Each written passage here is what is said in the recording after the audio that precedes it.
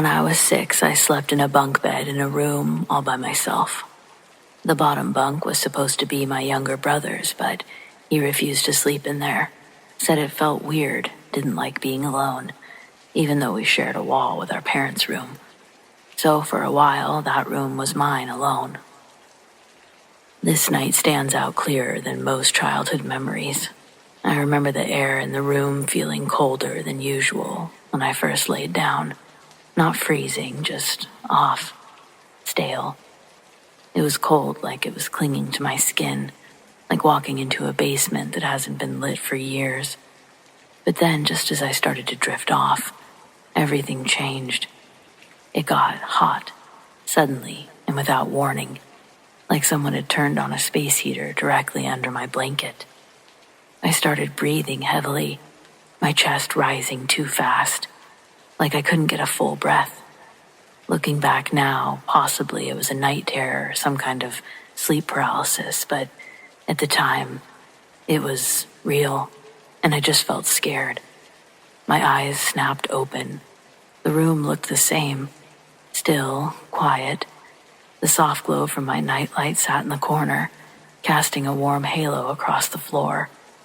That little light had always been my comfort. It helped me fall asleep when the shadows felt too big. That night, it almost worked again. Almost. I had just started to let my eyes close again when I felt something. A heavy hand, warm and deliberate, resting on my shoulder. Not just a breeze or a twitch of a muscle. This was contact. Like someone was sitting beside me, gently petting my shoulder as if to comfort me. I shot upright, my heart pounding. Nobody was there. The room was empty. The door was still closed. I looked down at the bottom bunk, also empty, just as it always was. I told myself it was nothing. I laid back down, pulled the blanket up to my chin, and the petting started again. Same hand, same spot, firm, slow, like a mother soothing a child back to sleep. But it wasn't my mom. I knew it wasn't my mom. She never came into my room at night without me waking up to her voice or the sound of the door creaking open. Still, I told myself it had to be her. I squeezed my eyes shut and buried my head under the blanket. That became my routine. For the next 12 years, I slept with my head under the covers. I couldn't fall asleep any other way, even when I moved bedrooms. I never told my mom about it until much later. When I finally did, her reaction, well, it made sense. She nodded slowly and said, "That doesn't surprise me." Apparently, a woman had passed away in that apartment before we moved in. The landlord hadn't said much, just that she'd lived there alone for years and died peacefully in her sleep. Apparently, my mom had experiences of her own, and she always believed that it was her. She told me she likely wasn't trying to scare me. Maybe she was just trying to comfort a child the way that she used to in her life. Maybe. But to this day, I don't think I'll ever forget the way that hand felt. Warm, heavy, real, and definitely not mine.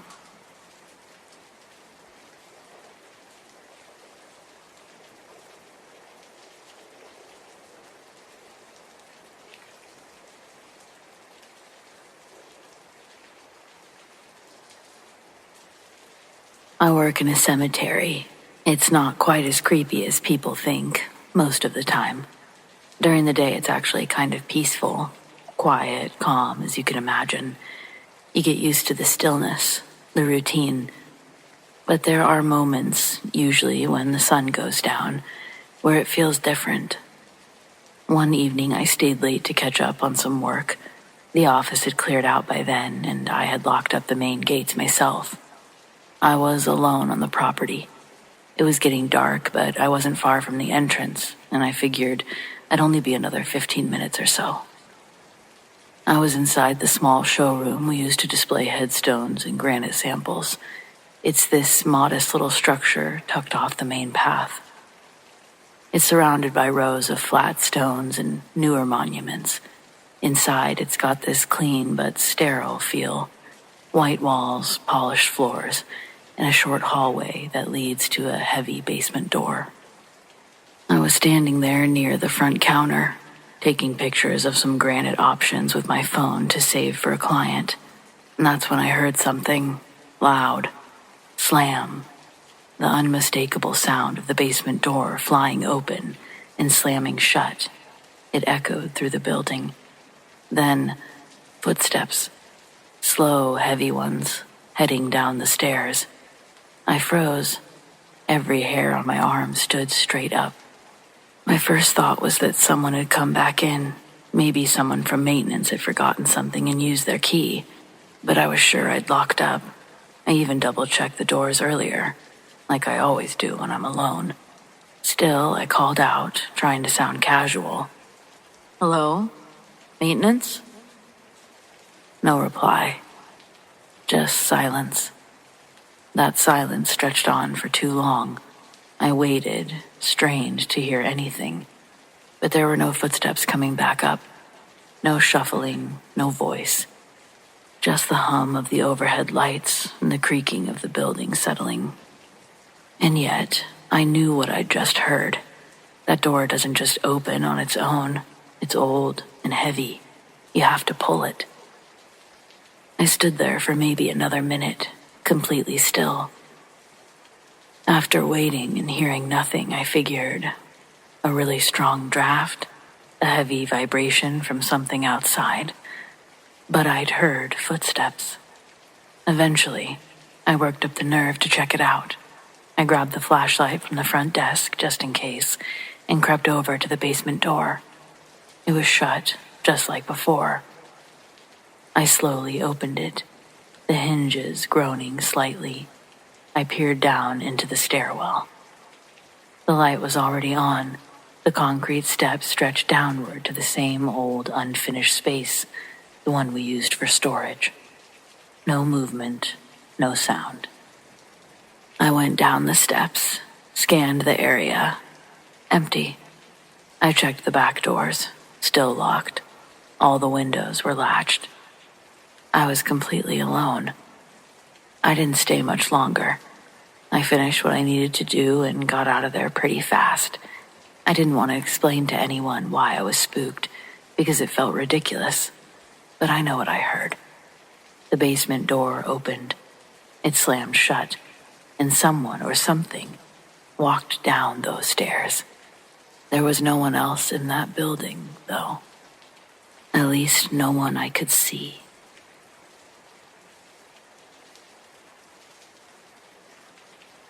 I grew up in a small, quiet suburb just outside a mid-sized city. Our neighborhood was fairly new at the time. Most of the houses built within a few years of each other. Cookie-cutter homes with trimmed lawns, white mailboxes, and friendly neighbors who all waved when they drove by. Behind our house, though, was something different.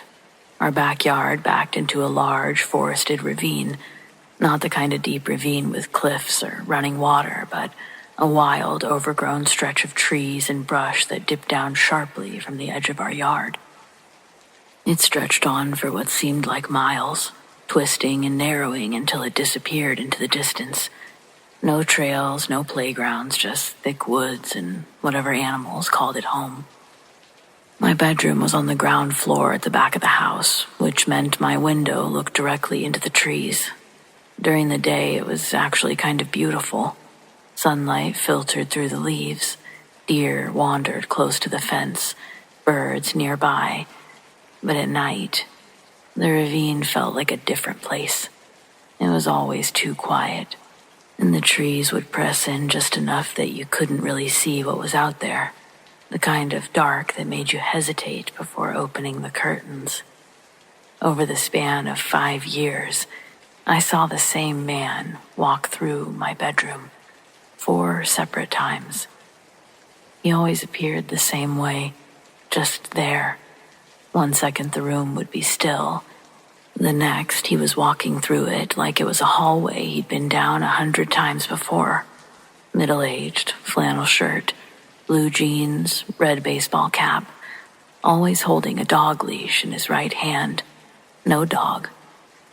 Each time, he'd stop in the exact same spot, just past the foot of my bed. He'd look around like he was searching for something or listening. His expression wasn't angry or sad, just focused, intent. Then, without a word or sound, he'd turn and walk toward the back wall of my room, through it, right toward the ravine, and then he would be gone. I never heard a sound, no footsteps, no rustle of fabric, just movement, presence. The first time it happened, I was maybe 10 or 11. I was terrified, screamed for my parents. My dad came rushing in, but of course, no one was there. He searched the house, checked the locks, even walked outside with a flashlight just to be sure. Nothing. They told me it was a dream, that I must have been half asleep. Maybe I would have believed that, until it happened again and again. Every few years, same man, same clothes, same path. By the last time, I wasn't even scared anymore, just uneasy, watching him stop, look around, and disappear toward the woods like he always did. The only detail that ever changed was the look on his face. The final time I saw him, he looked tired, not in a physical way, but emotionally, like someone running out of hope. I always got the sense that he had lost something important. The leash was the giveaway. He never said anything, but I think whatever he was searching for, it wasn't in the house. It was in the ravine. My theory is simple. I think he lost his dog out there, maybe years ago, long before the houses were built. Maybe it disappeared one day, and he went out looking, day after day, until it broke him. And now, he still is. Whatever he was, spirit, memory, imprint, he didn't feel threatening, just stuck, wandering through places that no longer exist, following the same path that he used to take when he had hope of finding what he had lost. We moved out years ago. The new owners cut back the trees, built a tall fence along the property line. Every time I drive past the neighborhood, I wonder if he still walks that same path, if he's still looking.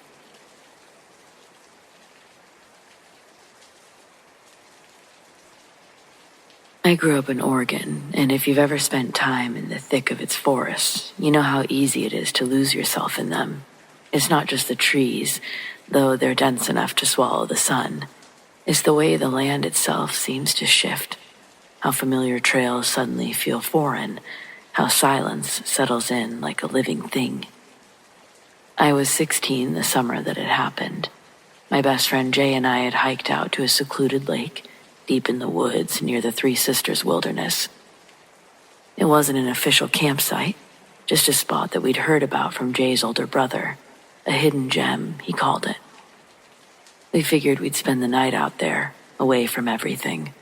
No cell service, no noise, just the lake, the trees, and the two of us. I recall it being basically a perfect day, warm but not too hot, the kind of Oregon summer afternoon where the air smells like pine and earth, but you're not really breaking a sweat, where the water is so still it looks like glass. And that's where we decided to set up camp, swam in the lake, built a small fire as the sun went down. And then that's when things got strange. It started with the sounds, a low hum like distant machinery vibrating through the trees. Jay noticed it first. "You hear that?" he asked. His voice was hushed. I did hear it, but it wasn't just a sound. It was a feeling, a pressure in the air that made my skin prickle. We tried to laugh it off and chalk it up to some weird natural phenomena. And then the woods went silent. Everything stopped. Just an unnatural, suffocating stillness. And then the lights appeared. not in the sky like a plane or a star, but in the trees. Small, flickering orbs, pale bluish white, weaving between the trunks like fireflies, but moving with intent, intelligence. Jay grabbed my arm. Dude, we gotta go. I was about to agree when I noticed something even worse. The fire. We'd built it up just moments ago, fed it dry wood, watched it crackle and spit embers into the night, but now it was nothing but a pile of cold ash, like it had burned out hours ago. That's when the fear hit. We grabbed our packs, doused the remnants of the fire, though there was nothing left to put out, and we took off. The trail back should have been easy to follow. We'd marked trees, left a few clues to guide our way, but none of it was there. The path twisted in ways that it hadn't before. Trees we didn't recognize pressing in on all sides. The humming sound returned, louder now, buzzing behind our ears. And then, just as suddenly as it started, it was morning. We were standing on the side of the dirt road, less than a mile from where we'd parked. The sun was up, the birds were singing, and Jay was shaking, staring at his phone. It was Sunday. We'd left for the lake on Friday. An entire day and a half gone. We never really talked about it after that, not really. What was there to say?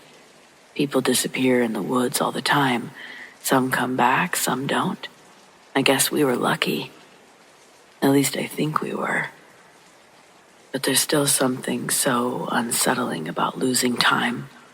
Time you'll never get back, and time that you can't really explain.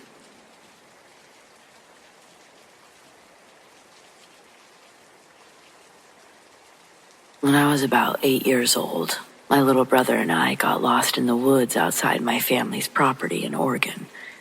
We didn't know we were lost, but everyone else seemed to. So, from the top. My grandparents used to own a cabin somewhere in or around Bend, Oregon. They sold it shortly after this event, so I still have no idea if it was because of this or simply a financial decision they had to make. Either way, I remember the home quite fondly. It had an immaculate garden, thanks to Grandma, lots of area to run around and be free. There were some woods lining the property, stretching on for who knows how long. We weren't to go that far. My grandparents had a lassie-like dog named Tapper, who would play with my brother and I for hours, but he also acted much like a babysitter. I guess Lassie's character wasn't too far off, because Tapper was known to alert the adults when the children had wandered a bit too far. But he also had saved my grandpa, who'd gotten himself stuck in a mole hole. He'd snapped his ankle and wouldn't have been able to make it out if Tapper hadn't run home to alert Grandma. Anyway, good dog. Well, too often my little brother and I would wander just past the property and into the woods. We never did get that far with Tapper around, but on this particular day, Tapper was the one at the tree line. We thought, oh wow, Tapper boy wants an adventure too. Let's follow him. So we did. As we approached the trees, I remember Tapper disappearing into the woods, and we had to run in just to catch up with him. Once inside, though, we couldn't find Tapper. We called for him with no response. That was incredibly unusual, but like most 8-year-olds, I didn't think too much of it. We just kept on walking to find Tapper. We walked for what couldn't have been more than 30 seconds, when suddenly I got the feeling like I was in a lot of trouble. I couldn't figure out why I felt like this. I looked at my little brother, and he was just wandering off.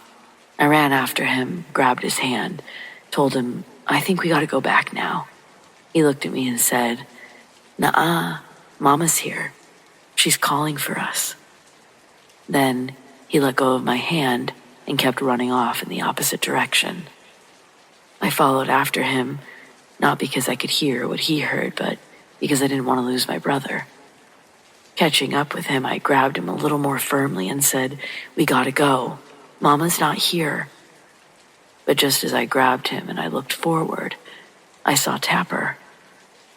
Then I heard a bark, but it didn't come from the Tapper that we were looking at. It came from the Tapper behind us, at the edge of the woods, right where we had entered. Still, my brother insisted Mama was in the woods, that she was looking for us, and even still, I heard nothing outside of Tapper's barking. The other Tapper sat patiently in front of us, nodding his head in a most unusual way. I knew this wasn't Tapper, but I had no idea what it was. I calmly told my brother that we needed to get out of here and we needed to get away from this dog. "What dog?" he asked me almost in a giggle way. When I pointed at the dog, it started to snarl. It was quick and loud, so I recoiled, but my brother did not. He just stood there, looking at me, confused as to why I was shaken, and still asking me, "What dog?" He clearly didn't see what I saw, and I couldn't hear what he heard, but we needed to move. I was bigger than him, so I just scooped him up, giving him no chance to go in the other direction. I ran us towards the real Tapper, leaving the wannabe behind us. I didn't look back. When we got within a footstep of Tapper, I realized we weren't exiting the same area that we'd entered, but I was relieved to be exiting. Once we did, we heard an uproar of voices coming from our right. It was our entire family. Mom, Dad, Grandma, Grandpa. They were a mix of emotions. After reprimanding us for going into the woods, they asked why we didn't respond to them calling for us. I told them I didn't hear any of that. My brother says he heard Mama calling for him. So then it just looked like I wasn't paying attention or answering, but I swore. And I swear to this day, I absolutely did not hear that. Even with all of that considered, how did we end up on the entire other side of the woods? We didn't walk nearly long enough to cover such distance, but that's where it gets weirder. Everyone is talking about how long we were gone for. Over an hour. There's just no way that could be true. There's no way we were gone for longer than 10 minutes. I double know this because when I was a child, time always crawled. I was constantly being told to be patient or go entertain myself to pass time. I just knew that we weren't gone for that long. Anyway, I never told anyone about the dog because it didn't seem like they believed much I had to say for myself anyway. Even now, I remember how isolating that felt, to not be believed. I wasn't a child known for fibbing, but I guess as I've grown, I get it. The events that unfolded were impossible. I saw and felt something completely different than my brother, but neither of us thought that we were gone longer than a couple minutes. I can't explain it, so how could they? I don't know. I do know there's something so unsettling about those woods.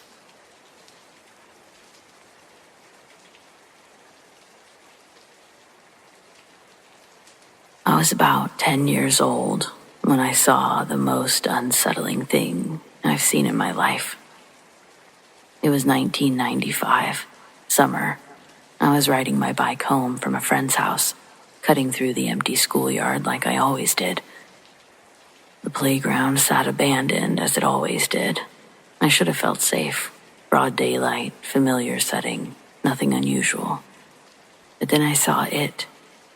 It was standing near the chain link fence, just beyond the basketball courts. At first, I thought it was a person.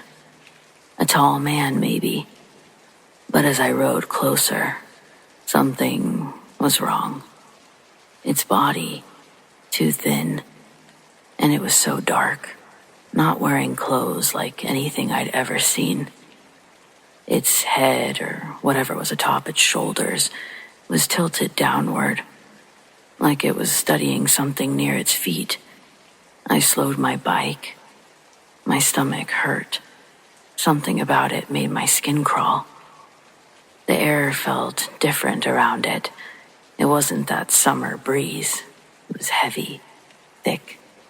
The cicadas had stopped, and it was silence that ran through my ears. Even the heat seemed less oppressive, like the sun itself had moved away from this thing. I could have just pedaled faster, and I should have just gone home, but I didn't. As if sensing me, the figure's head finally lifted, and that's when I saw its lack of a face. There were no eyes, no mouth, just a smooth black void. It was featureless, wrong in every way, and I can't really explain it, yet I knew it was looking at me, that it could see me, seeing it. I gripped the handlebar so tight that my knuckles were hurting. My feet were hovering over the pedals, caught between fight and flight. Then it moved, not towards me, just a hand. A long, dark void of a hand. And then it pointed at the slide. At first I didn't understand. The rusted metal slide was old, too hot to play on during the day. It stood there, empty. The surface was gleaming under the sun, and I glanced back at the figure. It hadn't moved. It was just pointing. And then I heard its voice. It was in my head. Go down the slide. It wasn't a suggestion. It was a command.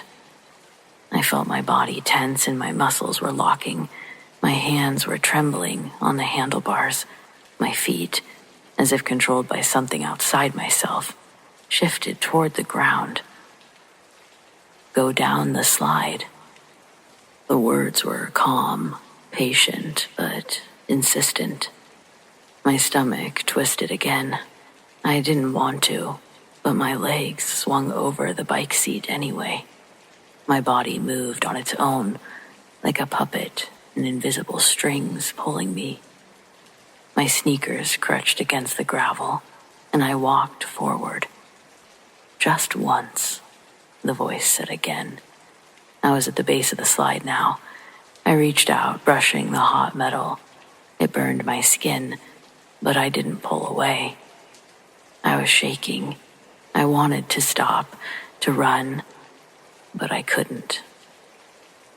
A soft, slow, clicking sound echoed behind me. It was dry, like something tapping against bone. The figure hadn't moved. I couldn't see its face, of course, but I felt like it was smiling. My foot lifted, ready to climb the steps. Then a car horn blared. The sound had shattered whatever hold had been over me. My limbs snapped back to control, and I staggered away from the slide.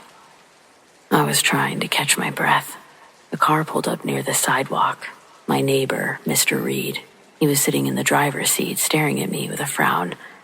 You okay, kid? I turned back to the fence. The thing was gone. I noticed the normal sounds returned. Cicadas. They were buzzing so loud it felt like they were drilled into my skull.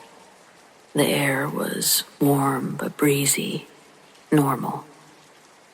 I didn't answer Mr. Reed. I just bolted back to my bike. I pedaled as fast as I could, and I never cut through that schoolyard again. I never told anyone about what I saw, what nearly happened. But sometimes when I'd pass that playground or get a glance at that slide, I wonder what would have happened if I climbed those steps, if I'd sat down, let myself slide into whatever was waiting for me at the bottom. Surely I would have burned myself pretty bad. I don't know.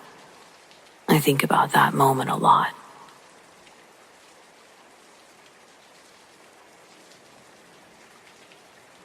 Some of my earliest memories are of visiting my grandparents' house.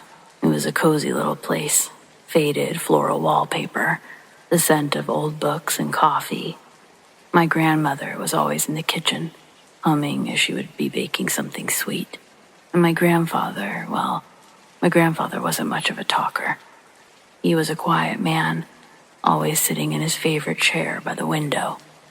I remember the way that he'd sit there, watching the world outside, barely acknowledging anyone with more than a nod. He never played with me or spoke, but I never thought much of it. I was just a toddler, happy to be in the presence of family. When my grandmother passed away, I was about 3 or 4. After that, we stopped visiting the house and life moved on. I don't remember seeing my grandfather again after my grandmother was gone. Years later, when I was around 13, I was at home when something small but familiar caught my eye. My parents had moved my grandfather's old chair into our living room, the same one that he'd always had. I guess it was in storage. I smiled at the memory, running my fingers over the worn fabric. Casually, I said, "I remember Grandpa sitting in this chair all the time when we visited. He never talked, though. Why was he so quiet?" I expected a chuckle or a fond story, but instead, my parents went silent. They exchanged a glance, one of those looks that said 1,000 words without saying a thing. Finally, my mom cleared her throat.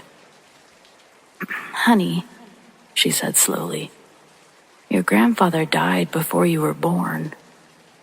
I laughed at first, thinking she was joking, but their serious faces told me otherwise.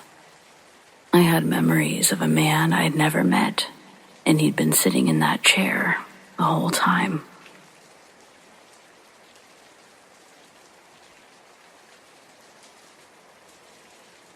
I was 22 when I saw something I can't explain. I've kept it to myself for years, but I still think about it almost every day. At the time, I lived in a tiny studio apartment in a rundown building downtown. The place had paper-thin walls, flickering fluorescent lights in the hallways, and a weird draft that I could never quite pinpoint. It was late, past midnight, and I'd been up writing. I just started my first book and was making decent progress. But that night, the words weren't coming. I was tired, frustrated, and decided to take a break. I stepped outside into the narrow alleyway behind my building. It wasn't much of a view, just a brick wall and a few dumpsters, but it was quiet. I lit a cigarette and stared at the ground, trying to clear my mind. And that's when I heard something rustling in the shadows near the dumpsters. At first, I thought it was a raccoon or a stray cat. I leaned forward, squinting into the dark and muttering something like, "Hey, shoo." But whatever it was didn't run. Instead, the rustling stopped, and that's when I saw it. It was crouched low, its skin pale, almost translucent, like it hadn't seen sunlight in years. Its body was wiry and twisted, with limbs too long for its frame. I was blinking profusely, trying to figure out if I was really seeing this thing. And then I saw its eyes, large and reflective, catching the faint light of a nearby street lamp. And then a smile. I froze. I couldn't move, couldn't breathe. The thing tilted its head, like it was studying me. I watched it crawl towards me, its movements jerky, unnatural, like it was trying to mimic how a person might move, but it just didn't quite know how to do that. I stumbled back, dropping my cigarette. My mind was screaming at me to run, but my legs wouldn't cooperate. It got within a few feet of me, close enough that I could see that it was real, and close enough to see the way its ribs jutted out from its chest. And then it stopped. It stared at me for what felt like forever. And then I watched it scurry up the wall beside me, just like that, and faster than anything I'd ever seen. Hands and feet pressed against the brick like some kind of giant insect. It disappeared onto the roof within seconds. And then I was left in the quiet again. I bolted back into my apartment, locking the door and shoving a chair under the handle for good measure. I sat there with my back against the wall, shaking, until the sun came up. I didn't sleep for days. To this day, I have no idea what I saw. I've gone over it in my head 1,000 times, trying to rationalize it. A hallucination from too much caffeine, a dream I mistook for reality. But it felt real, the way it looked, the sounds it made, the way it moved. And I can't shake it. I moved out of that building a year later, but no amount of distance has ever made me feel fully safe from whatever it was.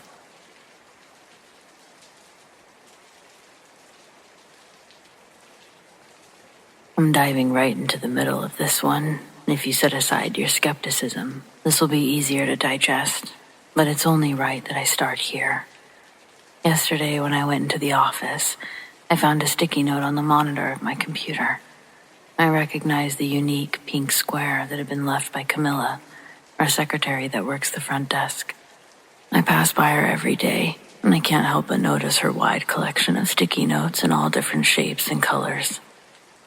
The message on the paper only contained 2 words in Sharpie. The note had to have just been written, as I could still smell the strong chemical residue on the paper from the marker that she'd used to write, "Sister called." I stood there staring at that note, trying to fight back tears and figure out what it meant because my sister died last year.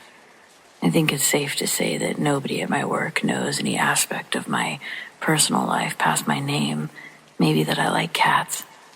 And that could be derived from simply looking at the minuscule amount of decorations in my cubicle. I'm quite reserved when it comes to sharing personal things about myself at work. I think it's inappropriate to expect a group of coworkers to empathize with what goes on outside the office doors. Camilla wouldn't have had any clue as to how unnerving the message that she left was. It brought me to tears after reading it. It was an unexpected response I couldn't catch, like bumping a glass off the table. By the time I could process the fall, the tears were too fast to catch. I went to the bathroom to clean myself up, and then I went to ask Camilla about the sticky note that she'd left me. I tried to believe that she must have spoken to someone and misheard them, but when I got to the front desk, the sticky note was still in my hand. I knew she'd written it, but I still asked, "Was this from you?" Unable to think of a better way to inquire without telling why such a simple message gave me such confusion, Camilla looked at the message and told me, "Oh yes, 10 minutes before you got back in, a woman called, Jamie, called asking for you. Said she was your sister." I was speechless, and I felt the tears begin to fall down again. Camilla obviously saw them and gave me a weird look. I told her that I just hadn't heard from my sister in a while, and I guess I didn't know how much I missed her. None of which is a lie. Before Jamie's passing, her and I had been fighting, and the last time we'd spoke was at Thanksgiving the year before. There was so much I wanted to say to her, so much that she probably wanted to say to me. But either way, that call, I think it was her goodbye.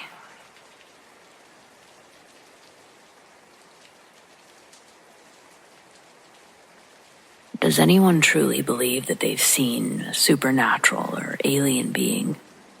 When I was 17, I believe I saw a demon. I woke up in the middle of the night, thirsty. I went into the kitchen to get some water, which wasn't unusual. When I walked into the kitchen and flipped on the light, I saw what I can only describe as a large, golem-looking creature. It looked at me in the face, and it screeched. A noise I can never replicate, but I'll never forget. Then, it crawled on the walls into the unlit part of the house. Well, after confirming I wasn't sleeping or dreaming, I ran into my room, turned on music, and didn't sleep for the rest of the night. I've only told a handful of people about it, and yes, I'm completely serious. I'm not out here trying to get anyone to believe in demons or anything like that. I'm honestly just wondering how many people out there have had similar things happen to them. It can make you feel crazy at times.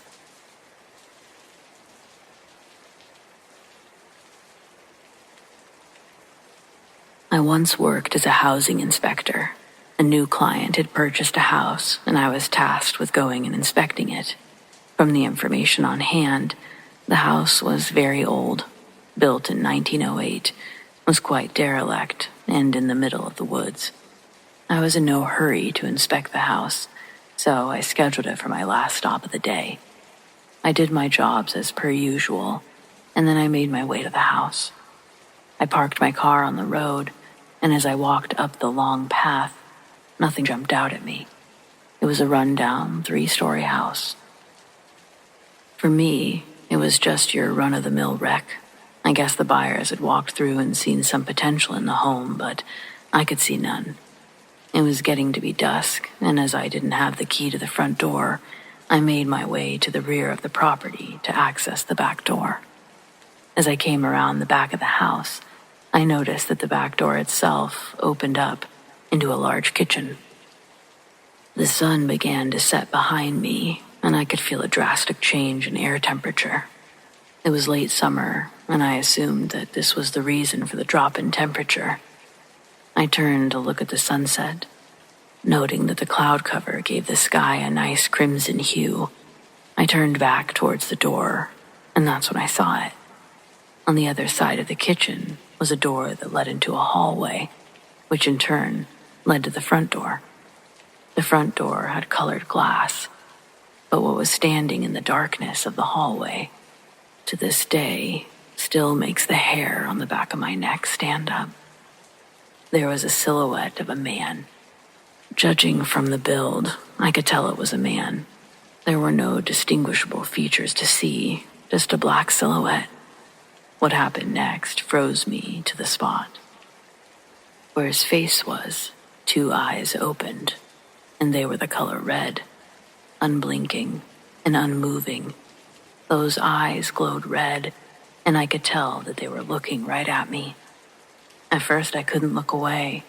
Those red orbs seemed to stare straight into my soul, and I found myself transfixed, staring back. Every fiber in me told me that I should run, but I could not move. I stared unblinking at the red eyes, and they in turn stared unblinking back at me. My eyes began to water, and I blinked to clear them, but as I opened my eyes again, the silhouette was gone. I freaked. I quickly ran around the house, jumped in my car, and sped home. What would normally take me 25 minutes to drive home only took me 10, as I couldn't get away fast enough. In my report, I wrote that the house and some structural issues couldn't be remedied, and the house was eventually torn down. In its place is a new housing unit with 6 3-bedroom homes. I've heard stories from tradesmen who have been on site at night, and they've all said that they felt a cold chill every time they went there. I did look up the history of the property, but nothing unusual jumped out at me. Up to that point in my life, I never believed in the supernatural or paranormal. Even now, I'm skeptical of most things, but I know what I saw was pure evil, and I've never had an encounter like it since.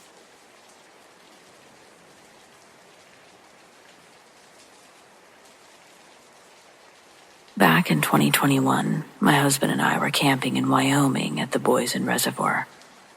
We got really lucky, and we were able to book a beachfront site directly leading to the water, but the downside was that it was very, very far away from the other campsites. We were essentially isolated from everyone else. At the time, though, it sounded like a dream come true. The thing about Wyoming is that it's so desolate to the point where it's pitch black and eerily dead silent once the sun is gone. We set up our camp, enjoyed our fire, but shortly after that, a random SUV with blacked out windows came driving down our road and into our site. They drove towards us. My husband tried to wave at them in case they were lost and needed help, but instead they ignored us and drove down to the beach. Stayed there for about 5 minutes, turned around and went back up the way they came. We immediately got a bad vibe. My husband told me to throw everything in the car, and he kept shining the flashlight toward the beach because he had a feeling that they had dropped someone off to watch us. After we packed up, we got in the car and hauled ass. Lo and behold, the same car drove back into our campsite, and when they saw us leaving, they actually started to chase us. Mind you, the roads in Wyoming are bumpy and unkept, especially in the wilderness. On top of that, enormous wildlife that wanders in and out of the streets. My husband said, "I have to go fast. Are you okay with that?" And I said, "Just go and get us out of here." We were easily going over 80 miles an hour down these windy roads and even through a canyon. They were on our tail for about 10 minutes until we lost them after passing through the canyon. Most terrifying experience of our lives. We think about it to this day, wonder what could have happened if we didn't listen to our gut at that moment.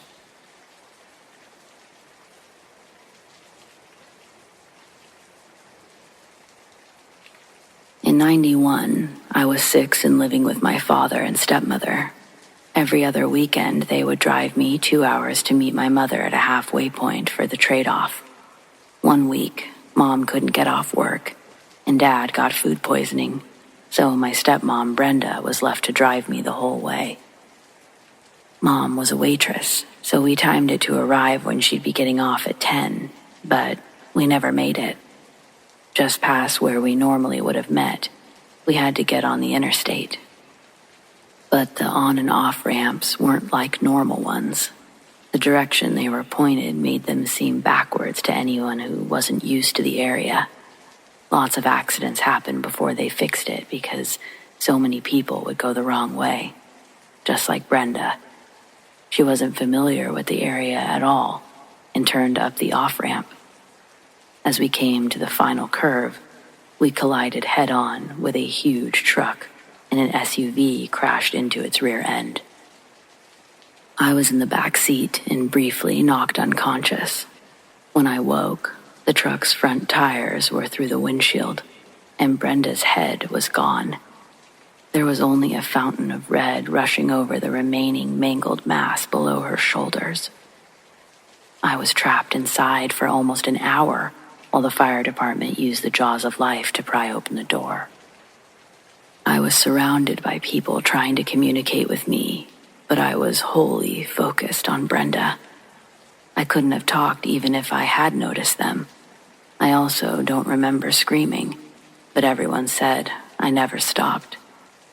I didn't feel pain or realize my legs were trapped under the front passenger seat either, but both were broken in multiple places. They said I didn't notice because of the shock. I didn't have a full grasp on death before the wreck, but I instinctively understood it once I saw what was left of Brenda. I didn't have all the right words for everything, but she was just clearly no more. She was gone. I had to have surgery that night. When I woke, both my parents were there. It was the first time I ever saw my father cry, but there were many more to follow. My parents didn't get back together, but my dad moved 10 minutes away from my mom's house, so he could help with my recovery. When I finally left the hospital, I still had months of physical therapy to endure. The pain is what I remember most. The rest is just a collage of fuzzy memories. Physically, my recovery took about a year. Mentally, well, if you listen to my therapist, it's still a work in progress. But the nightmares mostly stopped in my mid-20s, and surprisingly, talking about it does help. I would always dream about a zombie version of Brenda's head appearing in my lap, staring up at me. Sometimes it was in school, sometimes it was in the wreck or at the dinner table. Overall, I'm lucky to be alive. Kids riding in the front seat wasn't an uncommon occurrence in those days, and I typically did it all the time. But Brenda, she insisted that I sit in the back. Had I not been in the back, there's no way I would have survived. These days, I'm what you call a granny driver, and proud of it.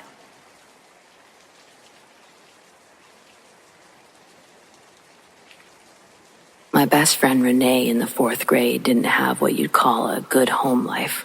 Her mom and dad were always at the bar, so we had full reign over her house the majority of the time. As 4th graders, we weren't having big parties yet, but we were watching movies we shouldn't have been and eating entirely too many sweets for breakfast, lunch, and dinner.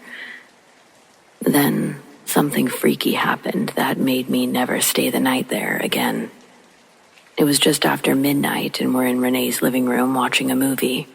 I was lounging on the couch with the ottoman while Renee was laying on the long sofa. I'm getting pretty sleepy and starting to doze off, my head resting on the arm of the couch, and out of the corner of my eye, I see Renee do a weird whole-body jitter on the sofa, like she had a bug on her or something. So I turn my head and actually look in her direction. As I do, I see her body roll off the sofa onto the floor. She didn't put up her hands to brace herself and smacked her head on the edge of the coffee table going down. At first, I just looked at her, waiting to see if she was joking. But I knew, joking or not, that meeting with the coffee table was not planned. Then she starts convulsing. That's when I got up and ran over to her. I got on my knees and rolled her onto her back. The expression on her face was terrifying. Blood was trickling from the wound on her forehead, and her eyes were rolled back to their whites. Seeing all of this made me quickly diagnose. That's a big cut. That's a lot of blood. Is what she's having a seizure? Being in 4th grade, the only other time I'd seen anything about seizures, it was diabetes. Renee didn't have one of those medical bracelets, and I was about to start running through the house, trying to find one of those big EpiPens to stab her with. And then I thought, no, let's call 911.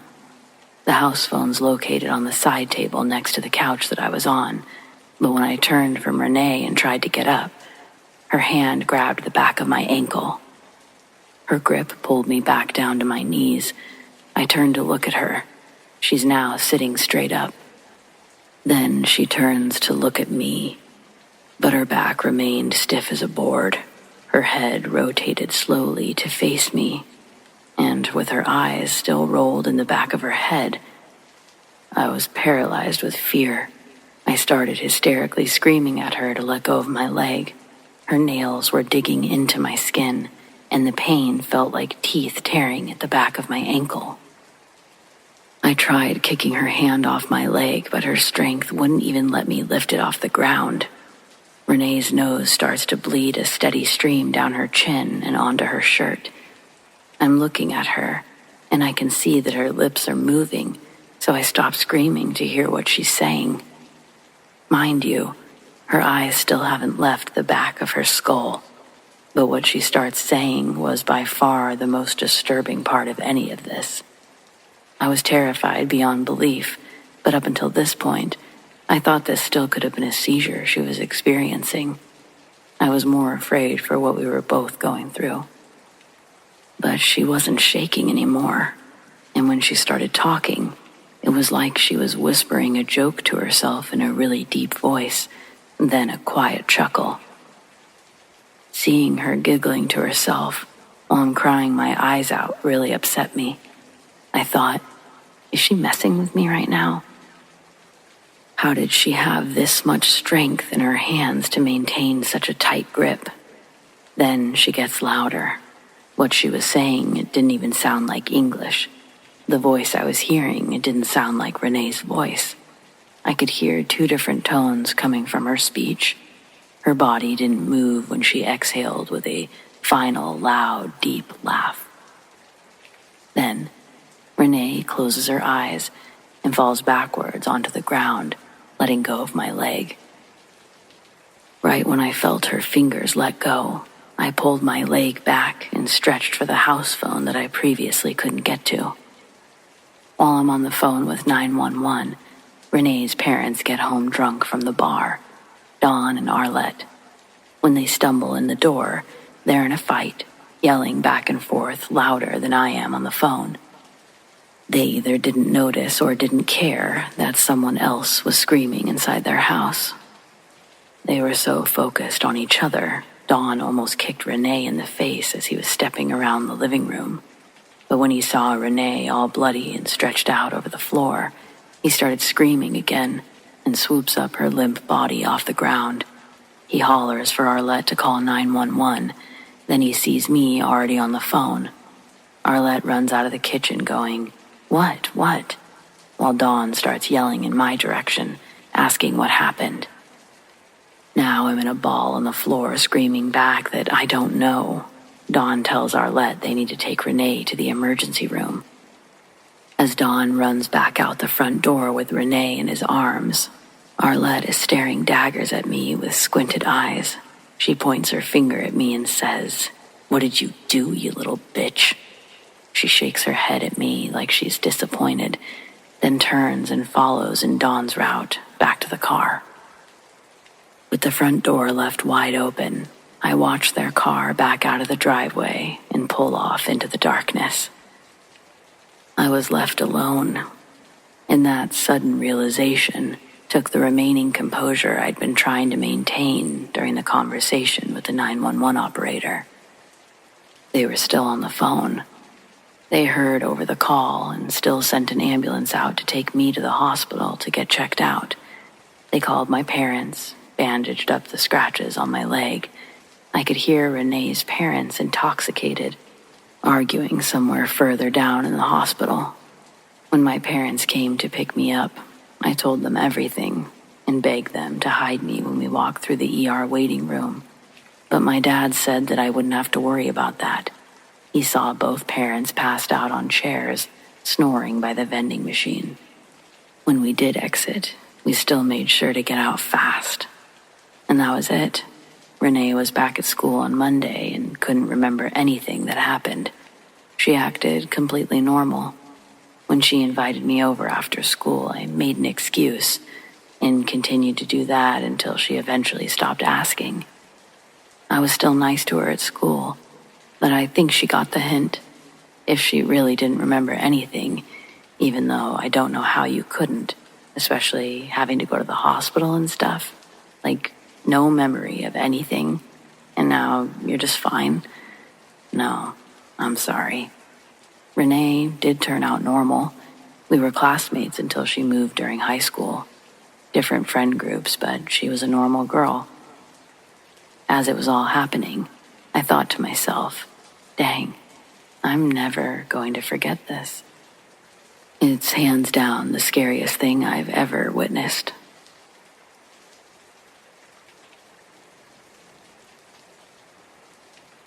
Death is pretty overwhelming. And I'm not talking about loss. I'm talking about death. My story is about the time I died and they had to bring me back.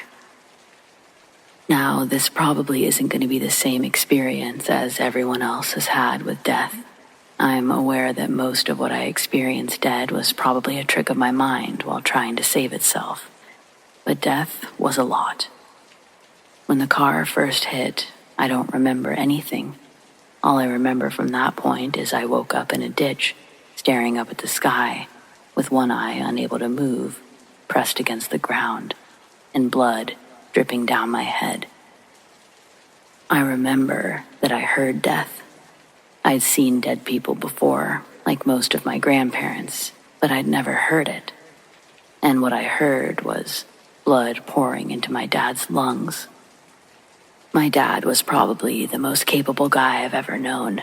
I'd seen him bring a small-town track team to be national finalists multiple times.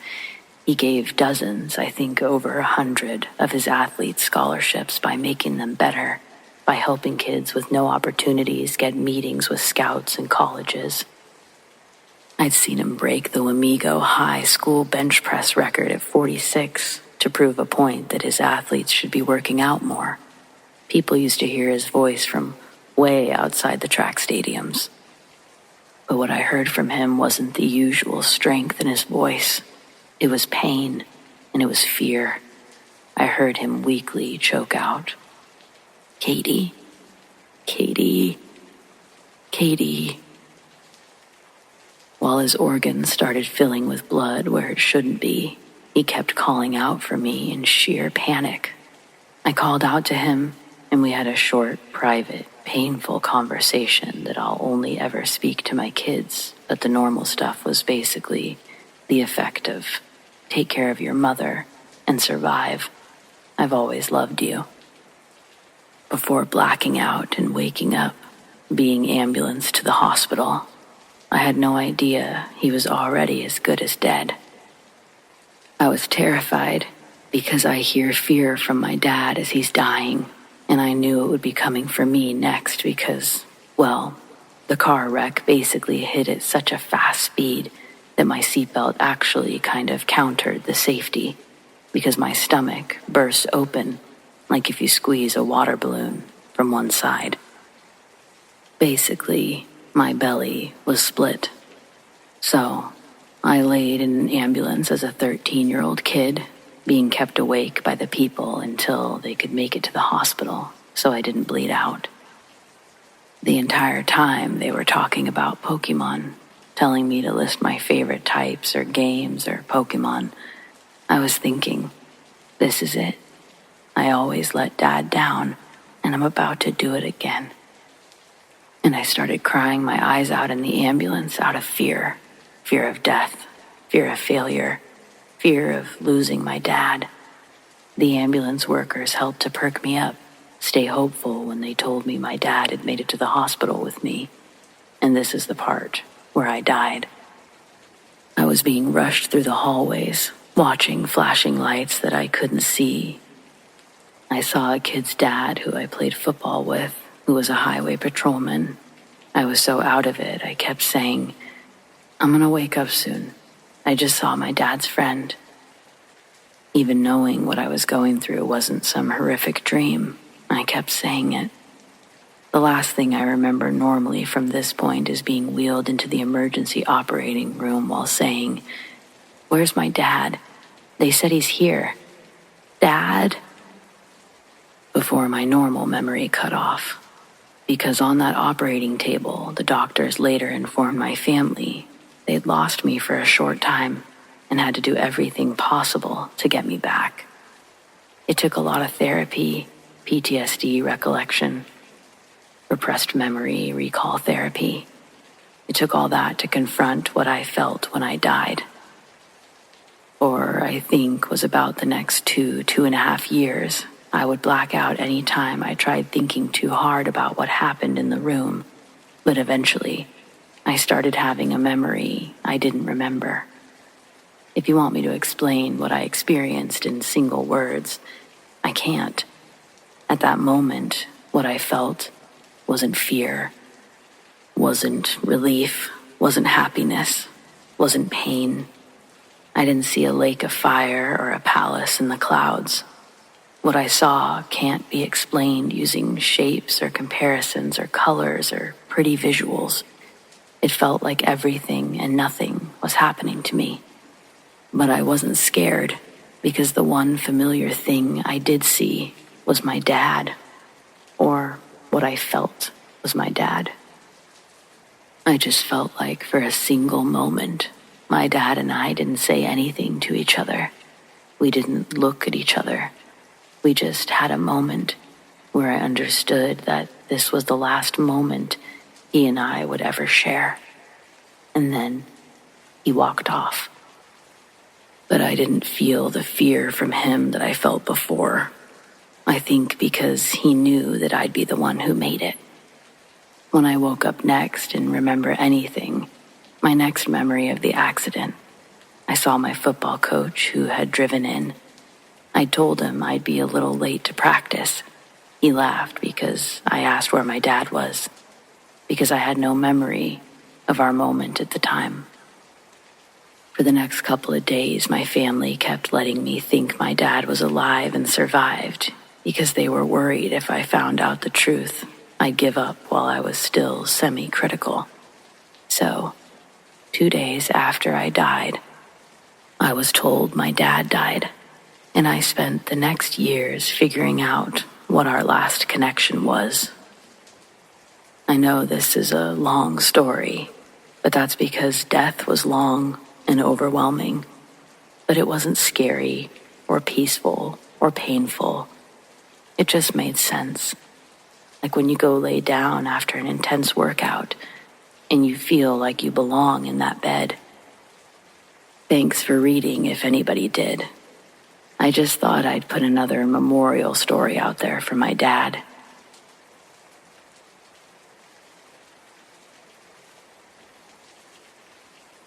I've shared this story before, and believe it or not, it was taken humorously. I may not go as far as calling you a bad person for laughing, but I can assure you, it's not a funny story. It's actually a story so traumatic that I can remember odd and every detail, and I was 7 years old when it happened. My bus stop was on a road that makes a super tight L shape. That's where me and the other kids from Deer Lake Elementary waited for the bus to pick us up in the morning. The bus stop area was designated by a big boulder on the side of the road in the grass, right at the elbow of the turn. After, it's another long road that branches off to different parts of the town, neighborhoods, and the school. If you go down even further, there's a graveyard at the end of it. A funeral procession was driving by one morning. Me and my friends see the hearse driving at us relatively fast. So all of us hop off the boulder and walk a couple of feet out of the way of the approaching hearse. The thing tries turning too late and hits the boulder head on. It was only going 20 at most, but it was enough to eject the casket out the back of the hearse. When it smacks onto the ground, both its doors pop open, and we get to see the peaceful old man resting in his casket slide past us. Problem is, coming up behind the hearse was the rest of the funeral attendees. First one's a blue Toyota truck with big tires. The guy driving doesn't see what happened from his vantage point. He knows how to take the turn, but he doesn't see the casket. He did feel the truck lift up a little bit on the front passenger side tire as it actually rolls into the open casket. The whole thing made a snap, as the wooden walls at the top of the casket was crushed under the truck, dropping it back down from its tilt. The driver was confused. I think he thought that he hit one of us bus stop kids because he immediately looked out his window at us with a, "Huh?" face. Then he hopped out and walked to the front of his truck and saw his tire inside the casket, flattening the upper half of the body like a pancake.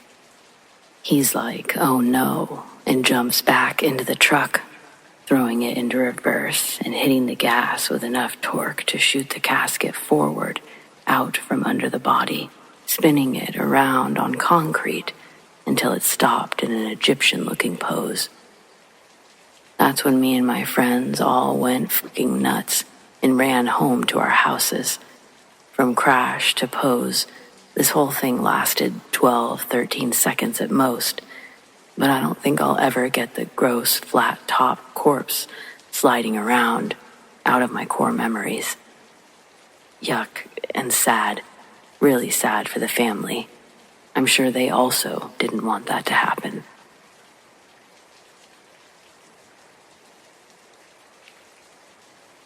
I've met both a serial killer and a couple serial rapists, along with a host of people who have done terrible things one time, such as dismemberment, strangulation, or other crimes.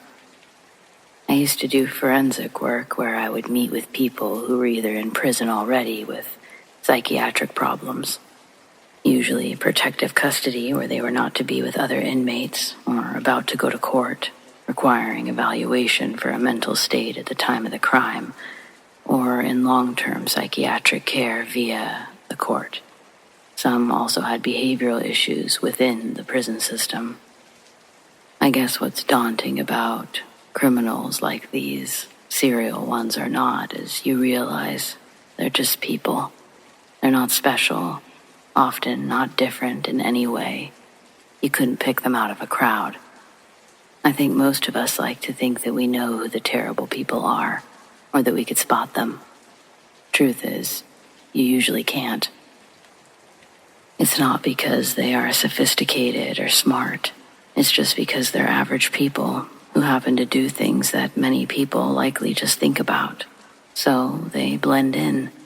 It's not intentional or deceptive blending, as people might think. Not most of the time. It's just because they're actually your average Joe 99% of the time, except for that 1% of the time when they're doing something awful.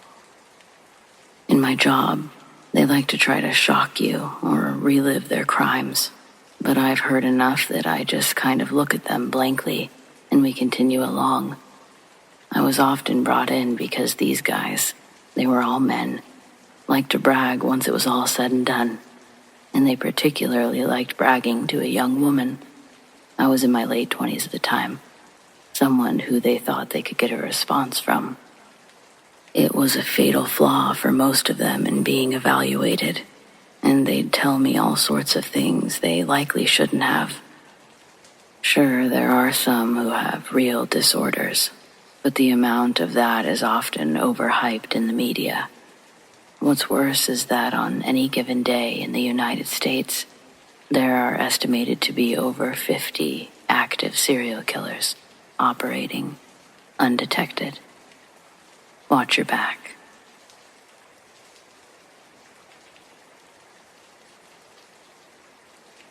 Up until this moment, I hadn't really experienced a lot of death, but unfortunately, I've killed a man. My boyfriend wanted a steam cleaner, and I wanted to pick up a few things from Walmart. It was around 8 p.m. when I departed. Little did I know, this would be the biggest mistake of my 22 years of living. I arrived at Walmart safely.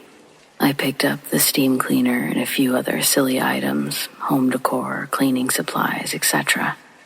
After checking out, I headed home. My drive went smoothly, up until I was a block away from home. It was around 9:45 p.m. at this time, and I was literally just thinking, I almost made it home.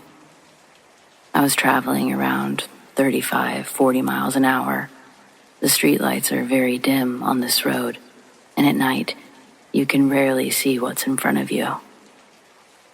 I see a red car parked on the opposite side of the road, but since this road is very scenic during the day, I really didn't think too much of it. And that's when I heard the horrifying thud. Ba-dunk, ba-dunk, ba-dunk. I slammed on my brakes. As soon as I open the door, I hear the blood-curdling screams. A man is running towards my SUV, which I later find out that it's his son. He rips his tank top off. He starts calling me a bitch, informs me that I just killed his dad. His brother followed.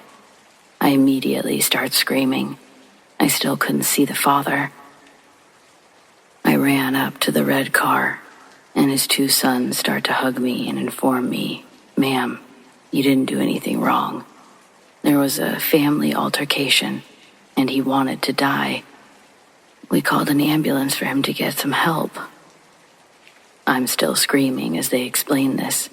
I come upon his body, sitting in a pool of blood. Within minutes, a policeman pulls up. He immediately starts rendering aid. Minutes later, an ambulance pulls up. I'm still in shock. They started to do CPR before putting his barely alive body in the ambulance. He was life-flighted to a local hospital. It turns out that his body was laying between the two streetlights, and from his chest up was laying in my lane, face down, wearing a black sweatshirt against black pavement. He told his ex-wife, who was at the scene, that he wanted to kill himself because she did not want him back. I wonder why the ex-wife wouldn't put her car in front of the body. I wonder why the two sons couldn't seem to move him from my lane. I wonder why it had to have been me. The man was pronounced dead upon arrival. I'm 22 years old. What could I have done that was so wrong that I deserve to live with that for the rest of my life? I'll never stop replaying the horrifying sound from running the man's body over, the blood-curdling shrieks, the image of the man laying in a pool of his own blood. I don't know if I'll ever be able to live with myself.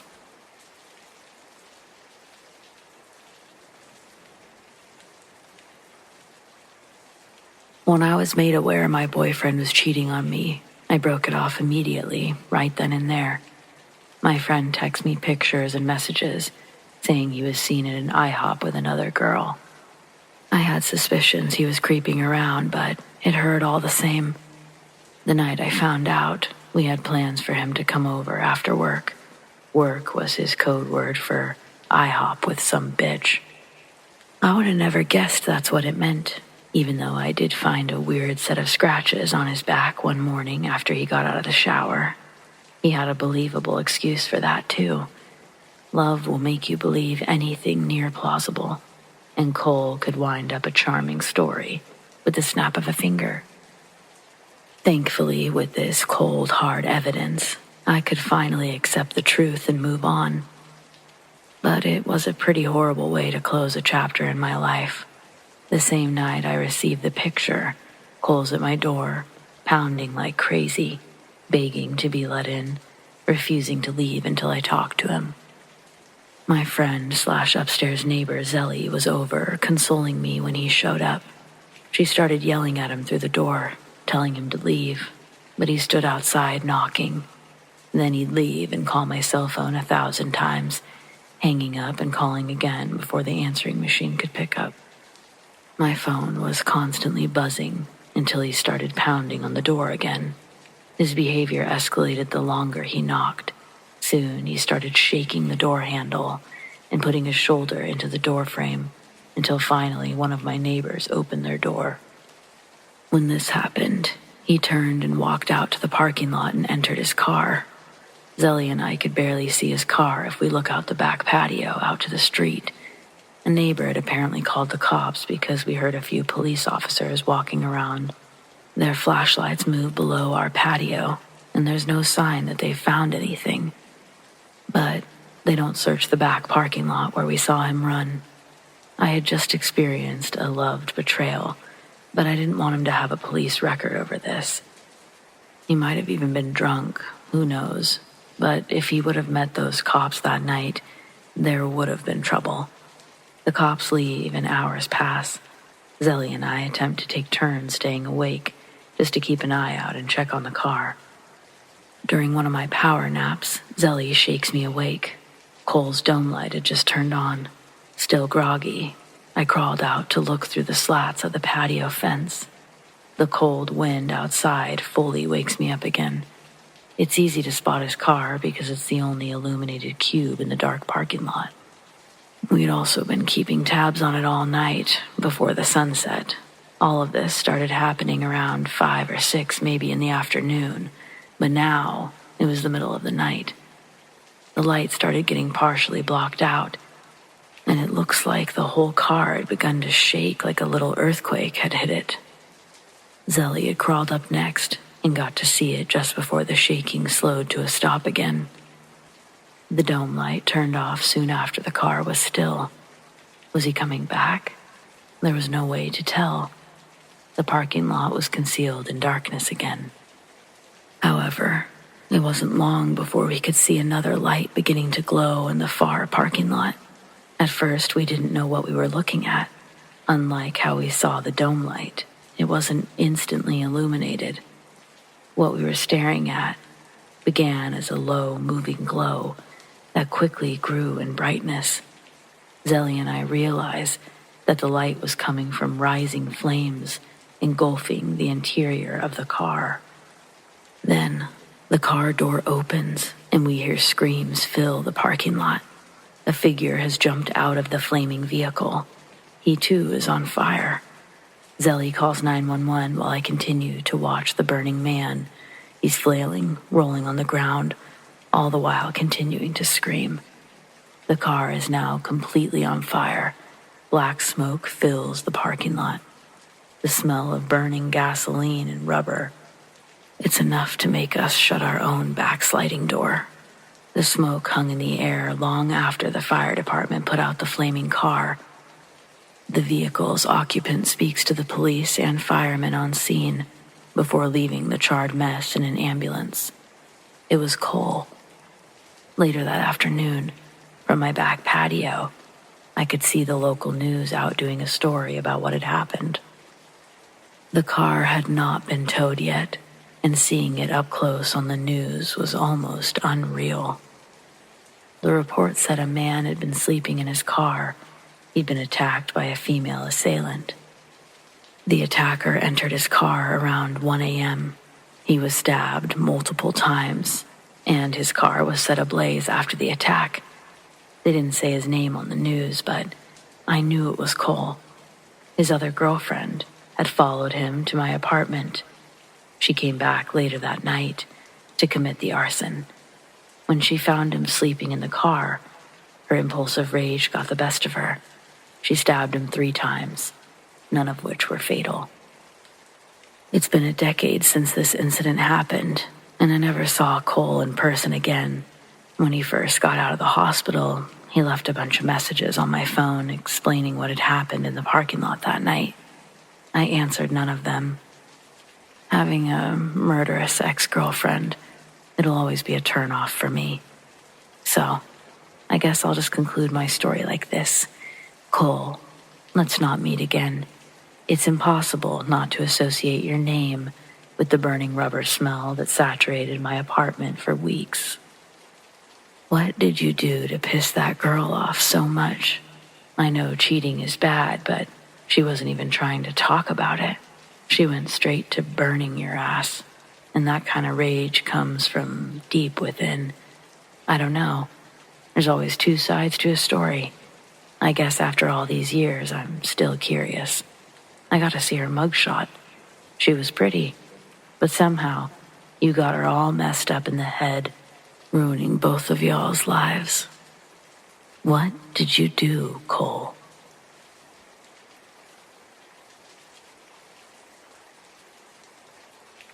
I live in Miami, Florida. When I was in 5th grade, my best friend's family, though absurdly wealthy, loved picking mangoes from other people's houses. For one, they just flat out liked mangoes, and 2, it gave their 3 boys somewhere to alleviate their need to break the rules every once in a while. Sometime during the school year, my best friend and his family introduced this fun little crime to me and decided to take me on a few of their mango heists. I'll admit it was really fun. The parents would wait in the car, and the 4 of us boys, all aged 7 to 12, would hop someone's fence and pick up all the fallen mangoes. Then head back to the car with a stash of 10 or so.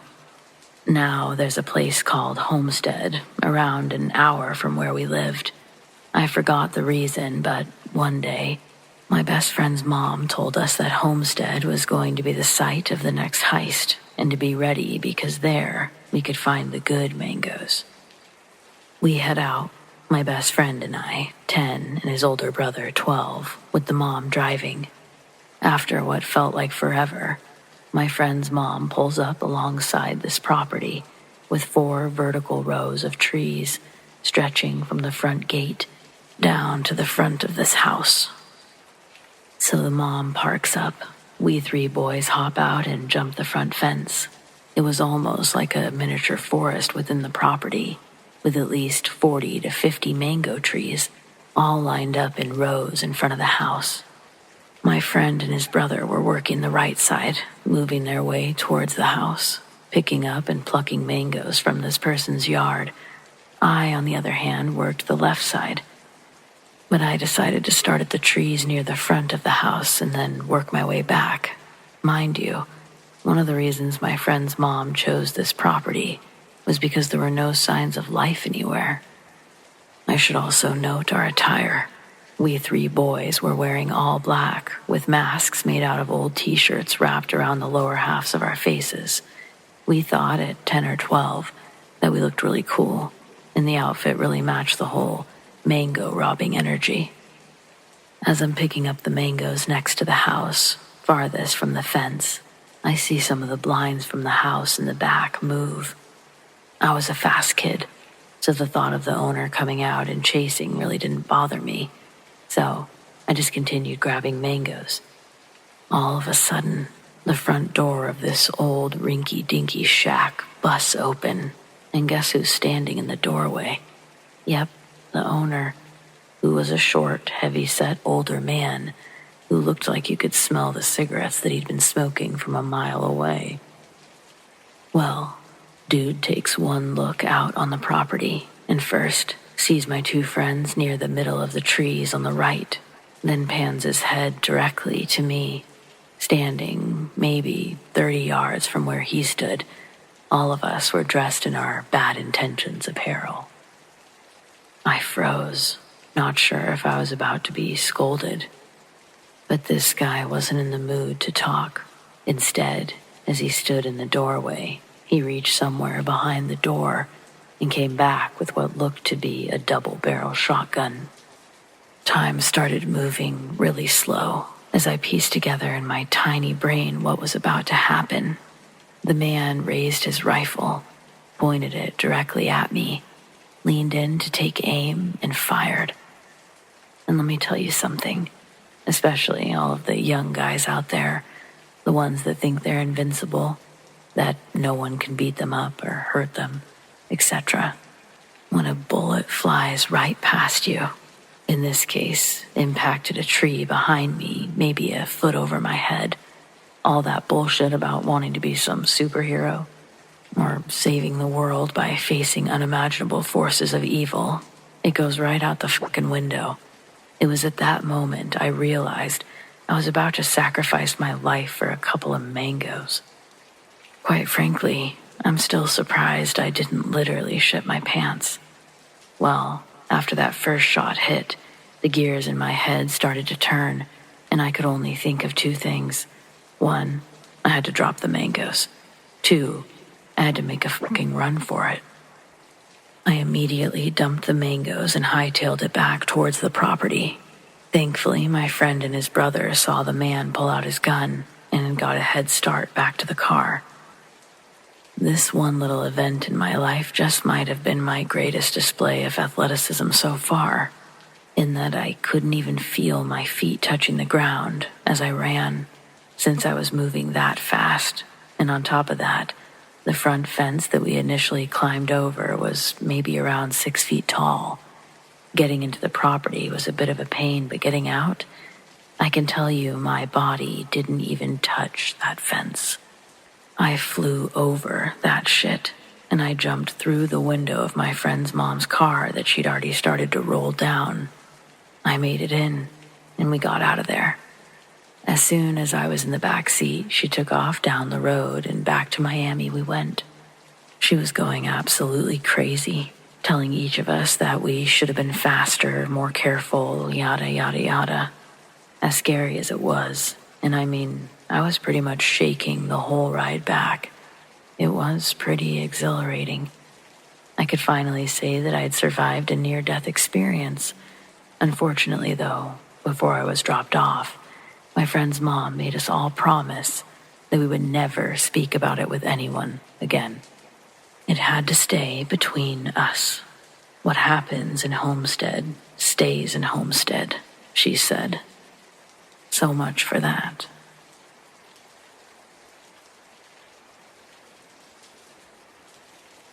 I believe children are a little more connected to the other side when they arrive here, until the third-dimensional world we live in beats the magical thinking out of us. Why do I believe this? Well, before I had my first confirmed psychic experience at the age of 3.5, I had already had a very strange paranormal experience a few months prior to that. One that I cannot explain to this day. This was my very first introduction into the realm of the unexplained that I can recall. In the early 1960s, my mother was a bit of an anomaly. She worked in a large corporation while most other mothers stayed at home. My father worked as well. My oldest sister was in school. This forced my parents to search for childcare. My mother found a woman about 6 blocks from our house and began dropping me off there every morning. Now, I was a very loved child up until then, and I'd always felt secure and safe. But this, my first foray into the world outside my family, was a bit of a shocker. The babysitter had 2 little girls that were 2 to 4 years older than me, and they obviously really disliked my being there. They didn't get a lot of attention from their disengaged mother and resented what little attention she had been paid to give me. Within the first few weeks of being there, they would hide every one of my toys that I brought to play with and torture me endlessly.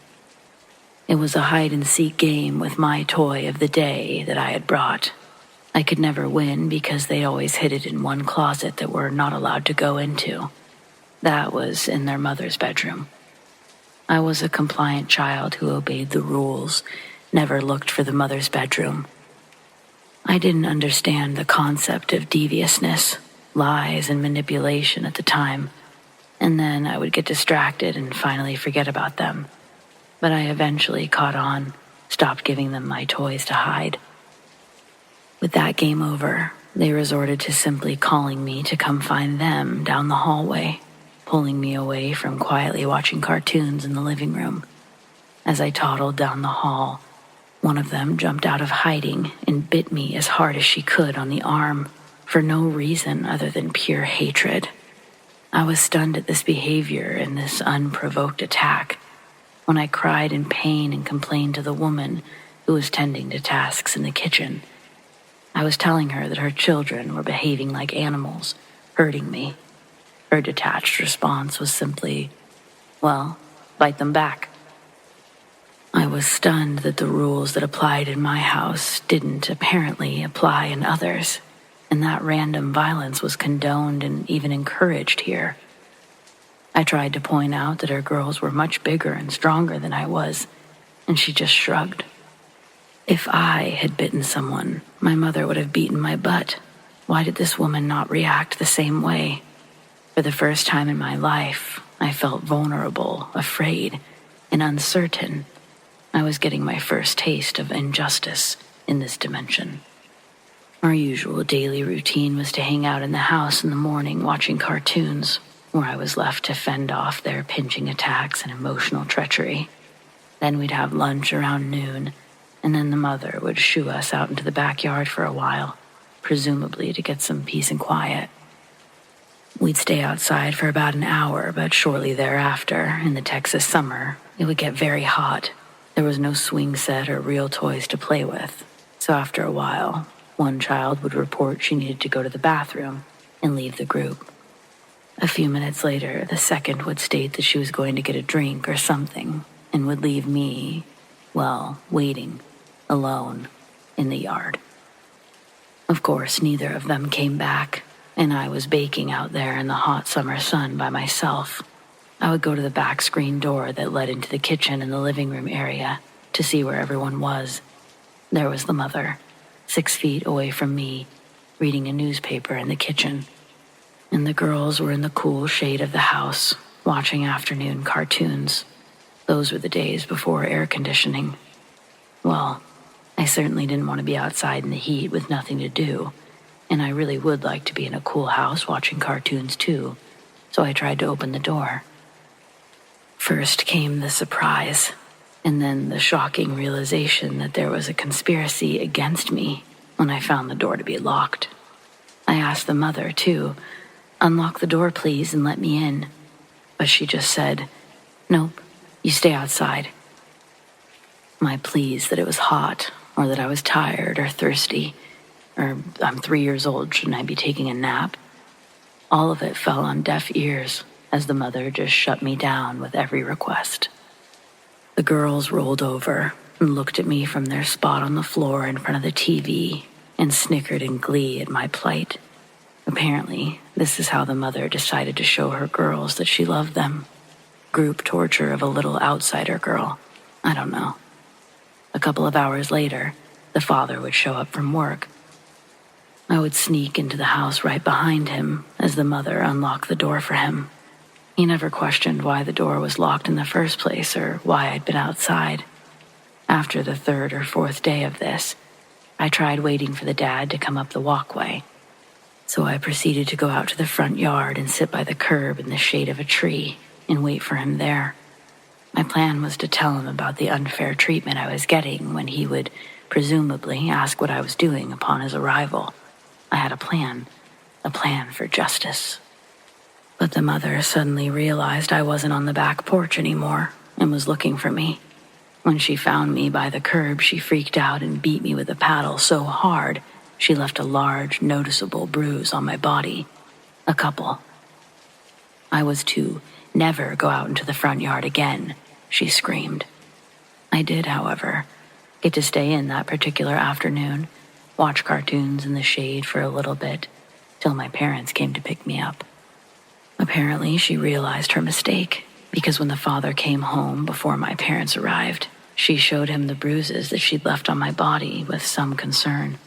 She wondered out loud to him what my mother might think about this. I'm not sure, but his reply seemed to be along the lines of, "You did it, you're going to have to deal with it." That night, when giving me a bath, my mother notices them too and questioned me about them.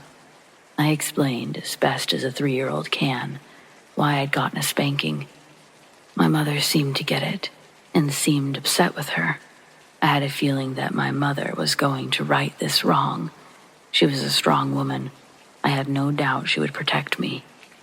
The next morning, though, I was dropped off as usual, and my mother didn't say anything. She actually had what appeared to be a friendly conversation with that woman. In retrospect, I'm sure that she was just being smart and simply didn't want to rile the woman into abusing me even more on my last day, as she needed to find alternate childcare.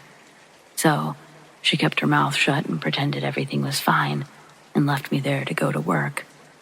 Things were harder for working women back then. Now, here's where it gets interesting. I felt a little more than betrayed and dismayed after watching my mother converse in a friendly manner to this woman, and I thought that there was nothing to be done about my situation. Was this woman somehow stronger than my mother? I resigned myself to, that's the way it is, I guess. This is my lot and I'll have to make the best of it. But I'd hoped that the woman would be a little kinder after realizing that her abuse had left me with bruises. Well, it didn't, and she wasn't. The same routine happened that afternoon, except this time, when the girls made their excuses to go into the house, I attached myself to them, tried to go in at that very same time, thinking there might be a time window thing, and maybe it wasn't all about just being mean to me. They forcibly shoved me away from them and prevented me from entering the house while simultaneously laughing and locking the door behind them. They jeered at and ridiculed me from the cool shade of the house while they proceeded to watch the beloved cartoons. Nope, it was obvious now that it was just about being mean to me, and I was mad.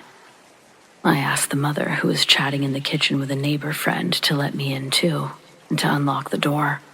The mother, even in front of the neighbor lady, said, "No, you just stay outside," like I was a dog or something. The neighbor lady looked a bit confused, but did nothing to rescue me. So they're all in on it, I thought to myself. My anger at the injustice and abuse began to boil, anger that I had never felt before. I wasn't giving up this time. I was in the right. "Let me in," I demanded with righteous indignation. "Sharon, go away and be quiet," was the mother's only response, and the neighbor lady now pretended that she was out of this conversation. I did not go away. I stood there, and I screamed even louder and with more determination. "No, I won't. Let me in." And I planned on continuing to scream until I wore her down. Each up modulation of my voice matched the up modulation of my anger and intent, but she had a plan too. If you don't be quiet, go away right this minute, I'm gonna paddle you again." Oh my God, the dreaded paddle. Again? Punished for not liking being punished for no reason. The unfairness, the injustice. I'm a nice little girl. Why would anyone be so mean? Well, I'm not going to be nice any longer, that's for sure. It was the first time in my life I consciously decided against being kind and loving. I screamed with all my might, "No, you won't. You will let me in right now." And I meant it to my very core of my soul. I had never felt true anger before, and this was a very powerful emotion that I was experiencing for the first time in my life. I could feel the power of it growing inside of me. The idea that it was my fate to suffer abuse at the hands of this woman for no reason was more than my pure little soul could handle. All of my bioenergy, all of my new emotions, anger and hatred, seemed to converge into one uncontrollable shadow being that was now growing and welling up deep within me.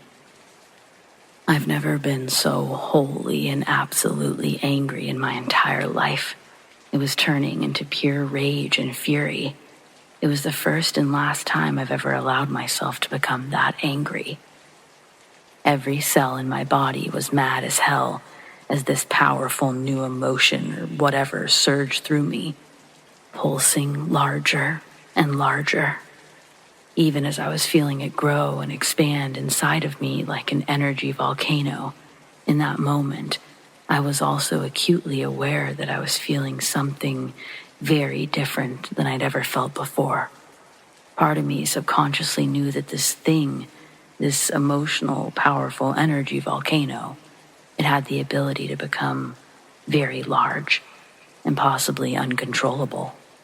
It might overtake me. It might even kill me, crossed my little mind. I actually thought I might cease to exist at that moment. Weird for a 3-year-old. Most people would have backed off at that point and ratcheted it down. But I, being the curious and science-minded sort, continued to allow it to grow, just so I could see what would happen. Consequences be damned. At that moment, I didn't care if I lived or died. I just had to see what would happen, and this wrong needed to be righted, in spite of what might happen to me. So, as a 3-year-old, I made a conscious decision to permit it to continue. It was kind of scary, but fascinating at the same time, learning the power of this whole new raw emotion. Anger, turning to rage, turning to fury, turning to what? And just as I began to scream once again while simultaneously deciding to cross that threshold of emotional no return, something snapped inside of me. I felt a shift in some kind of release. The pressure of the volcano thing from inside my body and psyche seemed to go away, and I sort of depressurized. I was glad the pressure was gone, and kind of surprised that it didn't kill me. And then, at the very same moment that everything snapped inside of me, something snapped inside that kitchen too, and my focus and attention to my inner self got diverted to the outer world. With an audible pop, a small ball of blue fire, about the size of a soccer ball, appeared right in the middle of the kitchen, hovering in the air in the very center of the room. Almost before you could say, "What the heck is that?" the ball quickly expanded, and the blue fire filled the airspace inside the kitchen. It flickered and loudly cracked with fury, drowning out the sound of the cartoons in the living room. It sounded sort of electrical, but mostly like that of a roaring fire, though I felt no heat. I'm not sure what the ladies inside felt, though, but it definitely looked and acted like fire and flames, only blue and kitchen-sized. It was as if the air in that room had decided to become blue fire. That's the only way I can describe it. The two ladies were screaming and batting their heads and each other, afraid that their hair was catching on fire. But it wasn't for some reason. Their screaming and the cackling of the blue flame continued for almost 20 seconds, which is a long time when you sit down and count it out. I stood there, still in absolute rage at first. Even at the first appearance of the blue flame ball, I was still angry as it was expanding. But even at my age, I knew this wasn't normal, and the surprise and wonder of it all caught me off guard. Curiosity and wonder replaced my anger as I watched the ladies screaming, and I saw the frightened little girls in the living room behind them. Seeing their frightened faces somehow made me feel a little bit better about my situation. And that's about when the blue flame lessened and dissolved back into a soccer ball size before fading out altogether. We were all pretty stunned, and honestly, at that point, I was glad I was outside. Well, of course, the ladies called the fire department right away as I stood outside and watched all the commotion through the screen door. They inspected all of the electrical circuits of the house, all of the outlets in the kitchen, and found that nothing would have caused such a thing. The woman kept trying to convince them of what they saw. The fire chief pointed out that there was hardly any evidence of a room-engulfing blue fire having occurred there. But one thing was burned, and so they couldn't fully deny that it had happened. If you could venture one guess as to what that one thing was, yeah, it was that dreaded paddle, sitting on the far counter, away from any electrical outlets. I watched with an odd sort of satisfaction as the woman held it up to the fireman to prove she wasn't crazy. It was only at that point that I began to wonder if that fire had anything to do with me and that anger thing I'd felt. If not, it surely was some divine synchronicity that this bizarre phenomena happened right as I was feeling all of that rage and only burned that paddle. That evening when my parents came to get me, my mother came inside and spent a few minutes to share some very strong words with that evil woman. I didn't understand all of them. I just got the emotional gist of them. And I knew that I would never be coming back to this house ever again. My mother told me to get your stuff, we're leaving. Empowered now, knowing this was my last chance, I listened to my instincts and went directly back to that closet, the one in the mother's bedroom. I opened it, and sure enough, I saw all of my toys were in there, a huge pile on a shelf. She had to have known they were in there. She knew they were mine. What an evil person. I filled my arms with as many of my favorites as I could carry, while my parents angrily honked the horn for me to hurry up. I rescued most of them, and we left, never to return. Nothing like that has ever happened again, although I wonder what might have been had I explored that talent a little more, back when I was pure and strong and open. Was it all me? Was it my guardian angels backing me up? I don't know. I'm not sure that I ever will. It was both scary and satisfying. I don't think I'd have the courage to explore it nowadays, but it'd sure come in handy sometimes, I think. I still smile about it to this day and now know with certainty that we are all much stronger and more powerful than the powers that be would have us realize. Our consciousness has been purposely suppressed since our inception. Hopefully, we'll all wake up soon and take back our humanity.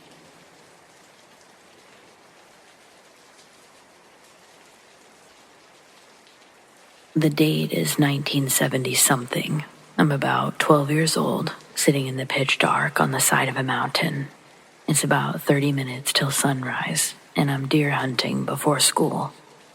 I've hiked in by flashlight to be at my stand as the deer return from the fields at daybreak. It's dead still. No wind. Nothing except that ringing people's ears make when there's nothing to drown it out. Now that my light is off, I can't see my hand in front of my face.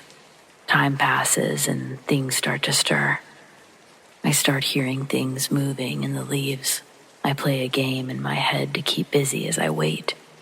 I listen to the pattern that the animals make, and I try to identify which animal is making it. I hear this shh, shh, shh noise, and in my head pops this image of a squirrel bouncing across the ground. Next, I hear the steady cadence of a rabbit hopping in the leaves. I still can't see a thing.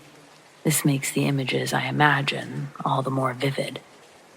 I can make out the random noise of birds in the limbs stirring for the coming day. And then, just at the edge of perception, I hear a shuffling sound in the leaves. It slowly gets louder. I know that noise. It is another person making their way in the pitch dark through the woods towards me. They have no idea I'm there. I could stay quiet and flip on my light at the last moment when they're right on top of me. That might be fun. I would scare them, but is this wise or cruel? So I'm debating this as the shuffle of the leaves gets louder and louder. They must be just a few feet away from me. I'm thinking how stupid they are to have come into the woods without a flashlight. And then I hear it. This guy is grunting like a pig. And the leaf noise is from him rooting around with his snout. I can see him clearly in my head, right in front of me in the pitch dark. It's a damn pig?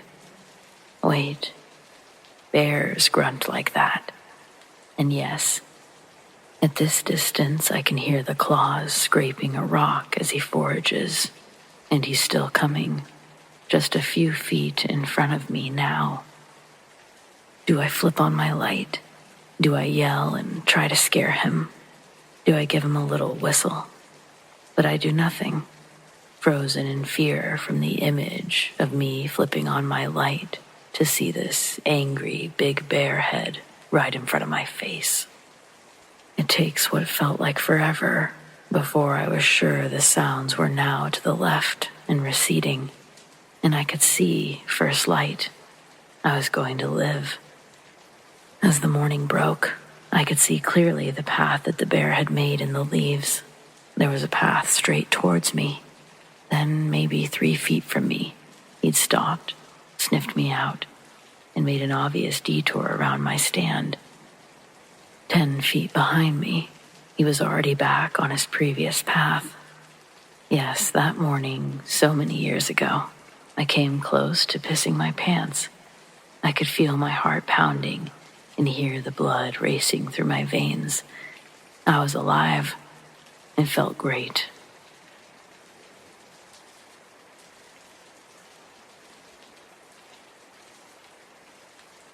I witnessed the aftermath of my family business being torn into pieces by a fire.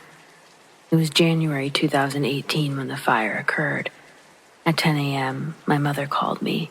I'd only been at work for an hour. "Hurry, everything's gone. There was a fire. You need to come right now." I was in shock. I kept asking her for more information. How could this have happened? How big was the fire? When she says everything, does she really mean everything?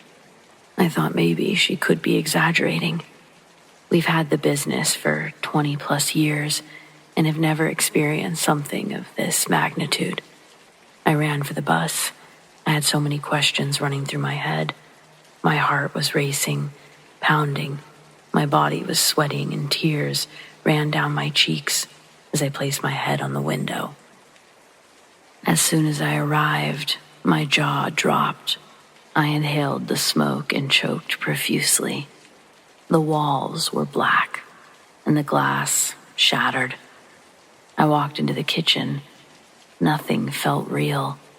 It felt like a dream, a nightmare.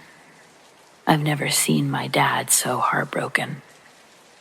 We were closed for 6 long months. It really was a difficult time, financially and emotionally. But We got through it, and I think we're all a lot more appreciative than we were before.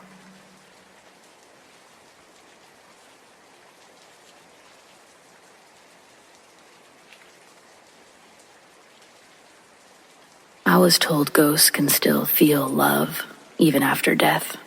If that's true, then it's also true they can still feel hurt after death, too. When my dad died, I could sense his presence in the house. He was an Air Force colonel and a very serious person. The pictures I drew were always hung up on the refrigerator, but his interest in anything I did was uncomfortable and forced.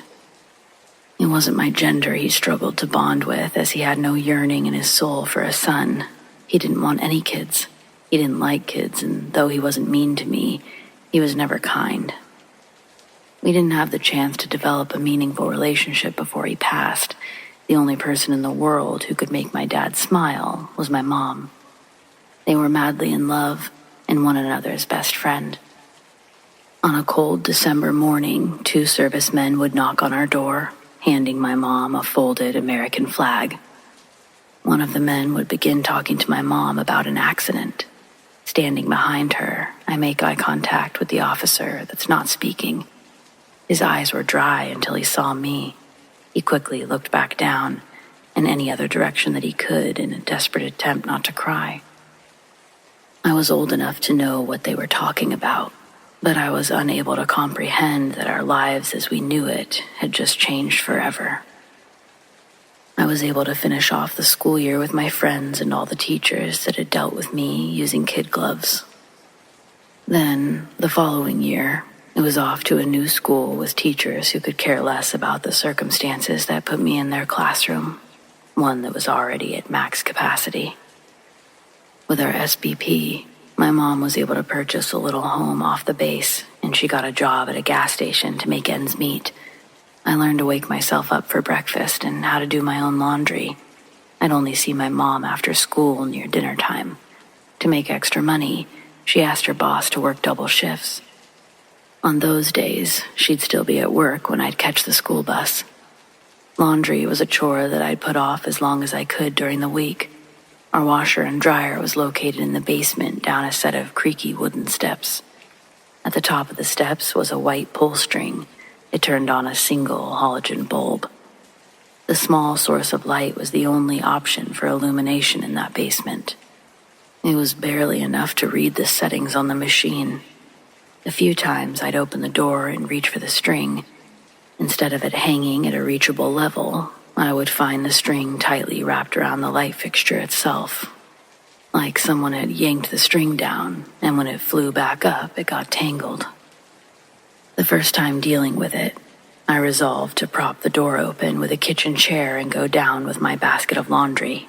While I loaded the washing machine with my dirty clothes, I heard the chair that was holding the door open slide on the linoleum floor. The small rectangle of light that I was using is wiped over in black from left to right. The clothes in my hand were thrown, and I blindly ran up the wooden steps to the door. I found the railing and began using it to guide me up the stairs. Sliding my palm up the railing, I touch what feels like another hand. The sensation makes me fall backwards, and I almost fall down the steps, but I catch myself. I'm sure the neighbor could hear the scream I let out. I bounded up the last pair of steps and clawed at the wood until my fingers touched the brass door handle. That night I waited for my mom to get home and untangle the string before I went down there to finish laundry.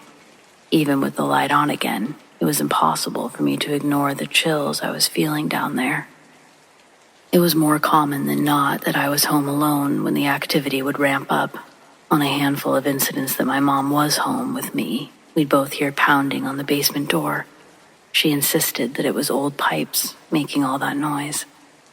Lying in bed one night, she was talking to me from the doorway, and we both heard her name be called from the living room, enough for her to pause what she was saying and take a step back from my room to look around the living room.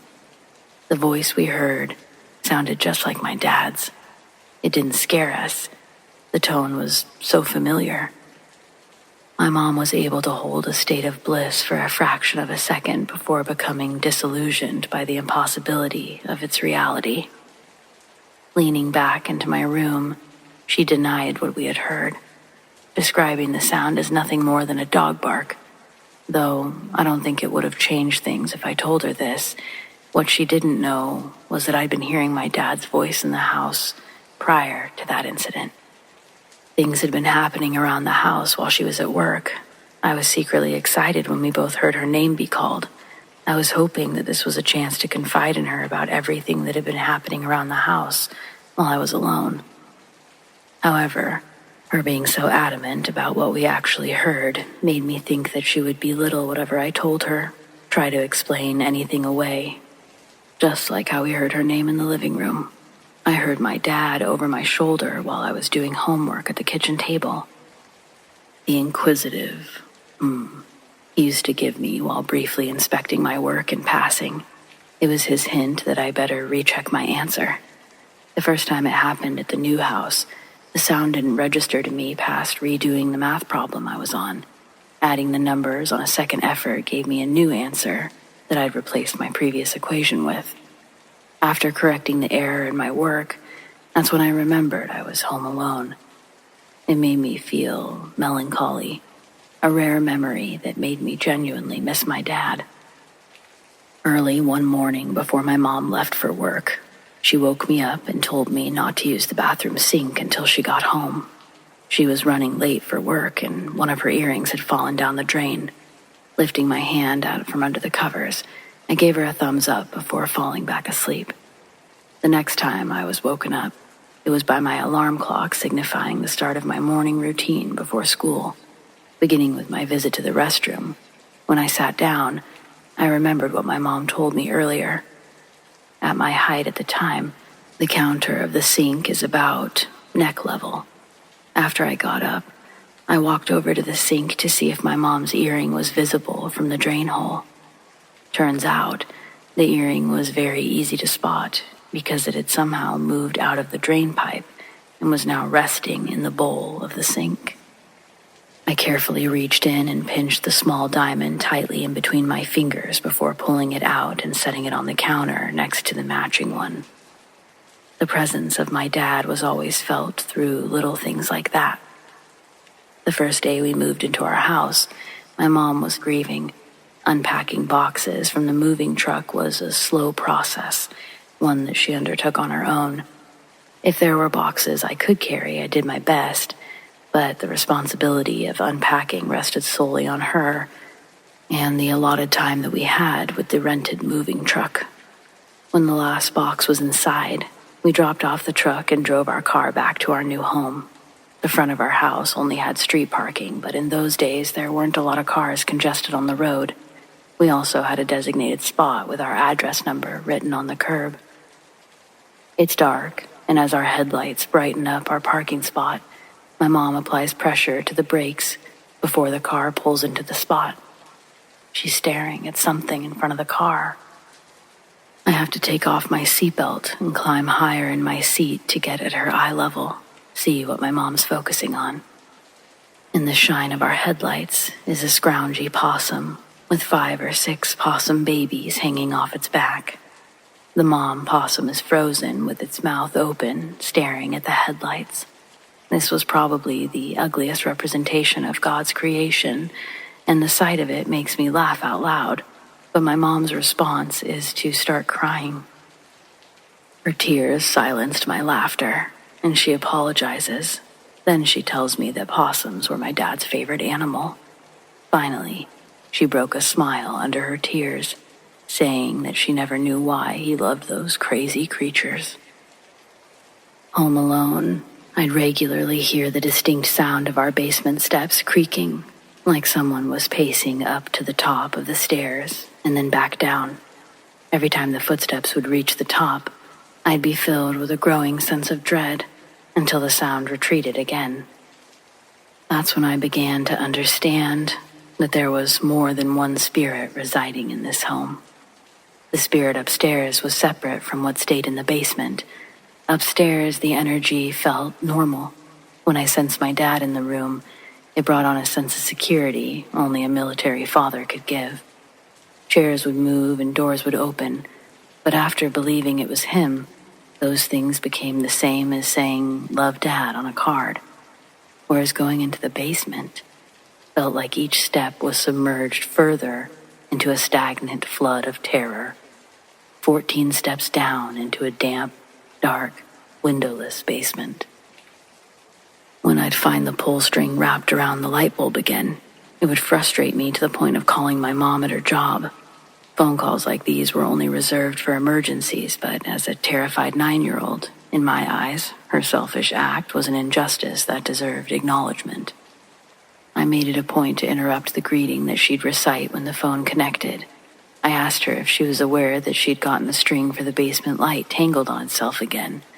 After a short pause, my mom admitted that she hadn't come home that day. Apparently, for the last few months, she'd been seeing a guy off and on from work. It had been over a year since my dad's passing by then, but I was still shocked to hear that she was dating again. That night, she came home early to discuss her new relationship with a man named Brian. The heartfelt plea that she made to obtain my well wishes enlightened me on what it was like to be lonely as an adult. We both cried during the conversation, but when she was done, I no longer had the arguments I'd compiled in preparation for our talk. We watched a movie together, and she joked with me in my doorway before I fell asleep.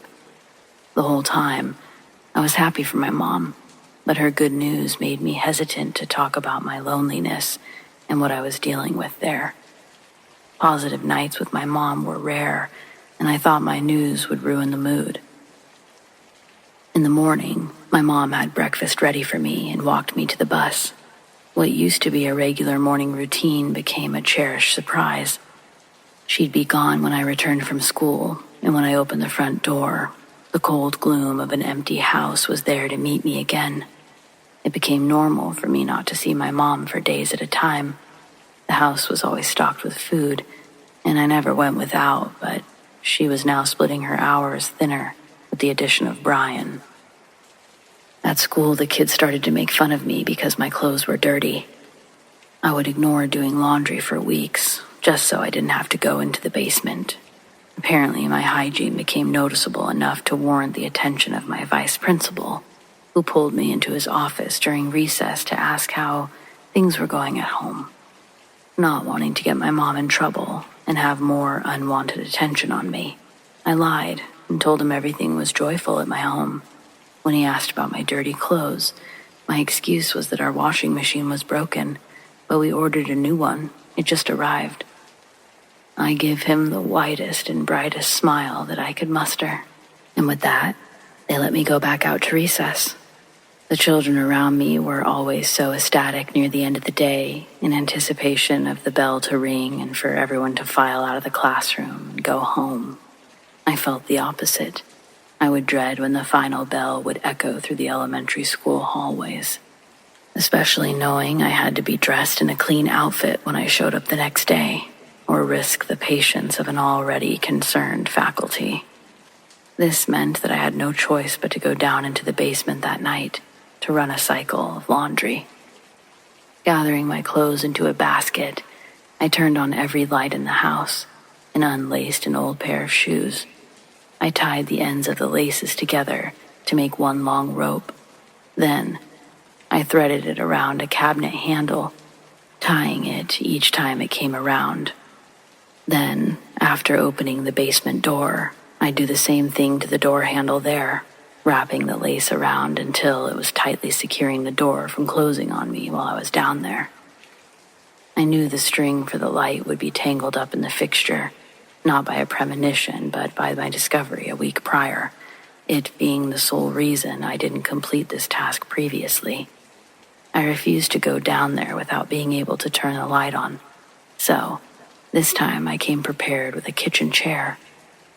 It wobbled beneath my feet like an earthquake as it balanced above an ocean of black.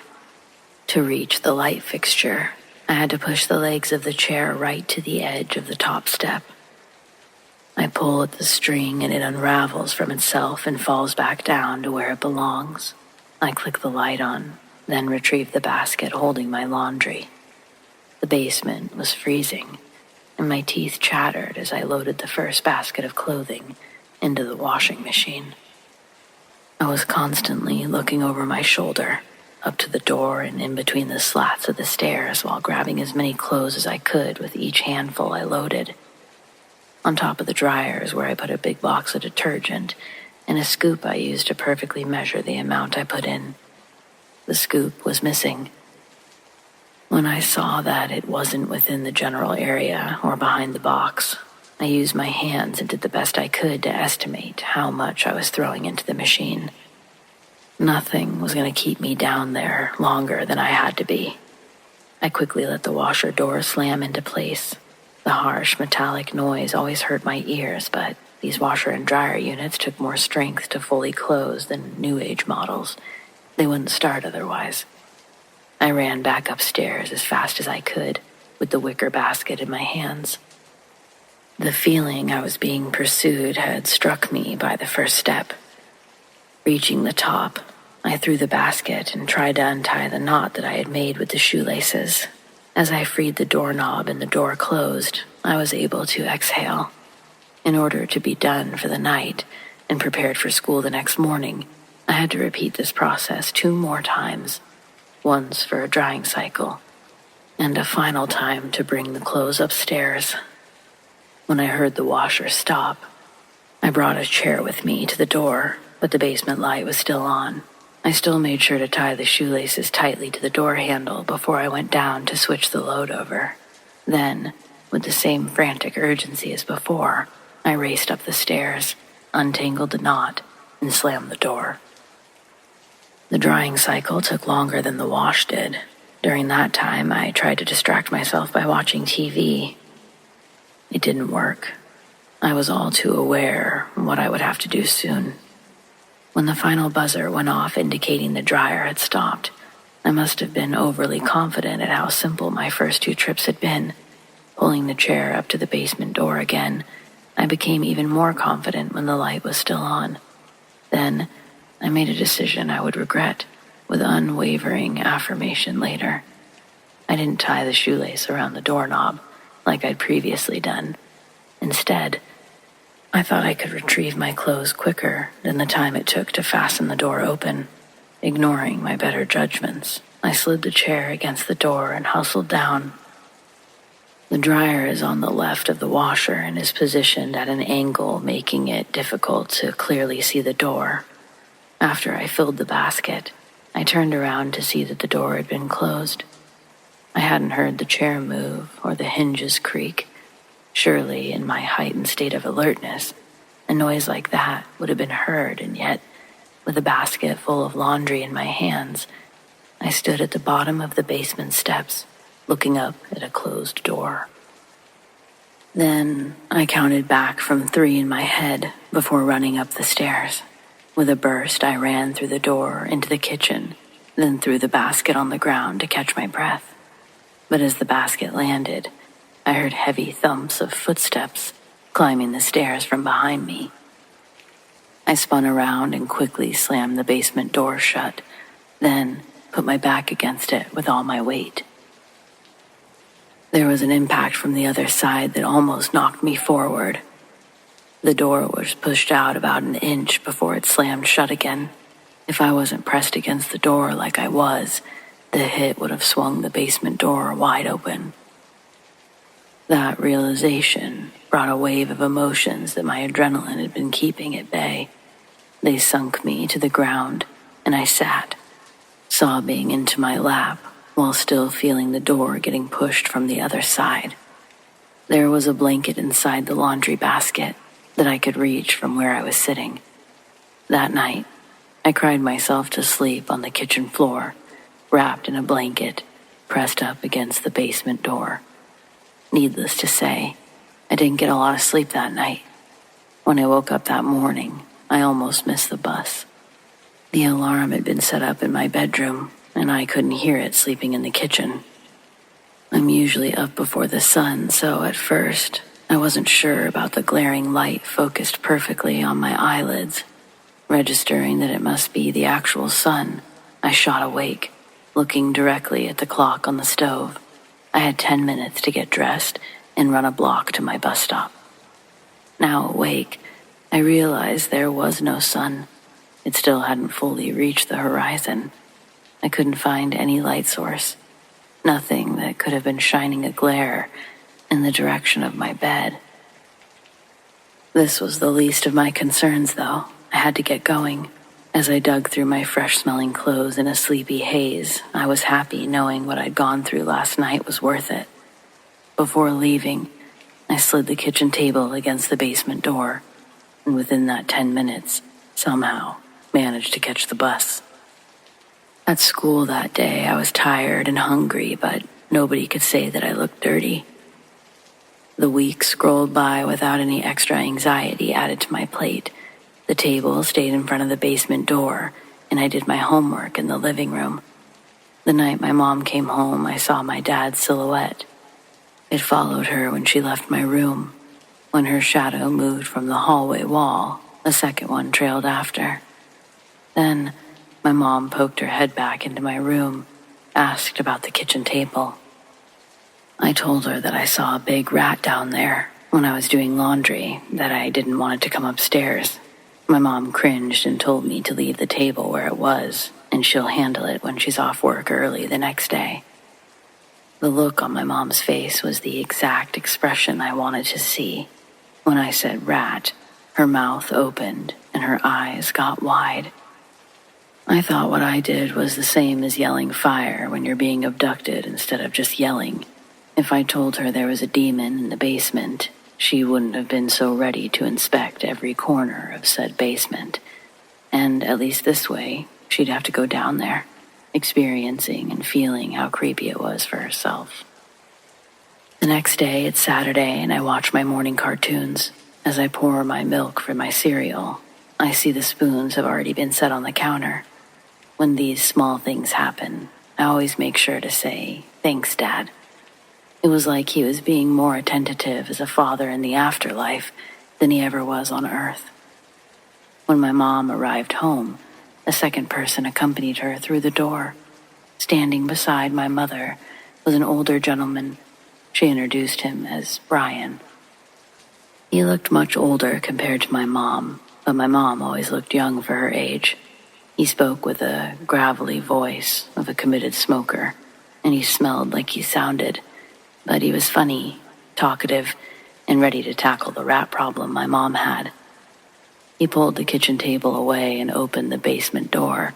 Taking the first step, Brian feels around on the wall for a light switch. Then he looks up to see the way that you turn the light on is done by a pull string, and the pull string was tangled around the light. Within a few seconds, Brian had it clicked on and continued down the stairs. Playing up the damsel in distress routine, my mom follows down the stairs close behind him. I stay in the kitchen and wait for them to return. I hear the washer and dryer get slid around, mumbling tones and my mom's giggling. But it doesn't sound like they found anything of significance.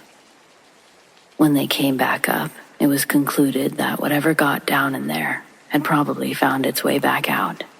Brian stayed for dinner that night, and my mom got to show off her homemaking skills. Brian and I were sitting at the kitchen table while Mom prepared the food.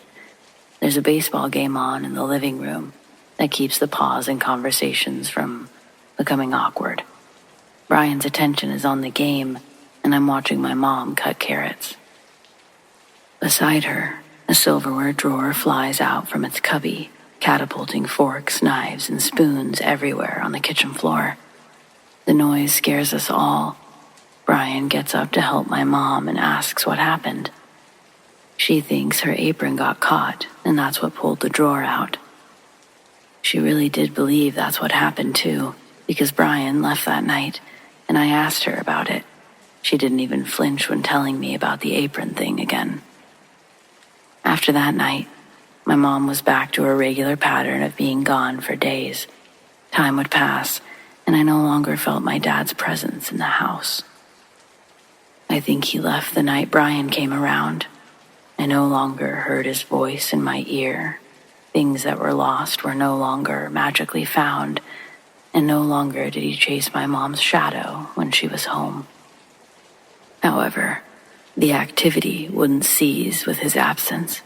Coming home on a snowy day after school, I passed by our empty parking spot collecting so much snow, the number for our address was totally covered.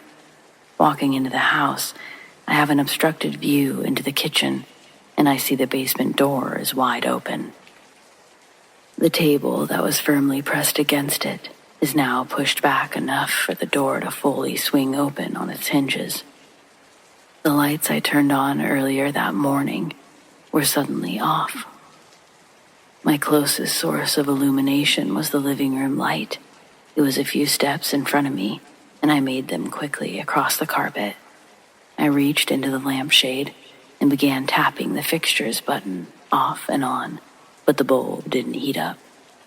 Out of frustration, I gently shook the lamp, and I heard the glass jingle around. I reached my hand further up until I felt the bulb. It had been unscrewed, just enough to not activate. After I rotated it twice, the bulb lit up under the lampshade. As I went to the next closest lamp, I found that bulb, along with all of the other ones in my house, had been unscrewed. It had finally made its way upstairs, and the dreary interior of my home would further digress into a hopeless black hole that took energy from me the moment I entered its chambers. The shadow man would show himself in my peripherals, but this time he brought a suffocating agitation, one that would smother me enough to lose concentration on whatever I was working on, and then focus intently on the fear of him coming closer. If I looked in his direction, he'd disappear and move somewhere else in the room, waiting for me to find him again. I'd also get progressively sicker in a very short amount of time. My mom was home with me the night that my fever really spiked, and she had to take me to the hospital. Other than dehydration from puking, the doctors couldn't figure out why my temperature was so high. They gave me some medication that brought the fever down enough for me to be released home. I was still in the triple digits, but not hot enough to cause brain damage. My mom took work off for the next 2 days, and when she had to go back, she started coming home right after to take care of me. She even stopped in on her lunch breaks. Brian also stopped by a few times with gifts for me. It was nice to have a full house again, even under such circumstances. When he came over, he would sit in a chair next to the couch that I was laying on, keeping me company if I was awake. The strong, empathetic nature of Brian made me feel safe. I could fall asleep easily when he came over. Then it dawned on me through a dream. I needed to tell Brian what had been going on in the house.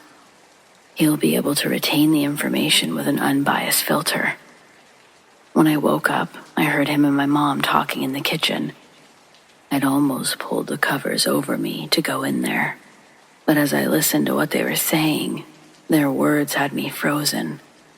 I heard my mom's soft voice say, "Kill her now." And Brian's low, gruff voice replies, "Kill the girl." They repeated those phrases back and forth to each other. The soft, monotone way that they were talking to each other was so eerie and bizarre. Slowly, I turned my body to look over the arm of the chair, and as I lifted my head, their voices stopped. When I fully looked into the kitchen, nobody was there. A few minutes later, Brian and my mom would walk inside with groceries for the night. I pretended to be asleep when I heard my mom's keys jingle in the door handle. The next time Brian sat down by the couch, I took the opportunity and first tested the waters by asking if he believed in ghosts. Brian smiles big and says, "Well, yes, I do." And then he asks, "Why?" I told Brian everything, and he sat there calmly, listened until I unloaded all of the stories of horror that had been cluttering my life. When I was done, he gave me a hug. He stood up. He grabbed his car keys. Before my mom was done preparing dinner, Brian was back inside with a stack of books about ghosts, demons, how to ward off evil.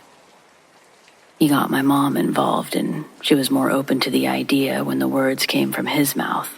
She was shocked by my stories, but she also felt a sense of embarrassment that I hadn't told her any of it. I can't be sure if everything changed after that because Brian came into our lives and the house wasn't so empty anymore, or if it was the books he gave me, the things I was doing that I thought were keeping me safe, the crystals, all of that stuff. I have no idea if any of it really works, but something about believing that it would really helped. I haven't messed with any of that stuff since I was a kid. Once I felt like I'd gotten rid of it, I didn't feel there was any need to dabble in it anymore. Though I'm still super interested in all of it.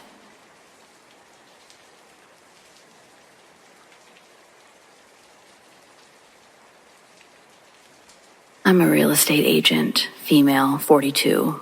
I've been selling houses for over 6 years. Working in the industry long enough, it was only a matter of time that I'd come across one of those hard-to-sell houses.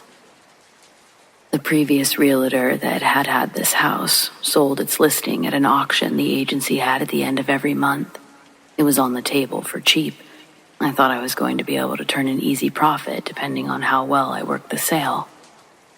The next afternoon, me and my husband went to check out the property in person. I always brought my husband Sean to inspect new properties.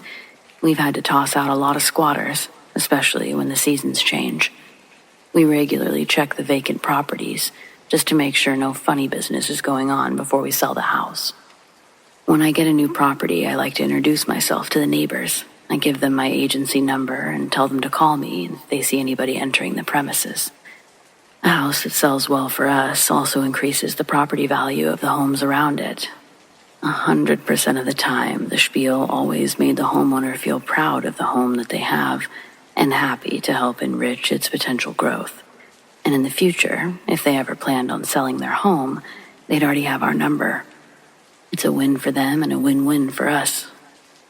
But when we pulled into the creepy little stretch of neighborhood, the pictures that were shown at auction had to have been shot at a precise, perfect angle on the best day of summer, because what we pulled up to looked nothing like the picture. It felt like the house was frowning when we arrived. I worried, even if I picked the litter out of the trees and slapped a fresh coat of paint on the dump. Is the house too old to realistically compete with the younger, less ran-through houses around? New families weren't looking to move into dumps back in 2003, a little over 2 decades ago. It wasn't like it was today. If you're 30 or under, take a second to look around you right now. It's a dump, isn't it? It's not your fault. Nowadays, the house that I'm talking about is selling for close to $1 million. It didn't used to be like that. Growth by proxy. The town around it grew into a city, turning that dump into a highly sought-after suburban home just outside the metropolitan area.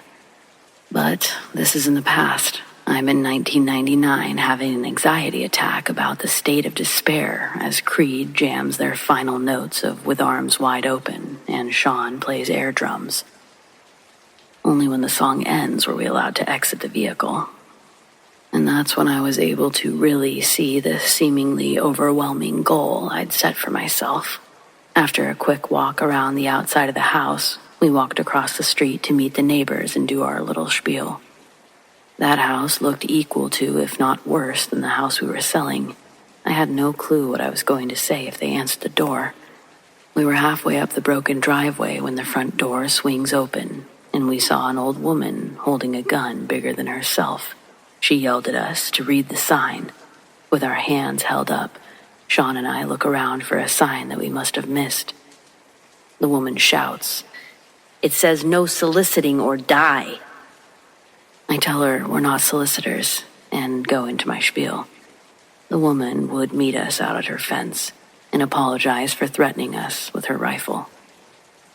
She ended up telling us that she had seen people in the home, lights on at nighttime. Sometimes it looked like there were fires inside, but she never saw anyone leave.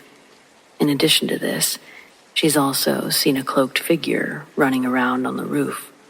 We thanked her for her time, and Sean popped the trunk of the car to retrieve our squatter repellent bag. There was a brick walkway that led to the front door. I put the key in, but the door just opened because it was already unlocked. That's never a good sign when entering a new property, and it didn't help that the neighbor had us thinking this place was going to be a hellhole upon entering. Sean pulled me back and took the lead inside with our repellent tightly in hand. We were astonished to see that the house looked clean and fully furnished. All of the furniture and appliances were covered in dust. If the outside looked half as put together as the inside, I might have felt a little more ambitious, but I still couldn't get over that the previous owners managed to maintain the interior so well, but let their immediate outside stay in such shambles. Sean and I walk from room to room at a level 10 of intensity and find the house to be empty. In the process, we were able to fully see how well this home had been preserved. It looked like the family could have walked right through the doors at any moment, but apparently they hadn't done that in quite some time. It was eerie. I didn't know the history past the bank's proprietor purchase, but from the photos still hanging on the walls, it looked like a family had lived there. Mother, father, and a daughter. On the ground in the daughter's room, there was an open coloring book with crayons still laying next to it. The page was unfinished, never being returned to. What would have made the family just stand up and go like that? It's boggled my mind ever since, trying to fathom the possibilities. The living room was spacious with a fireplace. That's where Sean and I were standing together compiling a list of things that needed to be done, and we heard a voice ask, "Is anyone there?" Sean, still holding the repellent, says, "Hello?" The voice again asks, "Is anyone there?" Then he adds that he's stuck, but stops replying after that. Sean and I are looking up and down for where this voice could possibly be coming from. We both notice the page has changed in the coloring book, but we don't comment on that until we're gone. After another full ring around the house, we meet back in the living room, and Sean points to the chimney, suggesting that we check there for one last effort. Sean gets on his back with a broom and shimmies it up. Soot plumes down, then a shoe, and then a leg bone. The sight was absolutely horrific. I'd never seen anything like that in real life, and yet I knew exactly what had just fallen onto Sean's face. The bone was heavy enough to split open his forehead when it hit him. It was terrifying when he started screaming because it echoed up the chimney chute. I took him to the hospital, and we reported it to the authorities. Not only did they have to break apart the chimney to retrieve the remains, the firefighters let the chimney fall completely forward through the roof, damaging the structure and making it unlivable. It was a wash. And no pun intended, but with it, all my hopes came crumbling down. It was ridiculous and scary, a scary that you don't really think about until you rethink about it. I don't know if Sean saw this. Could never really bring myself to ask him. But before the whole skeleton thing, I saw 2 red eyes glowing in the bathroom. I thought it was an electrical plug, but when we went in and flipped on the lights, nothing resembled what I saw in the hallway. There was a pretty cool rotary phone on the wall that I was going to take, but when Sean started bleeding all over the carpet, we had to leave fast. So, the next time you're in the market to purchase a home, you should ask your real estate agent if they've ever had to sell a haunted house. If they like you, you'll surely get at least one good story. This was mine free of charge. Or better yet, first one's on the house.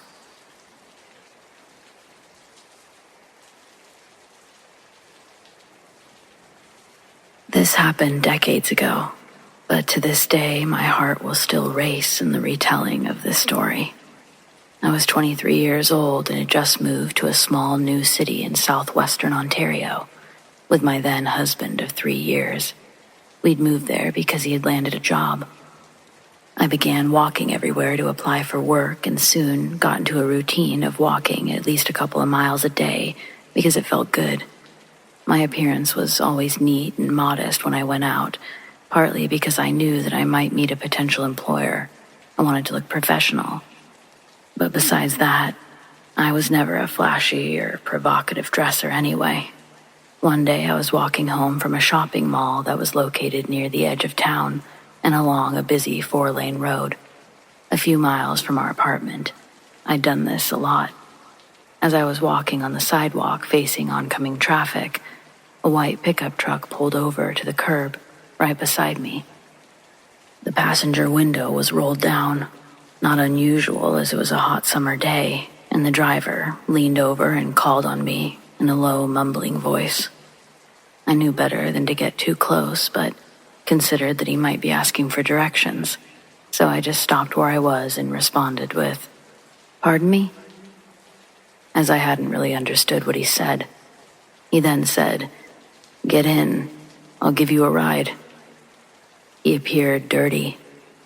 His hair hung stringy and oily from beneath a baseball cap and fell just below his shoulders. He sounded as though he was stoned or drunk, but still I was polite and said, "No thank you, I'm enjoying the walk," to which he muttered an obscenity and roared off. I shrugged it off and continued on my way. Then, only a few minutes later, as I was approaching a side street that intersected with this main road, I saw the truck coming back towards me again. But this time, he had 2 other guys with him. My heart was racing wildly by the time he attempted to cut me off, turning the truck onto the side street right in front of me. Then, in a split second, the 2 guys jumped out.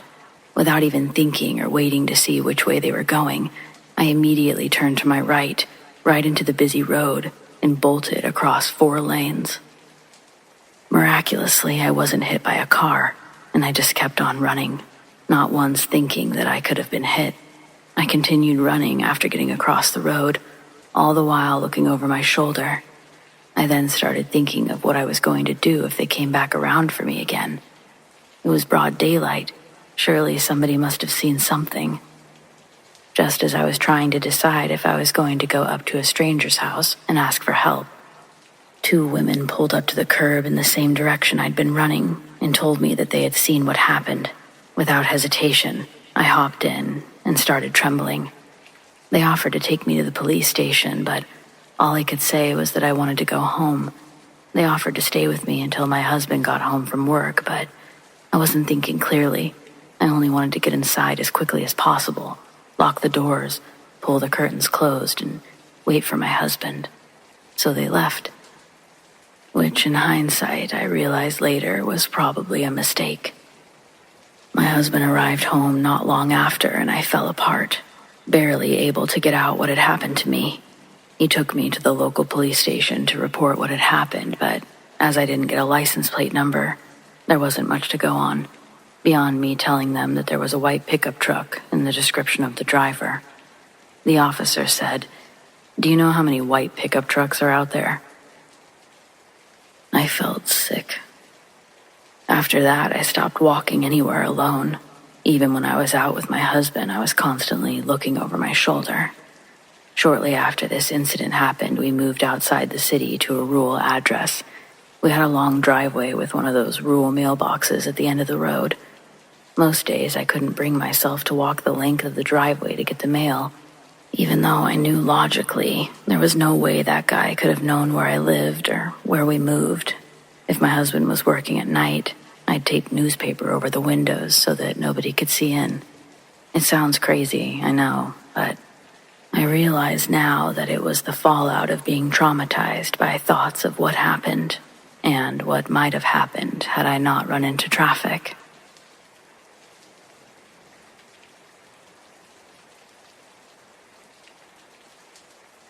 I was 18, and my mother and I were very close.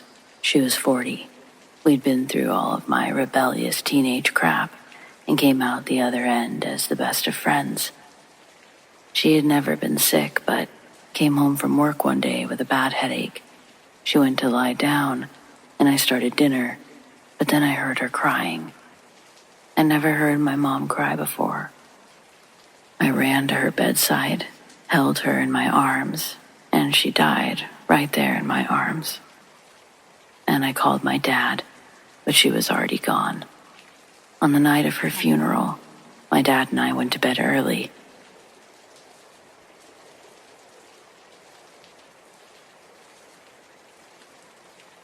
It's taken me years to get over this, and sometimes the residual fear still comes creeping back, just nothing like it was. In the city I lived in, we had a small college. Well, it was small at the time. Every summer, they offer day camps for parents to send the kids to, so they're not sitting at home alone for the entire summer. They cover science, cooking, arts and crafts, sports, just about anything and everything.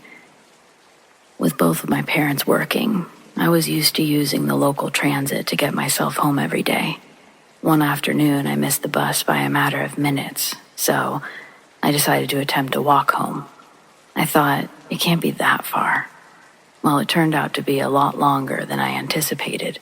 Part of that route at the time, before years of road work and construction, it went through a small industrial section that wasn't far from downtown. I knew it well because the car wash my dad always used was nearby. As I was passing one of the many businesses, a black pickup truck slowed down and stopped beside me. The driver said, "Aren't you a little young to be walking by yourself in this area?" Unsure of what to do, I fibbed and said my dad worked nearby and I was supposed to meet him for a lift home. He claimed he knew my dad and offered me a ride. It was at this point that I knew I had to find a way to get away because I knew probably 90% of the guys my dad worked with, and this man was not one of them. I started walking slowly backwards and told him I didn't have much farther to go and that it would be okay. He said, "Suit yourself," and drove off. I let out a huge sigh of relief, thinking that was the end of it. I started back on my trek. Not even 2 minutes later, I got an eerie feeling and looked over my shoulder. Sure enough, he had turned his truck around and was heading back towards my location. Not wanting to alert him that I had seen him, I quickened my pace and headed for the nearest business that I thought might be open, the CP truck yards.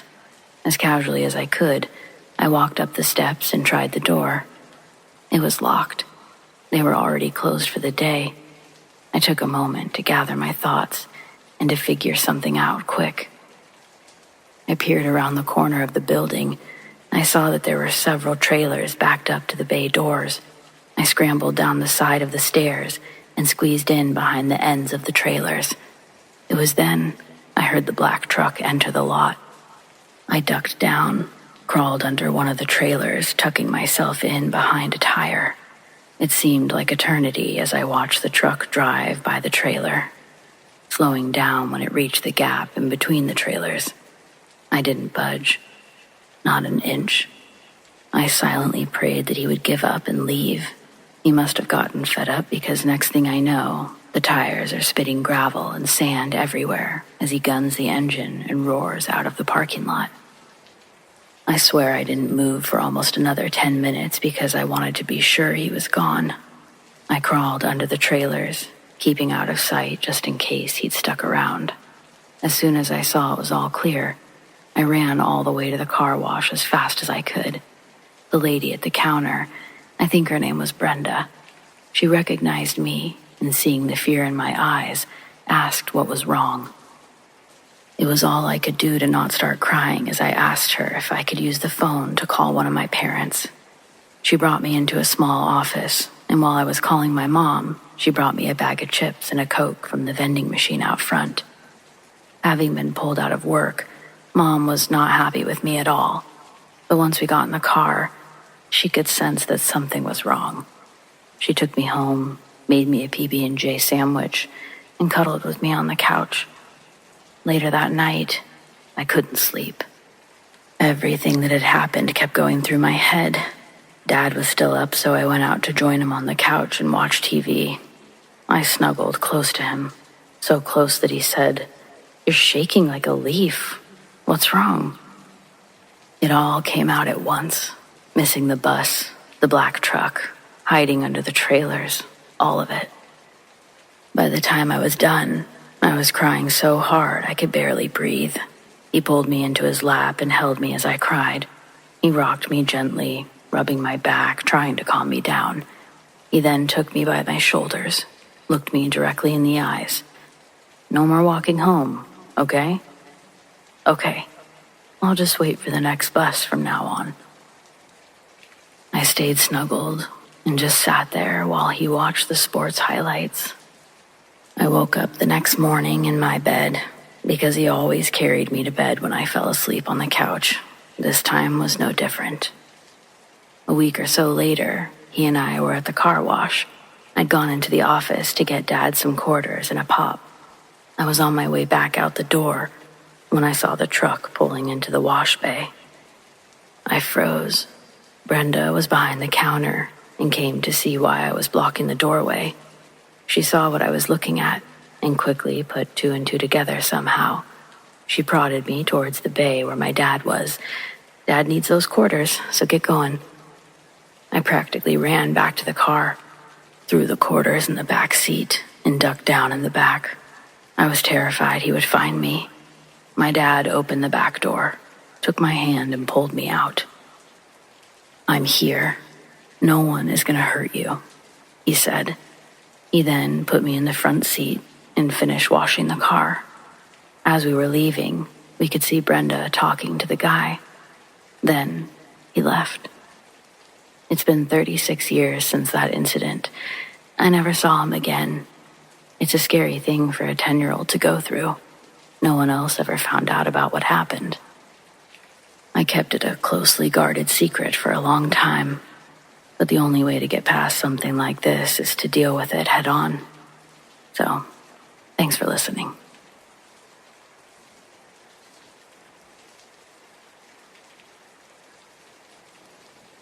Growing up, every year, my family would spend our summer vacation at our cabin. The summer of my junior year of high school, I used to babysit at this rather large house. The kids were about 4 and 2. The first time I went, my sister came along to help. Walking into the house the first time gave me an uneasy feeling, but I never could quite put my finger on it. Of all the summers we'd been going to the lake, this was the first time we'd known anyone living in this particular house. As the night went on, the parents were gone from about 4 p.m. to 1 a.m. Things started to get weird. My sister was sitting at the dining room table, and I had taken both of the kids to the bathroom. About a minute later, she runs up to me and the kids and swears she heard footsteps run up behind her and suddenly stop. When she turned around, she said she saw nothing and got super freaked out and ran to me. Even scarier, she said the footsteps followed her as she ran, picking up speed and almost catching up to her. I'm gonna be honest, that freaked me out quite a bit. The rest of that night, I still felt uneasy, but nothing happened to me. The next time I went to their house to babysit is when I experienced something paranormal for the first time in my life. I was playing with the kids in their playroom, and from the opposite side of the room, a toy fell out of their toy chest. Both kids were on my side of the room, and the toy chest was barely half full. We all saw it. Everyone was quiet, and I could sense the oldest becoming uneasy. I played it off, though, sharing an unprompted laugh, which made them laugh. Then I put the kids to bed and just waited for the parents to get home. It was an agonizing couple of hours. I kept expecting something to jump out at me. The next couple of times babysitting after the second time were some of the most terrifying of my life. I'd hear footsteps upstairs when I was downstairs, and both of the kids would be with me. I'd see black shadows out of the corner of my eye quite often. It got to the point where lights would turn off and on by themselves, right in front of me. I could even hear the switch click. There was one specific time that I felt one of the children run up and grab the side of my leg, but there was no child when I looked down. I completely lost it after that incident. I called my mom, crying, so she could help me get through the rest of the night. It may not sound awful to you guys, but to me, the fear had consumed my whole body. The final straw was when the 4-year-old got out of bed and started laughing at me. I asked him why he was laughing, and he just continued to laugh even harder and looked to the side of my face instead of directly at me. I had no desire to turn around, and I sent him back to bed. That was it for me. I knew something was in that house, and I never went back again. The parents were my dad's friends from work who had rented the house for that summer. After I officially quit, my dad told me about the many rumors that surrounded the house. He knew that they had gone through 4 nannies before we had even made it there. They paid very well, and that's why I kept going back initially, until it became too much. The best part about the story is after I stopped babysitting, the 4-year-old had woken up one night screaming and crying, telling his dad that he knew someone was in his closet. And when I heard about that incident, I never regretted my decision to stay the hell away from that house.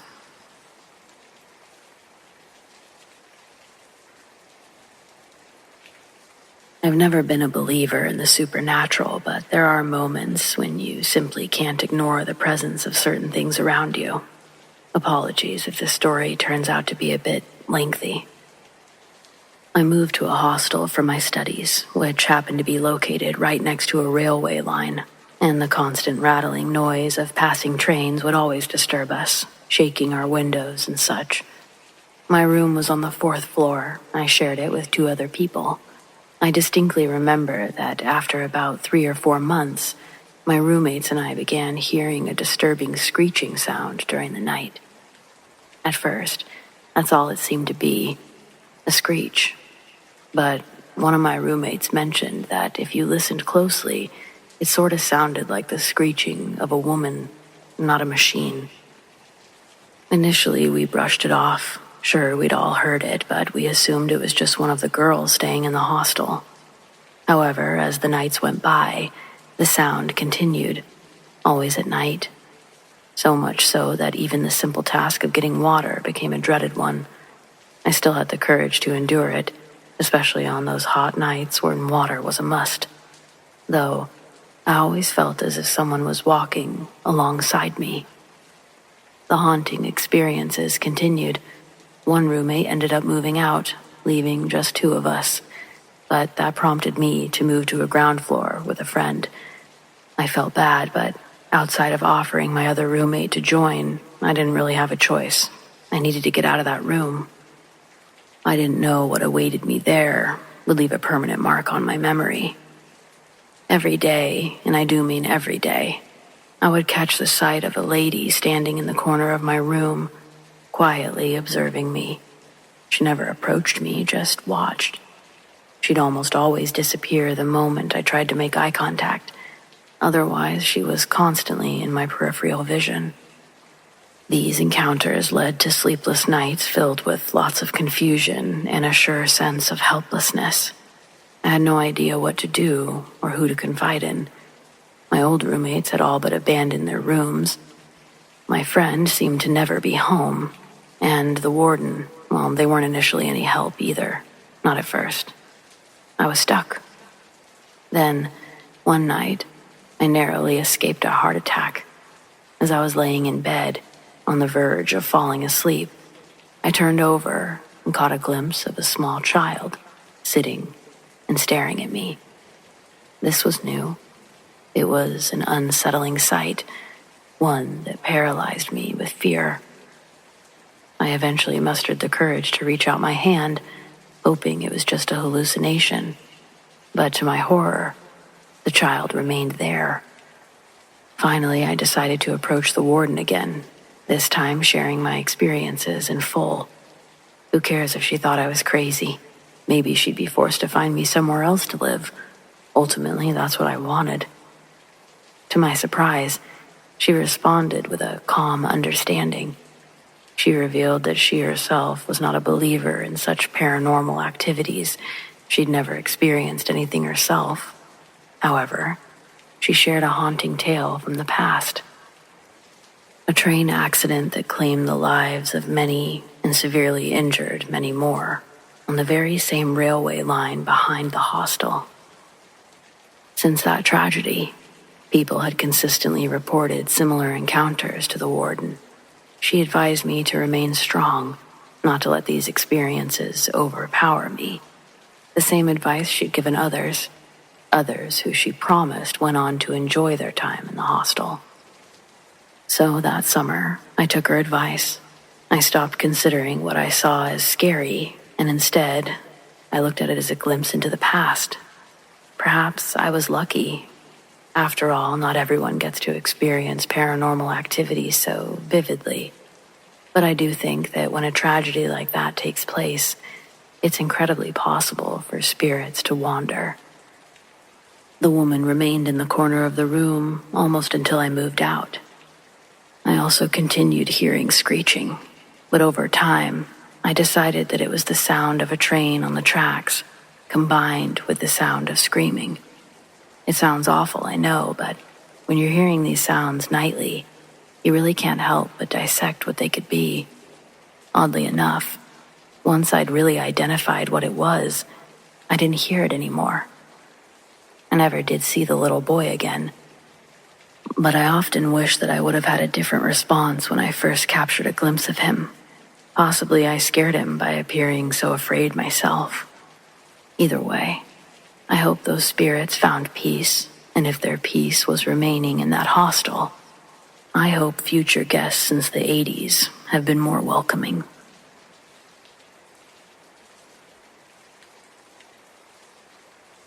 So, the solar eclipse from 2017 sort of turned into a mini holiday for the US and my state. It happened about midday, and at work we were encouraged to step outside when it started. I saw it with everyone, and then I went back inside. I was about to resume my work, but for some reason, I went back outside instead. There were still a few people standing around, and when I looked up again, I sensed a powerful entity traveling with the eclipse. It wasn't visual, it was just a strong impression. I sensed it was the spirit of revenge, traveling with the eclipse and taking notes of the abuses people have inflicted. It was looking down at the population in large swaths, and it sensed me looking at it too. It didn't seem like it had much time to stop and think about someone like me. It was a short experience, but it left a strong impression. The day-to-day lives of humans are barely a blip on an angel's radar. I'm also irritated that I'm not spiritual. I feel like a spiritual person should have been the one to see it. I mentioned it to 2 people on Facebook and my mom. Plus, I mentioned it on Twitter months ago, but on some level, I was waiting for someone important to say something.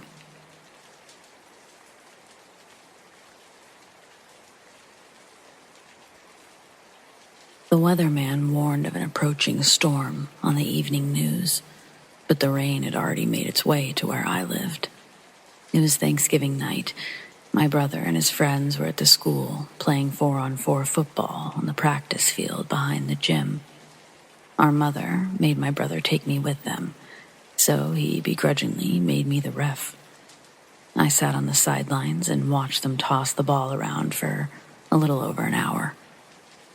As the field grew darker and the football became more difficult to see, my brother's team wanted to finish their last drive before calling it a game. It was 3rd down for them, trailing by a field goal. My brother insisted they finish. So the 8 boys line back up, and the cold pigskin briefly brushes against the frozen grass before being fired backwards into my brother's hands. He steps back and launches the first pass, sailing over his receiver's head. 4th down, last play. Again, the ball gets snapped into my brother's hands, and he steps back for another Hail Mary and sends it flying. But just as it's about to reach its peak, before the arch, boom, it strikes something almost completely invisible, sitting idle in the sky. The ball plummets straight down from the impact point. All of us just stood there staring at this object, barely visible and completely silent, aside from the metallic thunk from the football. The only way to follow it with your eyes would be to focus and watch the stars disappear and reappear behind it as it flew by. I saw my brother pick up the ball and drop it. It stunk like sulfur, and the smell transferred to his hands when he picked it up. No one else attempted to pick it up, but we could all smell the smell.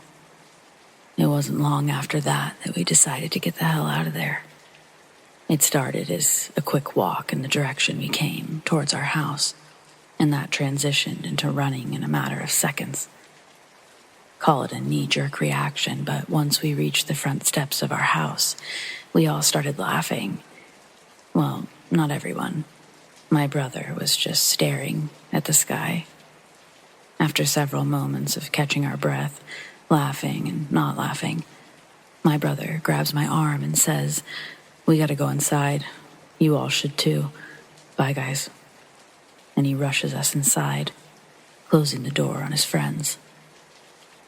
I wish there was a little more to the story, but the rest of the night, my brother just made us stay inside. My parents couldn't understand why he was paranoid, and my father, mostly upset that we'd lost a perfectly good football, asking why we couldn't just be honest about what happened. Of course, we were being honest. You expect your parents to just believe you when you lie, believe you when you tell the truth. They should just believe you. But our parents just didn't. They didn't believe anything they couldn't see for themselves, apparently. My brother is still a bit sour at this point.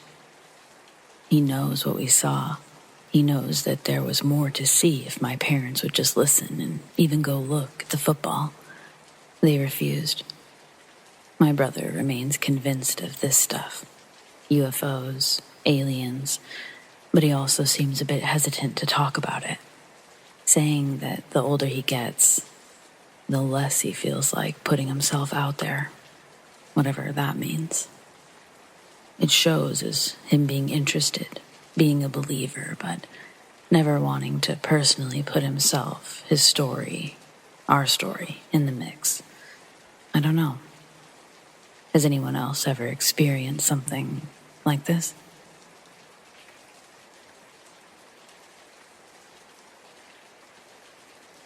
My name's Alex. I'm 30 years old, and I've done a lot of stupid things for girls. But I'd never gone camping until last weekend when SARA wanted to go. It seemed obvious that certain things would happen if I did, so I gave zero consideration to the fact that I hate being outside. At least it wasn't real camping. SARA mainly wanted to hike the trails during the day, have s'mores in the evening, and sleep in the SUV. In this context, camping didn't seem so bad. She lives in a small town about 45 minutes away from mine, and the campgrounds are about 20 minutes further. So she's been going there her whole life. She didn't tell me the place was supposedly haunted until we were already on the way. But again, I didn't care. I don't believe in ghosts, and if she does, well, that could be its own kind of fun. I just don't think haunted is the right word for that place. When someone says haunted, I tend to think spirits of the dead, but this was, I don't know, but it was something else. The story wasn't even that scary. It's not like it was the site of some ancient battle or mass slaughter.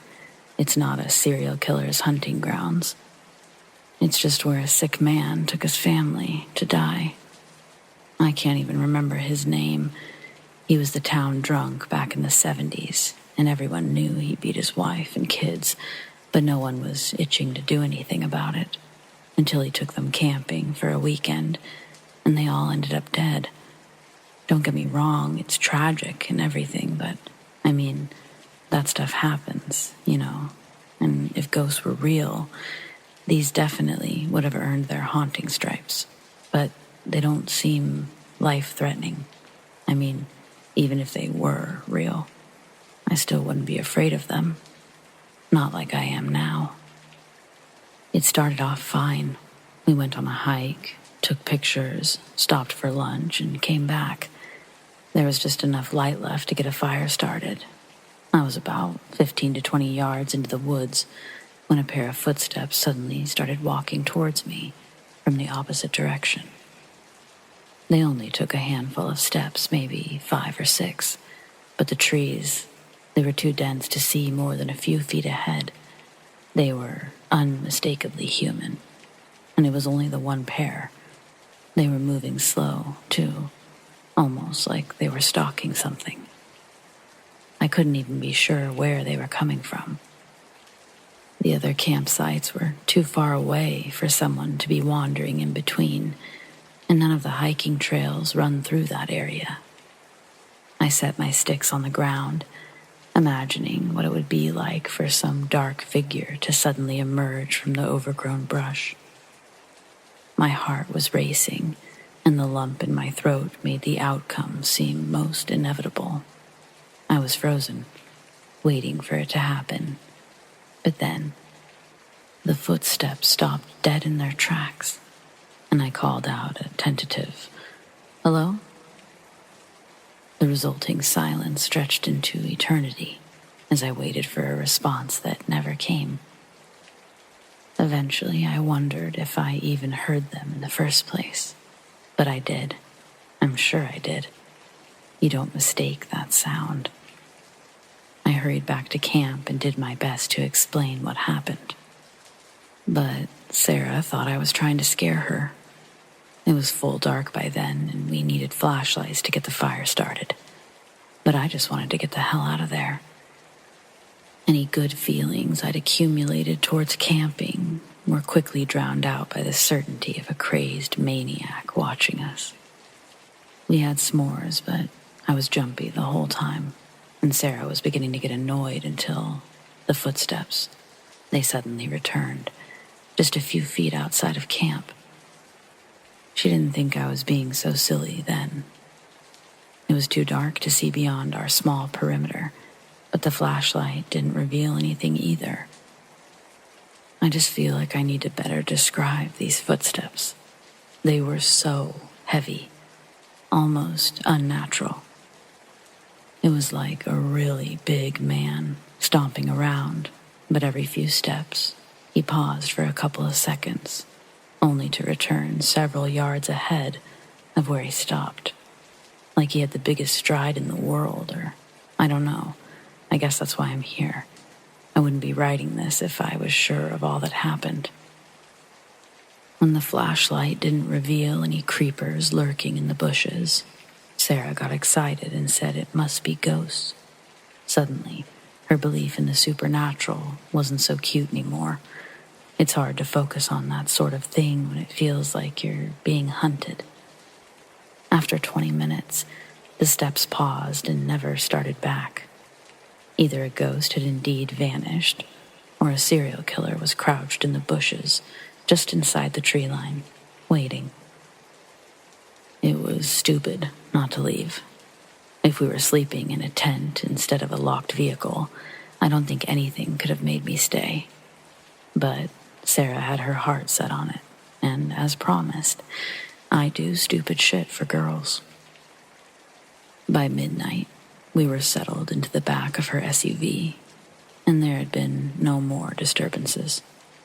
I'd almost forgotten about the footsteps entirely, but once she fell asleep, they were all I could think about. Then, I heard a muffled cry for help in the distance. I couldn't make out exactly what she said, but the general tone was desperate and terrified. Some things are easily conveyed without words. It made my blood run cold, and Sarah was still fast asleep. She didn't stir in the slightest.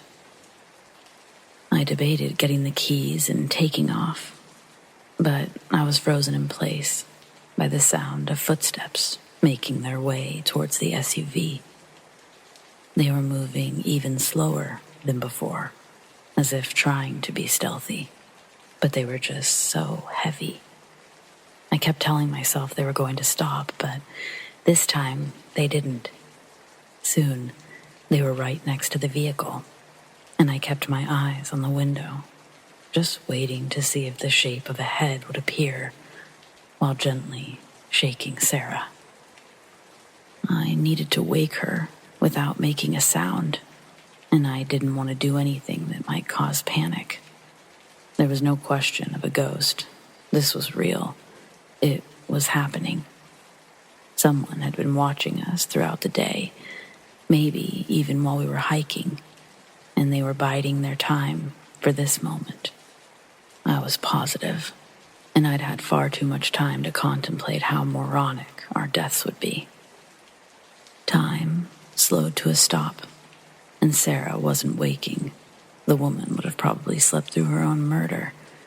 I feel like it's okay to make that joke since we made it out alive, but it's also not really a joke, so I don't know.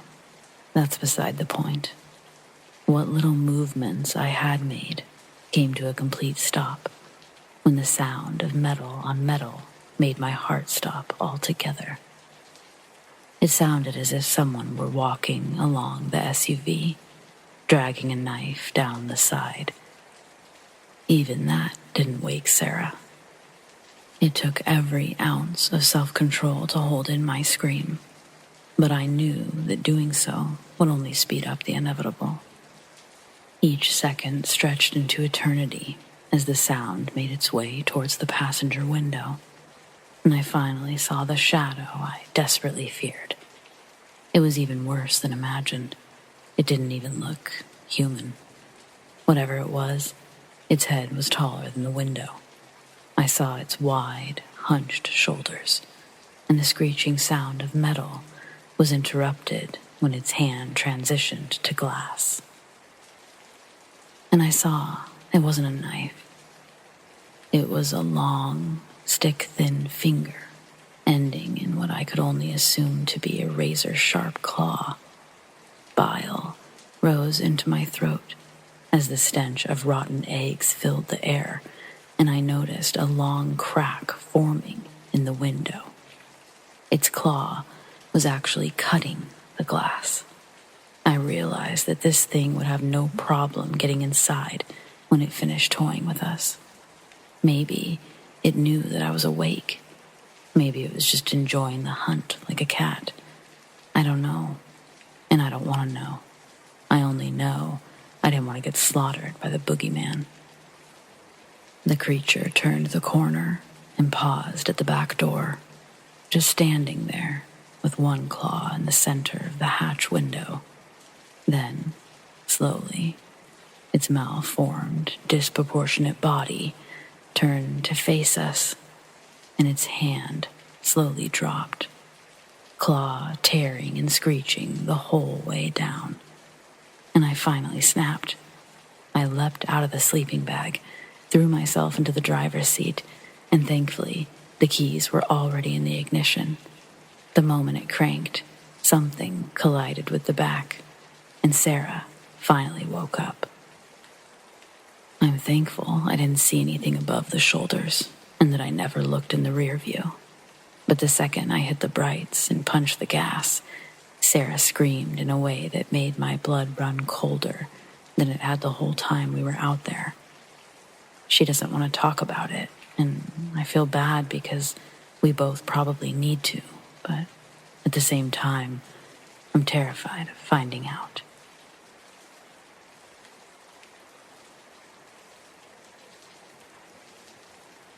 I grew up in sort of a rural area in Michigan. Not exactly middle of nowhere, just definitely no streetlights, neighbors far apart, that sort of thing. I remember one night I was laying in bed. I was young, probably 7 at the oldest, and I saw lights pierce through my curtains. It was unusual to see. Even at that age, I realized I was seeing something I hadn't seen yet. I remember getting up out of bed and walking toward the window of all places. My house was usually filled with nighttime sounds. The buzz from the TV that was turned on but probably on a black screen by now. Our dogs faintly snoring. Sounds like that. Before the light, you could hear those sounds. And then somehow, the light brought with it a blanket of silence. So yes, I was curious. What was this light? Before reaching the window, it was my mother's voice I could hear. She was saying my name. No, she was screaming it from behind. Suddenly, she's swooping me up, away from the window, away from the light. She ran me through the house, and I could see this bright light shining through every single window, brightest in the living room, as we had a large front window, which sat behind the couch. Our dogs were following in tow. My mother hadn't stopped running me through the house long enough to see anything except for the light. She told me to cover my ears, but I didn't know why. I couldn't hear anything, but she looked like she was in pain. She was holding me, so she couldn't cover her ears. I remember cupping her ears. Eventually, we ended up in the master bathroom. Mother shuts the door, but before doing so, she grabs the corded phone on her nightstand and brings it into the bathroom with us. She's frantically dialing someone, and as she does, I'm drawn to the window just above the shower in her bathroom. The light, it's so intense. For the first time, I could see it's changing colors. It goes from being blinding white to blinding blue, like some sort of police lights, but missing the red. I hear my mom telling someone over the phone that these lights have been surrounding our house for several minutes. She tells whoever that she saw it before the lights came on, and that it was silent and huge. She asks the person, "Can't you hear that? Can you hear that sound?" That's the sound it started making when it turned its lights on. "I can't see it anymore," she says. "Only the lights." My mother's now listening to someone on the other end, to which she responds, "No, it's not a plane." And then asks, "Are you sure you aren't getting any other reports of this? The object, it's huge. And it's incredibly bright. Please, can you have someone just come take a look?" After several moments of back and forth, my mother eventually hangs up the phone. We sit in real silence for several moments. She messes with her ears some more, and I still wonder what she can hear and why I can't hear it too. The phone rings. My mother answers it, and I can tell it's someone familiar, but I wasn't the kid to interrupt while she spoke to someone. She asks over and over, "Yeah, but what is it?" Finally, she says, "But Terry, it's huge, and I could see it before all the lights happened." Terry's my uncle. "A UFO," my mother shrieks. I didn't know the term, and I wouldn't learn it until the following Monday at school. We stayed in the bathroom for what seemed like forever. I remember sitting in the bathtub, looking up at the lights, still bright, still changing. I actually don't remember leaving the bathroom. I do remember when everything went dark, though. I must have fallen asleep because the darkness woke me up. I was now laying in my mother's bed, her laying next to me. She was awake, and she tells me to go back to sleep. Everything's fine. Just a bad dream, she says. It wasn't a dream, though. She said this to try to resolve any unsettling feelings I must have had, but her telling me it was a dream somehow scared me more. I looked at her bedside table. The phone was still stretched all the way to the bathroom. It wasn't a dream. She may have convinced me if I hadn't gone to school Monday and at least 3 other kids having similar tales to tell. Our teacher even referenced the movie E.T. while talking to another teacher. A couple of kids overheard and asked if we could watch the movie. We didn't, but I asked my mom about it. The movie, that is. And even that, she didn't want to talk about. I came to the conclusion at a very young age, I saw something wild. Or more so, experienced something wild because all I really saw were bright lights. My mother, on the other hand, saw something far more. Something that she made some sort of silent agreement with herself not to indulge. She passed away in 2009, never really sharing her thoughts on the matter, ignoring it almost entirely. Sometimes, I really do wish I could do the same. Unfortunately, I am forever curious about what goes on up there in the sky. What exactly were those lights? The sound, or the lack of sound? I don't know.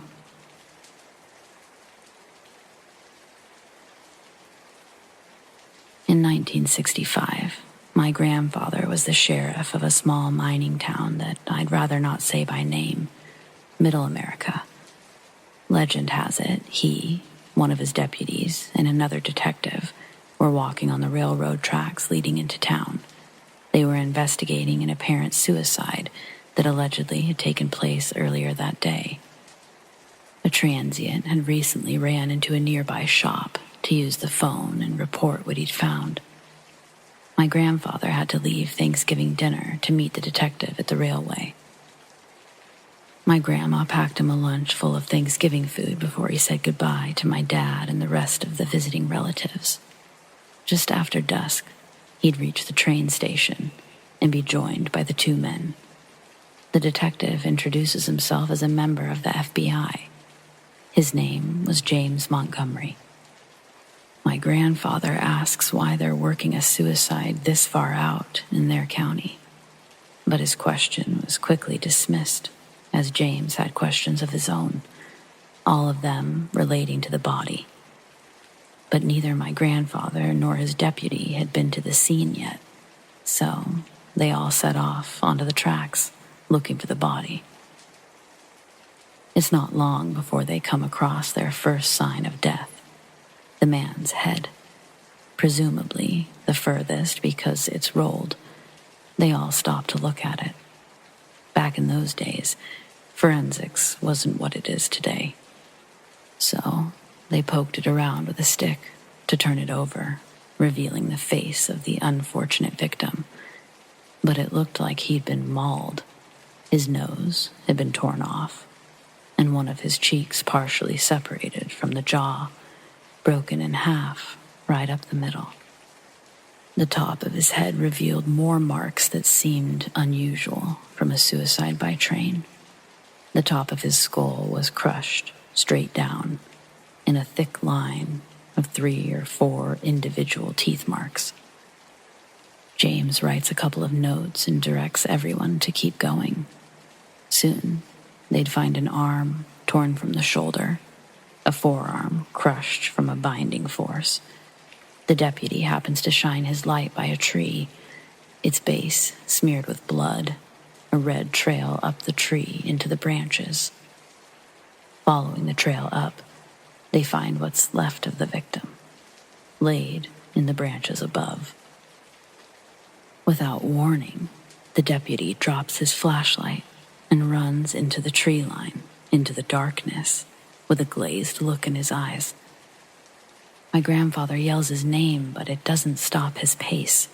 James tells my father to shut up, and as soon as he does, my grandfather knew why James had silenced him.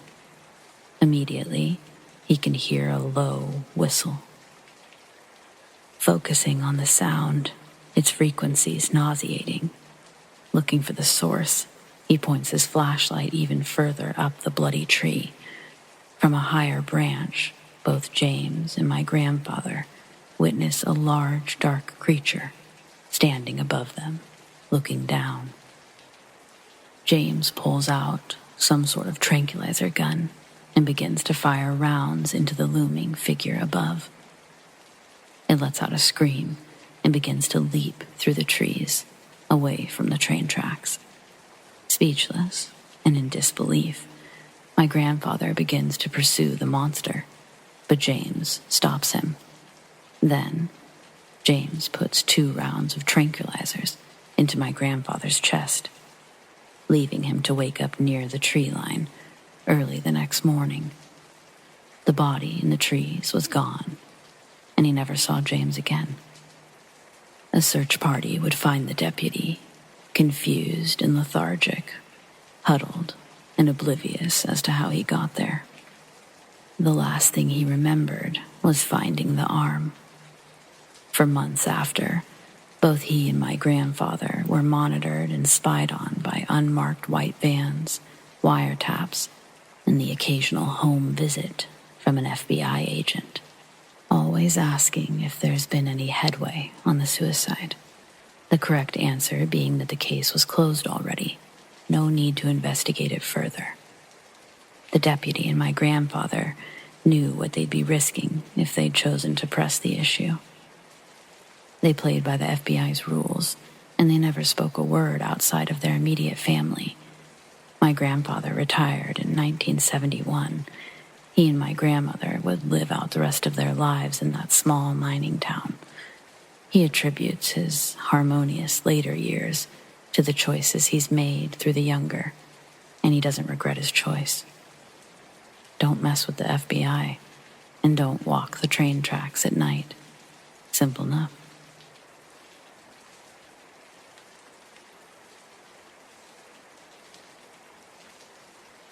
I previously posted this somewhere else, but thought I'd share it here as well.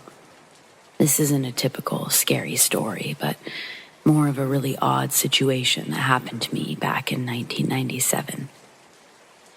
In the late 90s, early 2000s, I did trauma scene work. I was a supervisor for a crew that you never see or hear about. But we went into homes, buildings, or structures after a homicide, suicide, accidental death, or situations like those. Sometimes they were extremely gruesome, and sometimes it was as simple as removing a chair and cutting out some carpet. Oftentimes, it involved a lot of cleaning and removal to sanitize the scene, both visually and biologically. Our goal was to leave the scene as void as possible. Like if you didn't know what happened there, you had just assumed it was under renovation. The time I want to discuss happened around midday, not the usual middle of the night cleanup call.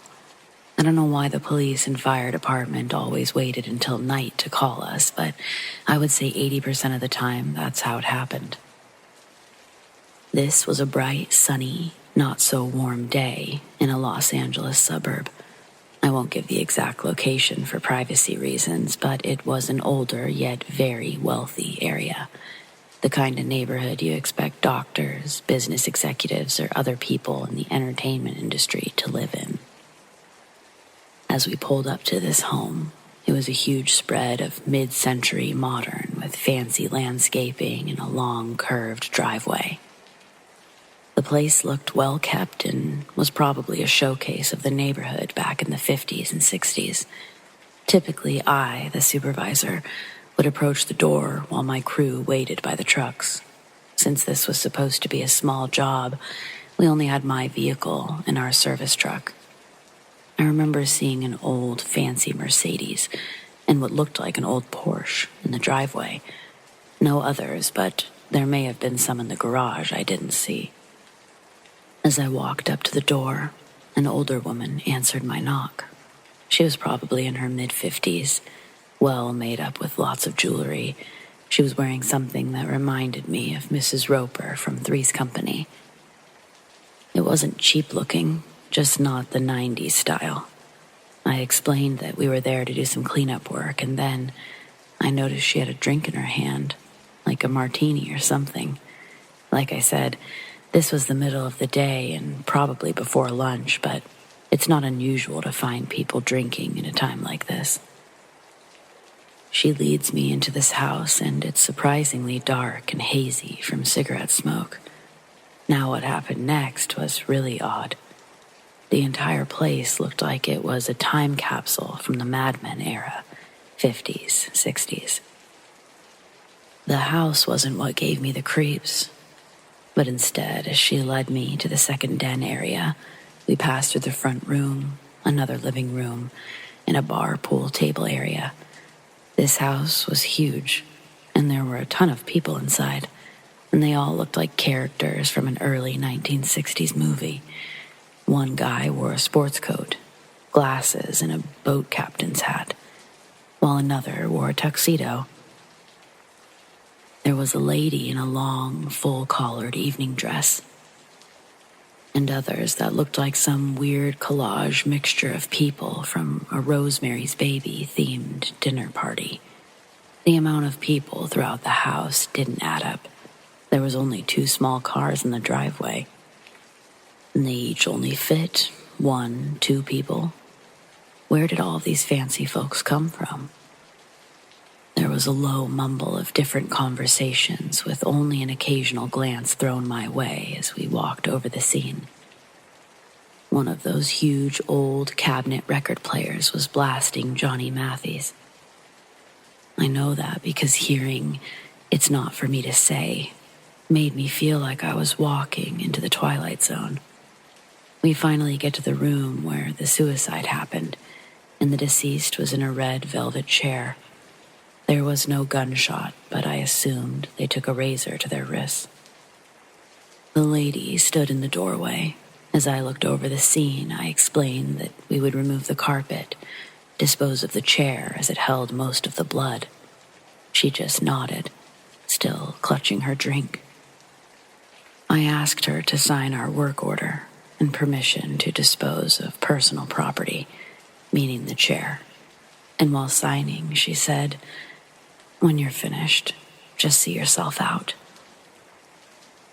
I told her it probably wouldn't take more than an hour, and she walked back to the party. I made the journey back to the front door, through the Johnny Mathis music, through the cigarette smoke, and through the low-toned conversations. I get back to the guys, and before leading them in, I tell them that this one's creepy. There's a freaky party going on inside, and everyone's dressed up. I lead them back to the room where they start bagging the chair and cutting the old carpet. There were black stains where the blood had dripped through, and we ended up cutting a straight line across the room to avoid moving lots of furniture. We never found out who committed suicide, but I had assumed that it was the lady's husband. As we were finishing up, I stayed behind to take the final photos. And I thought about looking for the lady, just to let her know we were finished. Even though I got the impression she would prefer it if we just left, I still just wanted to give her confirmation. So, as I slowly walked through the party areas, I noticed no one was making eye contact with me or acknowledging my presence. You would think that, if they knew about the death, it would have been the main topic of conversation, or at least of interest. I walked to the front door, turned to look back at the party trapped in a time capsule, and closed the massive door behind me. Driving away, I couldn't help but think what a strange day it had been. It was so sunny and bright outside. How many people knew we just cleaned up the remnants of someone's last moments on Earth? When I was a teenager in the mid-90s, I was riding my bike home from volleyball practice one night, just as the sun was setting. It was freezing out, but I'm not yet old enough to drive, and both of my parents work at the hospital, so if I wanted to play sports, this is what I'd have to do every Monday through Thursday, after school. The back roads I took led past a stretch of bluffs looking over the Atlantic before a big hill led me into the neighborhoods. Riding on the sidewalk next to the fence, separating concrete and the grass of the bluffs, ahead of me I saw a large pickup truck, parked halfway on the street and halfway up on the sidewalk. It had its back bed door down, Next to the truck, on the other side of the fence, I see a man dragging a zipped sleeping bag to the edge of the bluff.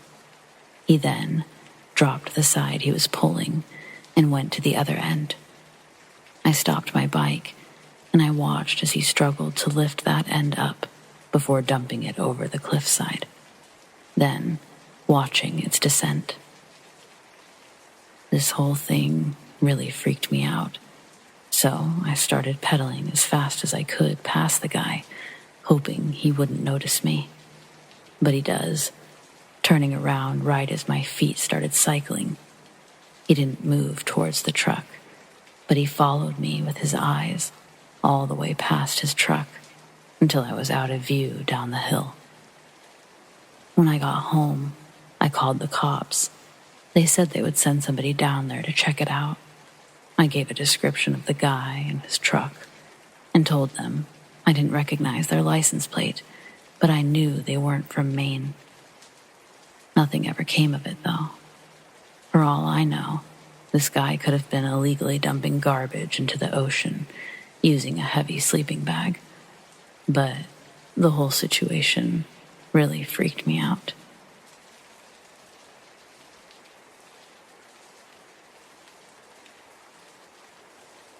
I'm a 23-year-old woman from Canada. I won't give away exactly where I live, of course, but I'll try and describe the kind of area I live in. To start off, I'm self-employed and have to travel often to make a living. I've seen plenty of odd things, but this one still puts me on edge. When I was 21, I was traveling with my mom back home for an event called a powwow, where I sell crafted items that I make. If you're Aboriginal like me, then you know what I'm talking about. If not, then I highly recommend you look into them. To get home from the powwow, we have to go over a high mountain highway. This means that there's not very many towns, gas stations, or other forms of civilization, not until you reach the other side. We were close to the top of the mountain.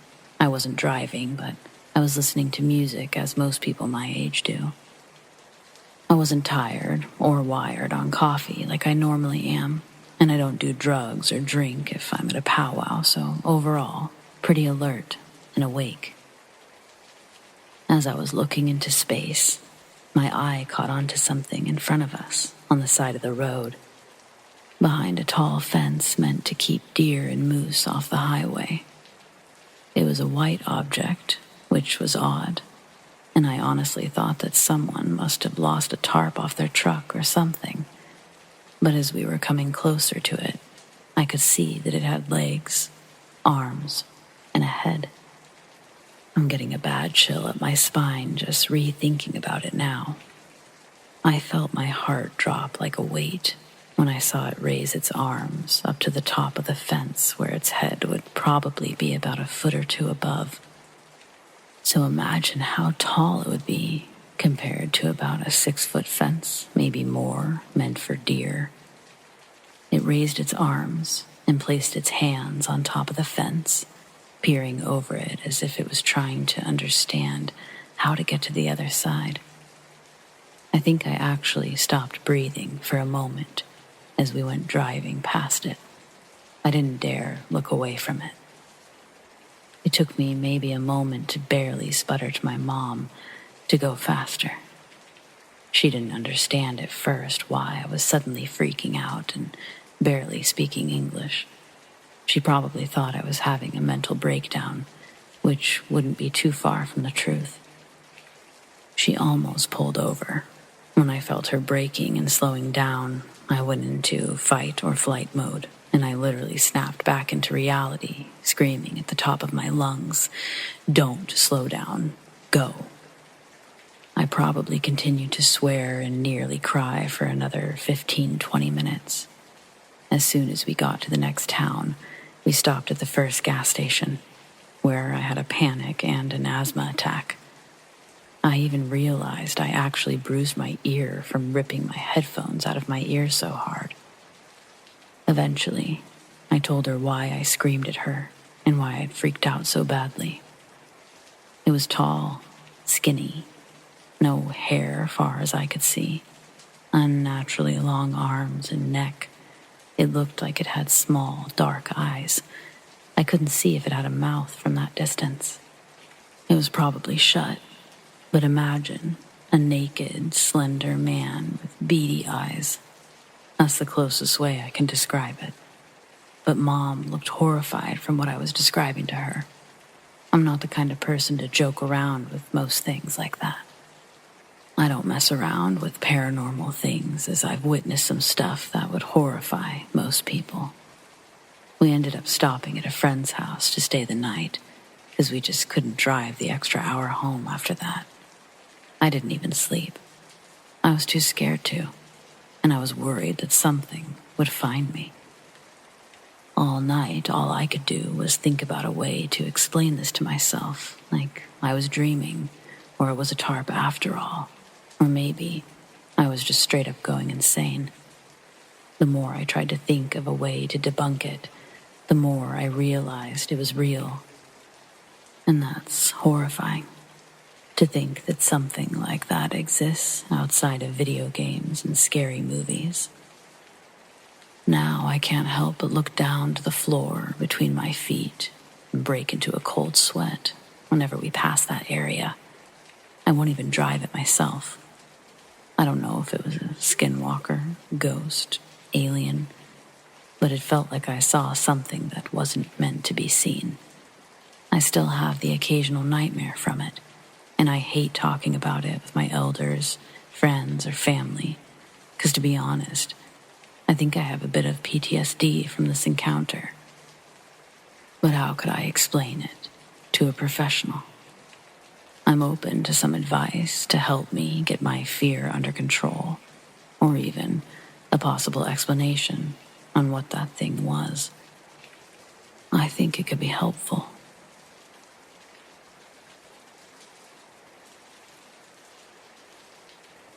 I was homeless in Long Beach, California in 1980 at 16 years old, because my mom was in federal prison and my dad lived in Texas.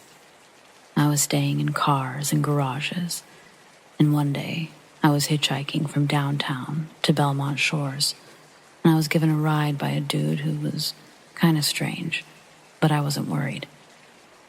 I was already a hard drug user, and I'd been arrested for 25 pounds of marijuana in Huntington Beach, but that's another story.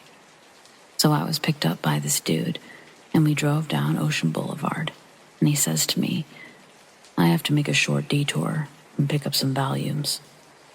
I said okay. We turned onto Colorado Street and drove a few blocks up that street. He parked in front of a small apartment complex building, and he said, I'll be right back.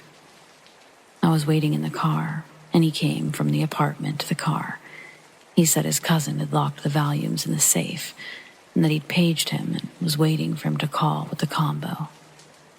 He asked if I wanted to come up and smoke a joint. I was like, okay, because I was a pothead. I followed him upstairs and entered the apartment. I sat down on the couch and immediately scanned the room for weapons because he was kind of strange. Long Beach is full of kind of strange people. I saw a pair of scissors and some other stuff scattered around the apartment. It was fairly clean and well kept. As I'm looking around, he reaches under the couch for what I thought was a weed tray. He says, hey, you ever seen one of these? And as I look at what's in his hand, it's a pair of flex cuffs. And he says, try 'em on, and attacks me. He grabs my wrists and pulls out a can of mace, spraying me in the face. He's able to get a zip tie around my wrists, but I pulled one hand out as he tightened it. I jumped up, and as we were fighting, I got to the scissors. I grabbed the scissors, and he got me in a bear hug from behind. I stabbed him in the face as he was trying to pin my arms. I'm fighting for my life, and I stabbed as hard as I could. His grip moved and pinned my arms, and he began choking me from behind. I was not able to breathe. I thought I was going to die. So I went limp, and I acted like I was done. He dropped me to the floor and dragged me to the bathroom by my arm. He opened the bathroom door and turned on the sink water and said, "Wash your face." And he left me standing there. I immediately jumped into the rim of the bathtub. And he stuck his arm in the door, holding a towel. I was going to jump out of the second-story window. When I saw his arm sticking through the door, I body blocked the door, and he fell back. I jumped over him, and I ran out the front door. I got to the front door, and to my horror, I saw that it was a key lock on the inside. I grabbed the doorknob and I turned it, and it opened. I ran outside and began beating on every upstairs door of the apartment complex. It was like 12 units, so I ran and I yelled, "Police, police, call the police." I ran downstairs, and there were two guys tossing a football in the street. They must have tripped out because I was freaking out, and I had a zip tie around my wrist. They asked me what was going on. I told them what happened. I was explaining what happened, and they cut the zip tie off, and the weirdo tried to come out and leave. The guys helping me told the dude cops are on the way and that he isn't going anywhere. I heard the sirens, and 3 police cars came with lights and sirens blazing. The police asked me what happened, and I explained what happened. They went up to his apartment, came down, told me I had to go up to the apartment. I didn't want to go back in there.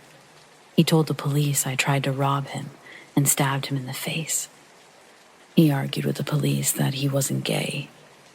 But as the police looked around, they found stuff that would show otherwise. Not to mention, they now had the zip tie that was cut off my wrist. They took me outside and explained because I was a juvenile, my parents would have to come to the station to press charges. They told me that if they arrested him, I would be coming also. I said I refused to press charges because I didn't want my parents involved. They left, and I went on my merry way. My mom got out of the feds, and I moved to Texas for 5 years. I came back. My mom and sister had bought a house almost directly across the street from the 12-plex. My sister said she wanted to introduce me to her new husband, and I almost had a heart attack. It was the dude tossing the football that day, and he said, "Where do I know you from?" I was like, "You remember the kid with the zip tie on his wrist?" He was like, "No fucking way."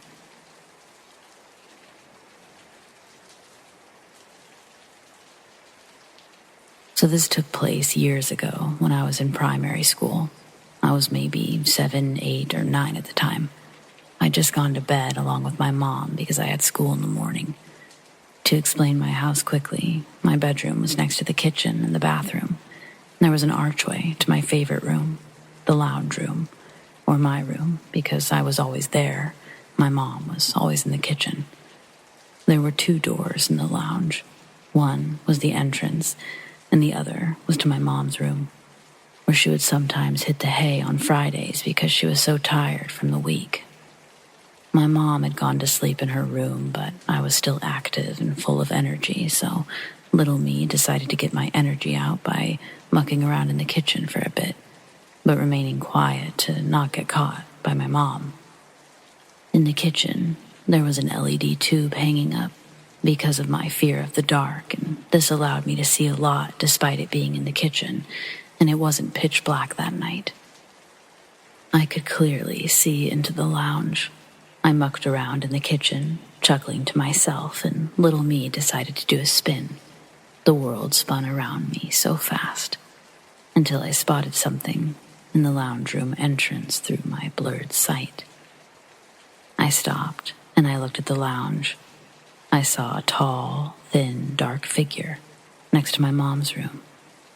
I thought it was my mom, and I felt like I'd been caught, and she was going to tell me to go to bed, but it just stood there. I whispered, "Mom?" It stood there for a couple of seconds and then entered my mom's room, slowly. Curious little me followed suit when it was fully in my mom's room, and here's where things got a little freaky for me. My mom was in her bed, snoring. And I knew at that age, if Mom was snoring, she was fast asleep. In my mind, I went, if Mom's fast asleep, who was in the lounge and entered her room? I then decided to go back to bed, and I fell asleep with that figure on my mind. I never told my mom about this until I was in high school, and all she said was, weird. Although it's rare, when I spin around fast, I see something black retreat behind a wall when no one was even there. And this only started happening when I saw that figure. Was it my mind playing tricks on me? It didn't seem like the case at all. Sometimes I think I saw the shadow of an entity or a deceased person that entered my home for who knows what. Or it could have been something else, like the devil, as 12-year-old me thought.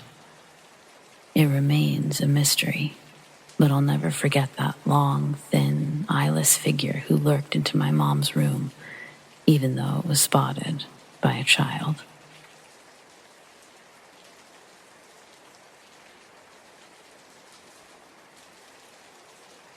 When I was younger, we had this family friend named Joe. We called him Debinock. He was awesome, like one of those uncles who would spoil the shit out of you. He became sick one day and passed away when I was in school. I was in maybe 5th or 6th grade, so I didn't really know what was going on at the time. He was a diabetic, like my dad, but Joe's was worse. One of the last times I'd seen him was at my parents' place. I just got home from school. He was pale and seemed drowsy, silent. My dad told me he was sick and that he had something for me. It was a $5 bill.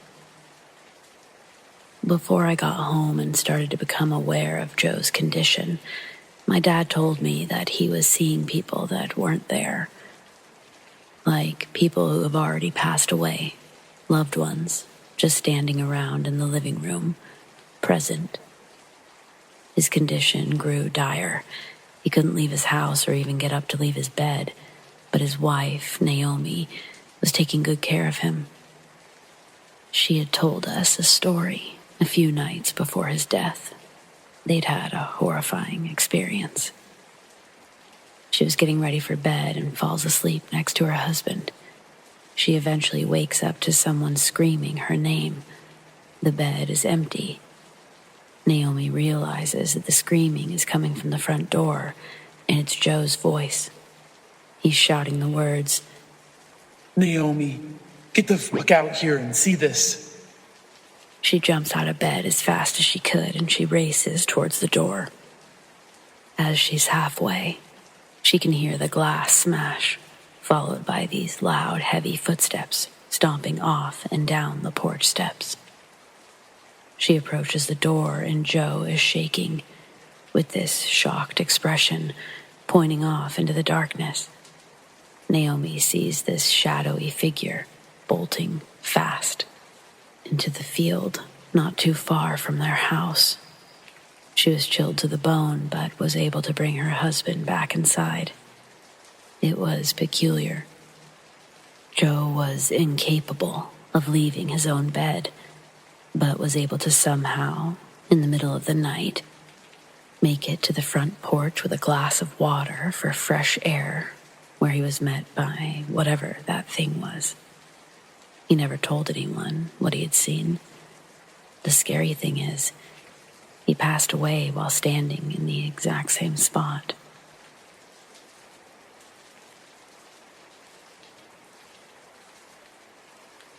Aside from the lights shutting off on their own, or the faint sense of being watched, there was one undeniable moment when I realized my basement is truly haunted. I was only supposed to be down there for a minute. I was storing away some boxes, didn't bother turning on the light. After setting everything down, I started back towards the stairs. But for some reason, I stopped to wonder how long I could calmly sit in the dark.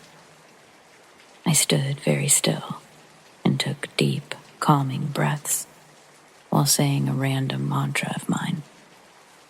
Fear is just a mechanism, an evolutionary trait that helped us survive when sleeping in dark caves.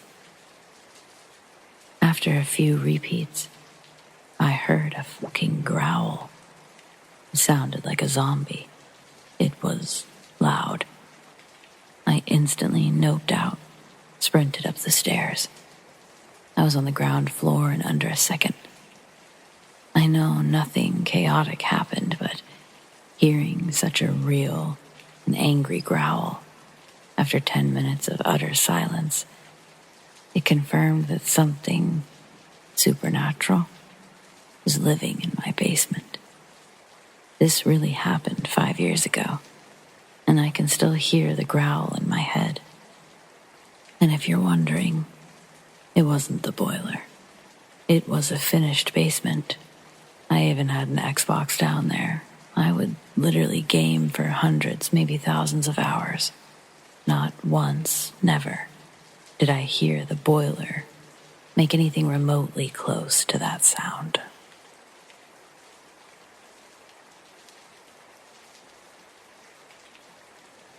Recently, my husband's grandfather passed away.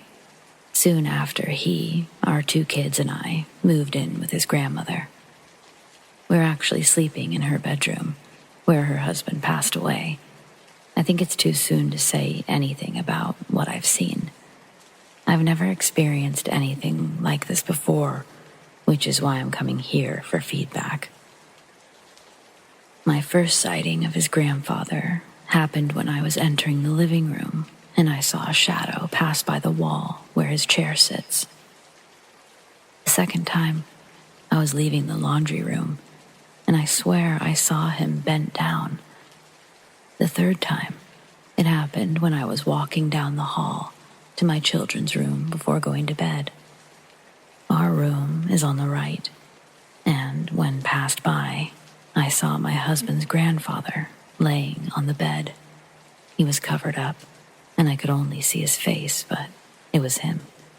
It still seems so surreal. I'm getting goosebumps as I write this. I do believe in God, and I'm a Christian, but I've never experienced anything like this.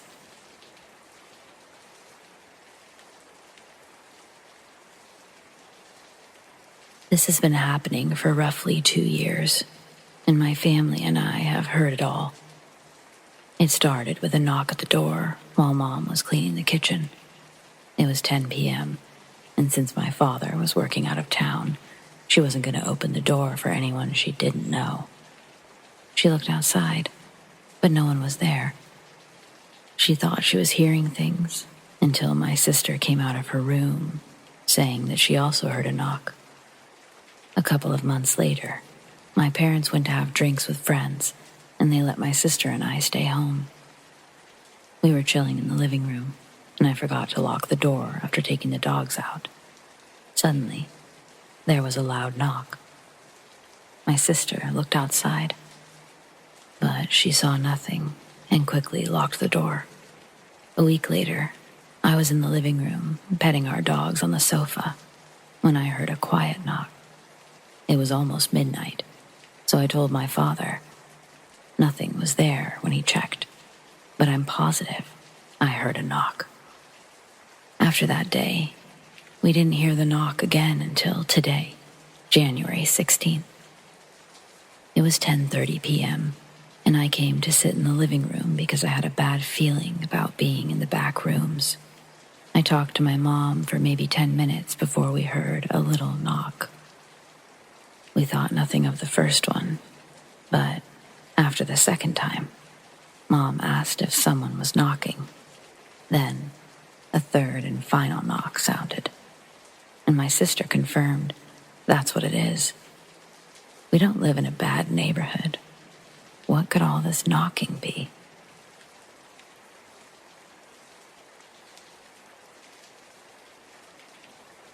I need help figuring out what I saw today.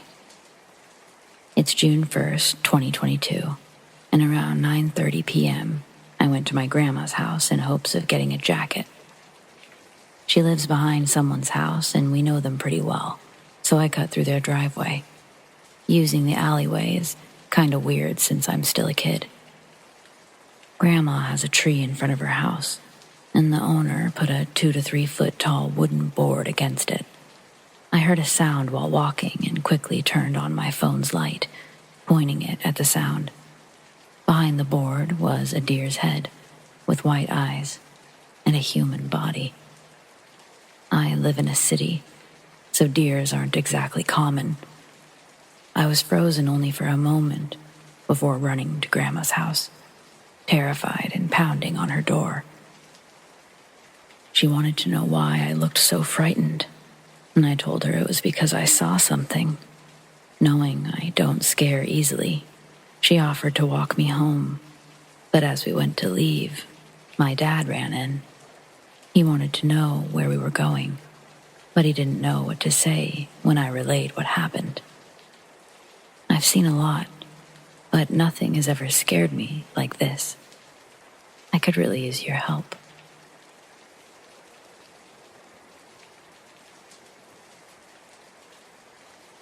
I live in Alaska, and we have a legend of creatures called the Kushtaka. They're half otter, half man things that can mimic voices and lure people to their doom, similar to Will-o'-the-Wisp.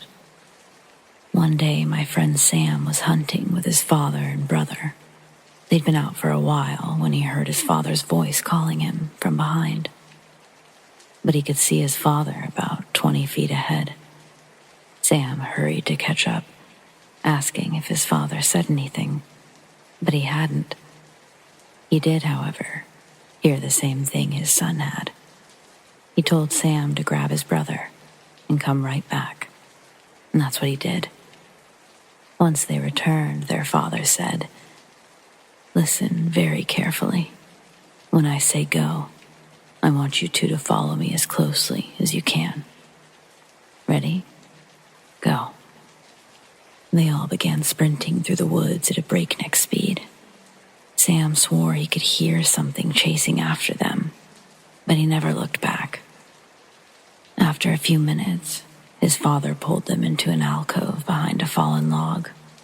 They waited there in complete silence as they saw something furry and wet run by their hiding spot, and it smelled like rotten fish. Once enough time passed without hearing anything, they left the hiding spot, and they saw something. They saw some odd-looking footprints, more animal than human, and Sam found a bit of hair stuck in the nearby branch. He showed me the fur, and it was extremely gross. It was green and slimy, and it only looked like hair until I touched it. Then it was obviously fur. Plus, Sam had never lied to me before. I have no doubt that he saw a Kushtaka.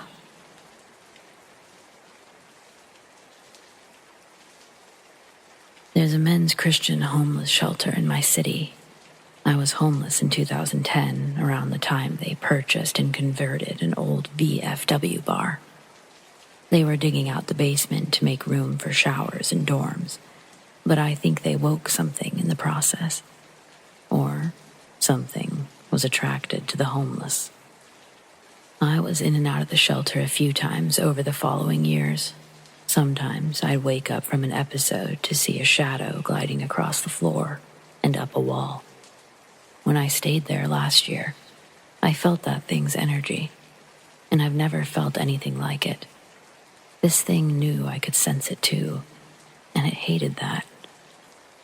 One night, I was laying on my mat, and off to the left, I saw a head peeking around the doorway, when it suddenly flew at me before disappearing. I didn't know what to think. It all happened within a few seconds. I eventually fell asleep, and I had a sleep paralysis episode, but I managed to break free of it. I sat up to see an entity standing at the other end of the room. It wasn't a shadow. It was a very tall, gaunt, feminine entity. It had a weird-shaped head with horns and a crown of obscenities stitched together by razor wire. Its eyes were hollow and black, while its mouth was small with sharp teeth. More razor wire was wrapped around its body, and several strands were wrapped around the homeless men. It looked at me, screamed, and vanished. I've never seen anything like it, and it's still there, growing stronger by feeding on the weak. Is it a succubus or something else? This thing definitely had feminine features. I wish I could draw it.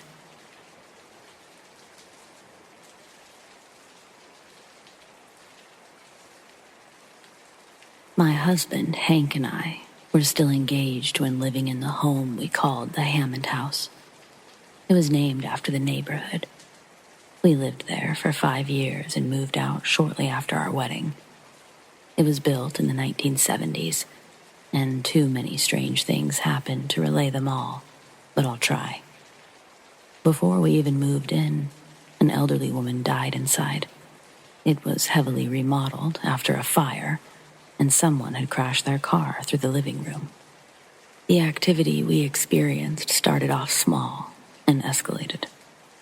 The first night, we unpacked everything and got the house ready to be lived in. I was having trouble falling asleep when I felt an overwhelming urge to look down, and I saw a fat cockroach crawl beneath our bed. We hadn't even eaten in there yet. I know it's not supernatural, but it definitely felt like a bad omen.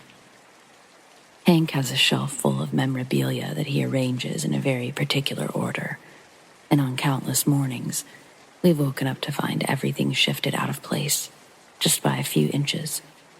Sometimes the items would be turned diagonally, but remain in their proper positions. In his signed football souvenirs, they'd be face down and turned in the completely opposite direction. We discussed possible explanations, tested theories like maybe our speakers are vibrating hard enough to move things, but none of the explanations panned out. This is when we jokingly began referring to these events as goblin activity. Several people lived with us during our time spent in the Hammond house, including my friends Charlotte and Laura, along with Hank's teenage niece and nephew, Abby and Andy. Everyone who stayed there reported hearing someone else's voice, even when that person wasn't home. Andy heard Laura and I laughing in my room while I was at work. Laura heard me loudly whispering to Hank while he slept, but again, I was at work. Charlotte heard Hank pacing our bedroom while having a heated argument, but he was actually at work. Abby heard me and Charlotte cooking in the kitchen when neither of us were home. And Hank, he heard our cat meowing while she was sleeping in his lap. Abby also had terrible night terrors while living with us, but she never had them before or since. She'd wake up in the middle of the night screaming and convinced someone was banging on her bedroom door. We let our husky, Cal, sleep with her on those nights. From the living room couch, I could see through the dining room window and into the bedroom window. I would get chills, look to my bedroom window, and see the curtains deliberately pulled back just a few inches, as if someone were sneaking a peek. There were no vents under the window, no airflow. There was no viable explanation for this. After the first time, I started keeping the door shut and leaving the overhead fan off, just to make sure I wasn't mistaken, but the curtain only moved when I was home alone. Ultimately, we bought a curtain for the dining room window to ease my wariness, but it didn't help my overall state of mind very much. This next one, it isn't supernatural, but it is pertinent to the story. Over the course of 1 year, all 3 of our dogs died in that house. 2 two-year-old husky siblings passed from a genetic kidney disorder that they shared. and Cal succumbed to cancer at age 12. I know it's irrational, but I blame that house for stealing my babies. The puppies died before Cal, and he became very attached to me afterwards. But he also developed an almost aggressive distrust for our hallway closet. He would constantly lay there, sniffing under the door or pacing like something was in there. We checked multiple times, but there was nothing. One day, he was guarding the closet when I was home alone and in the shower, which is next door to this closet.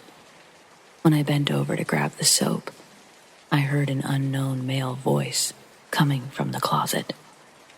I quickly got out of the shower, still dripping wet.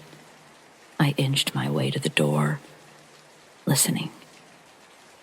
"Hello?" I finally whispered, but there was no response. I pressed my ear against the door, like the cliché that I am, and I heard a scratching sound. I screeched and ran to my bedroom with Cal, where we remained, barricaded and crying, until Hank came home. On another night, I was half asleep and waiting for Hank to come home when I woke to a sinking sensation of someone slipping onto his side of the bed. I flung my arm out to feel for him, but no one was there. I couldn't sleep until he got home. The last thing that happened before we moved is the event that shook me the most. I used to lay in my recliner, and my long hair would dangle over the back. My cat always saw this as a toy and tried to climb my hair like a curtain. So, when I felt my hair being tugged, I didn't think anything of it until I realized the cat was sleeping in my lap. The moment I realized that was happening, the grip on my hair was released. Once again, I screamed, cried, and hid in my room until Hank came home. There's so many smaller things that aren't even worth mentioning. Little items went missing and reappearing in strange places. It was always something we needed, like a tool or a key. We moved shortly after the hair-pulling incident, and we haven't had any goblin activity since. I'm not looking for advice. I just needed a place to get this off my chest.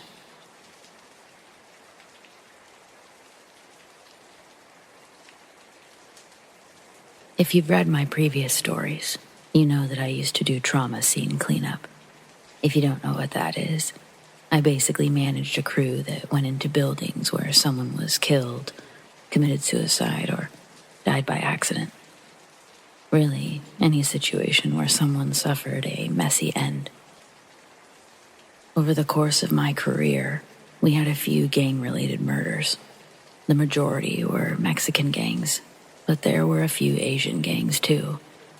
Most deaths were the result of home invasions, but some were specifically meant to harm the families of those involved. They were sending a message. Surprisingly, not all of them were that messy, but the walls were usually riddled with bullet holes. We would remove the drywall to sanitize everything, so the family only saw clean-cut drywall, not 60 bullet holes. Blood was most often localized to where the deceased fell. In those cases, we would just cut out the carpet, or if it had a hard surface, we just cleaned and disinfected the area. If there were soft materials like bed or sofa, we'd dispose of those as well. As promised, the following is the worst gang hit scene I ever saw. It wasn't the number of people killed, it's what happened after the fact. In the early 90s, we responded to a call for homicide cleanup. It was a nice 2-story home in a Los Angeles suburb. We got called to bad areas just as often as nice ones. Terrible things can happen no matter where you live, but they may happen more often if you involve yourself with the wrong activities. We don't know the full extent of who the murder victim was, but we knew it was related to the Mexican cartel. The scene wasn't reported because someone heard gunshots. No, a neighbor saw water flowing from the house and down the driveway. They must have called the fire department after not being able to find the resident. Apparently, the guy was taking a shower upstairs when the gunmen entered the house and found him. The intruder sprayed the shower with bullets. He must have had a silencer for none of the neighbors to hear it. As the deceased fell, his body covered the drain, causing the shower to fill up with bloody water. It then overflowed to the downstairs rooms and out the garage door, before ultimately making its way down the driveway. For this to happen, he must have been shot at least 2 days prior. Not only was everything wet inside, it had soaked in bloody water. Since there was so much water, most of it was diluted, but there were areas where the blood clearly stained material, mostly upstairs near the bathroom. The smell, as everything started to dry, was nasty. Sometimes when I'm at a meat counter and they're spraying down the butcher area, it reminds me of being in that house. Looking inside the shower, I saw the bullet holes were at mid-height level and more ran down onto the floor. The hitman must have kept shooting him after he fell. Probably wanted to make sure he was dead. While we were working inside, the police took some stuff, but most of the personal items were still there. We saw that he had a family. There were pictures of them and kids' clothing, so he didn't live alone, but he was the only one killed. We were never told what happened to the rest of the family, but I assume the killer waited for him to be alone.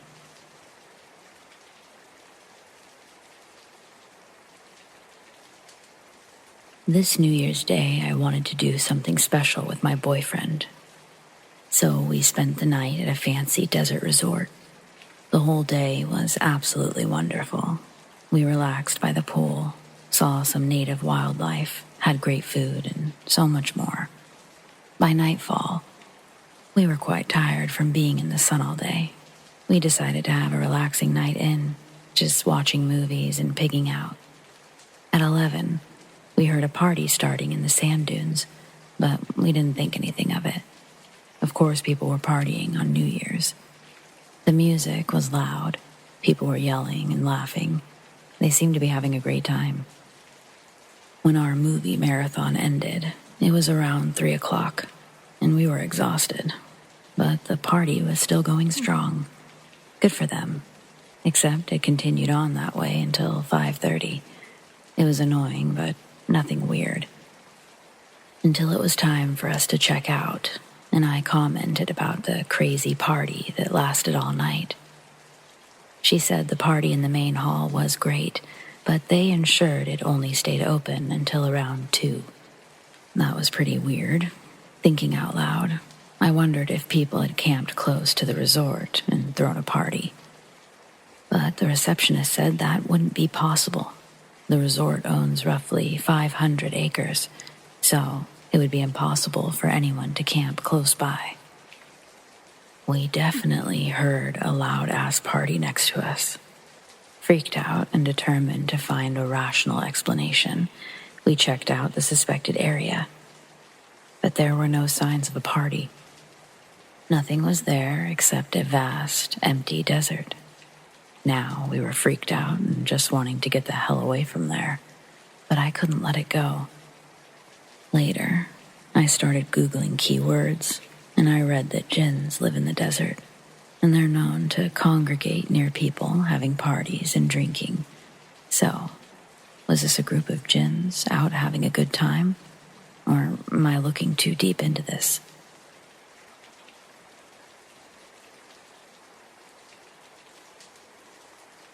I get sleep paralysis on rare occasions, and I think they happen when I encounter a spirit. Sometimes I can astral project during sleep paralysis. I've done it a few times now. The first instance was during an episode I had on the couch.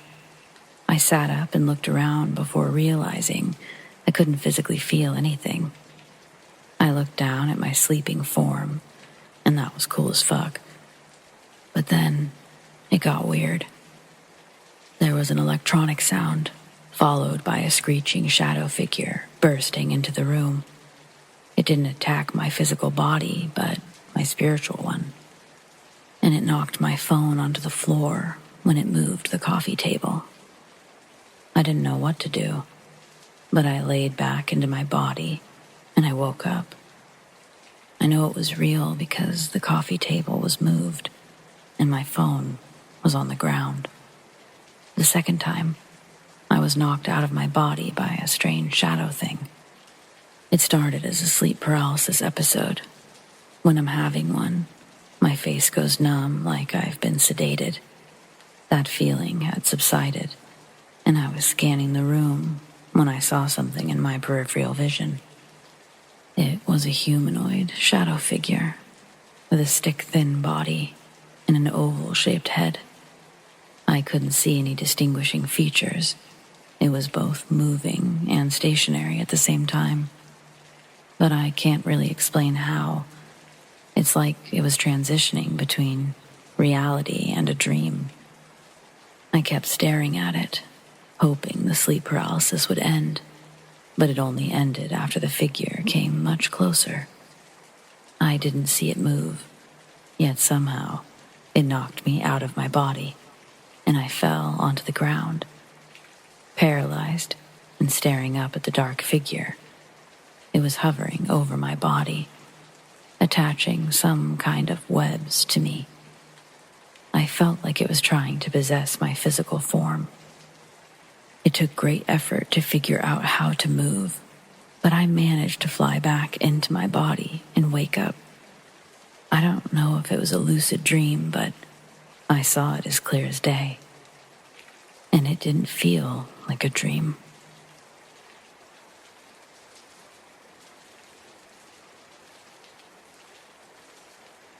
This happened when I was 5, and I'm in my 30s now. It's been a long time, but I can remember it like yesterday. That's how much it terrified me. I woke to being pulled from bed, and a weird greenish white light illuminating my room, while a robotic yet angelic voice filled my head, saying they came to take me away. I was confused, and I tried to look back, but they kept pushing me forward. Then, like it never happened, I was suddenly back in bed, facing the wall. I stayed that way, too terrified to roll over. I know it happened, but it was gone with the snap of a finger, like waking from a dream. I'm not sure if it's connected, but after playing outside, I noticed a weird tiny shard in my toe. It looked like a shard from a broken beer bottle, but I had no cuts. I removed it years later. It was soft and bendy. I've seen tons of UFOs where I grew up. I saw one zigzag across the sky very fast before disappearing. On another occasion, I watched a big, round object that resembled a Christmas tree bulb rotate in the sky. It turned in different directions and shot off in the blink of an eye. I've also experienced some weird time lapses. One night during summer vacation, I was watching TV when I turned to look out the window and back again. It happened in a split second. Only a different program was on the TV, and suddenly it was daylight. A year later, I had another weird experience like the first one. I was paralyzed, and that weird green light was back, along with the robotic yet angelic voice in my head. Then I woke up. I'm not sure if Andy is what it said, but that's what it sounded like. I don't expect anyone to believe this, but I wanted to share it anyway.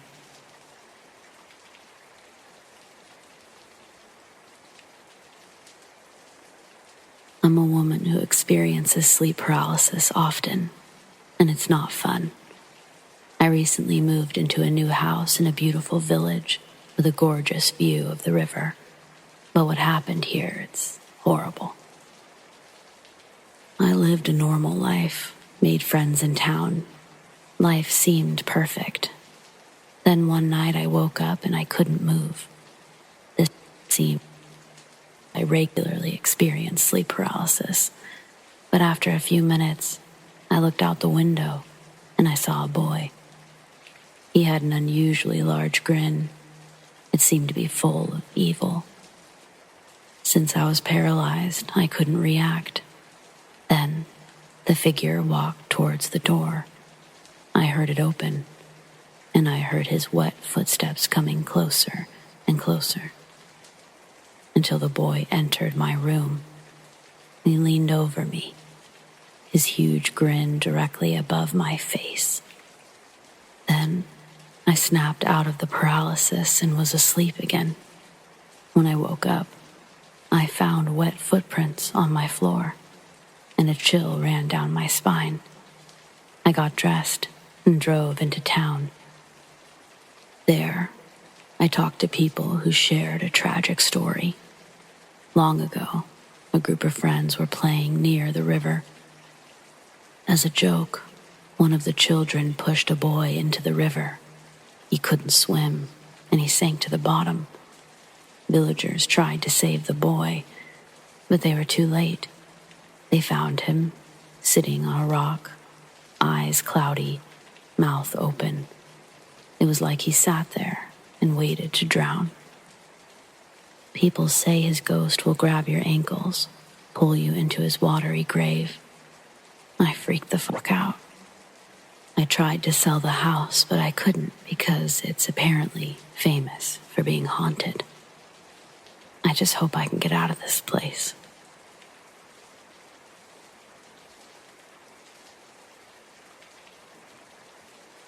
I was 8 or 9 when this happened. Every night around 2 a.m., I used to hear a hammering sound coming from the first floor of our 3-story house. The hammering sound always came from the first floor.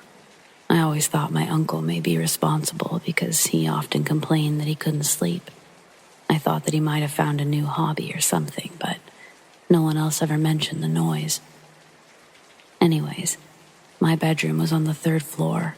It had a balcony with a wooden door. One night, my father was out of town and the rest of my family was asleep. So I decided to stay up all night and watch TV, but I fell asleep. I woke up to a loud banging sound coming from the balcony door. I immediately got up and asked in a brave voice, "Who's out there?" But the banging only got louder. I screamed. My mom rushed up to ask what was happening. I was crying, so she hugged me and asked again. As I was trying to tell her, the banging started again, and it was so brutal that I thought the door might break. Mom called Dad and his cop friend. When the officer came, he checked the balcony, but nothing was there. He even asked us to check in with him so that we wouldn't be afraid of our own house. Nothing like that ever happened again, and the hammering sound stopped as well.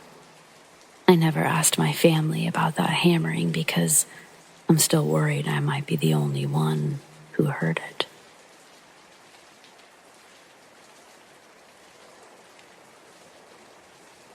A little background for context. This past Thanksgiving was hard for my family. It was the first Thanksgiving without my biological grandmother. I called her Nana. Her life partner is my other grandmother, who I call Nain. So, just wanted to get that out of the way. On Thanksgiving night, me, Nain, and my half-brother were sitting in the living room, reminiscing on past Thanksgiving we'd spent with Nana, when we heard something fall in the master bedroom. Nain had closed the door to keep the dogs out of there, so no one or nothing was in there. We brushed it off and decided to put a movie on, and we were watching it when we heard voices coming from that room. We paused the movie to listen, but we couldn't quite make out what they were saying. We assumed it was just the neighbors and were about to continue the movie when we heard a voice call out for Nain in my Nana's voice. Only it wasn't her. We all knew it. Again, she called out this time for me. This time the tone in her voice was urgent, like she was hurting. "Help me," we heard her cry. My older brother, who's never really encountered nor cared for the supernatural, was shaking as he tried to get up when Nain shouted. Something she's never done. "Don't open that door." Again, we heard my Nana crying while pounding on the door. When at 11:52 p.m., it was quiet. That was the time she died. Till this day, we haven't spoken of what happened. Nain had me sage the entire house the next day.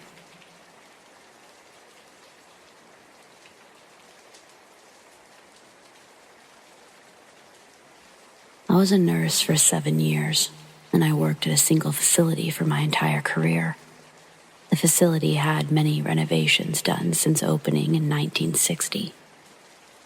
By 2011, when I started there, only half of the facility was still the original building. The rest had been added over the years.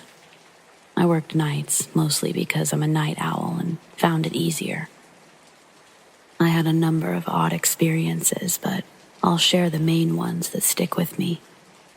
Firstly, I've had experiences with the supernatural since age 3, so I believe in the supernatural but wasn't obsessed.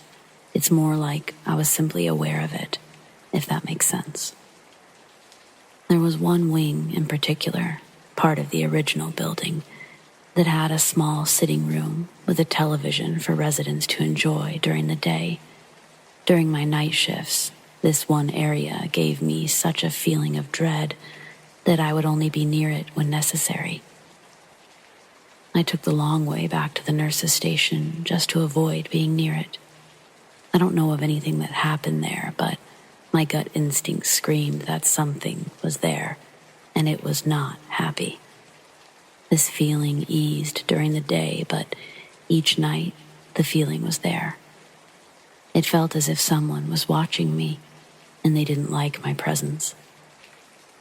I spoke to a few other nurses about this, and they all claimed to experience the same feelings.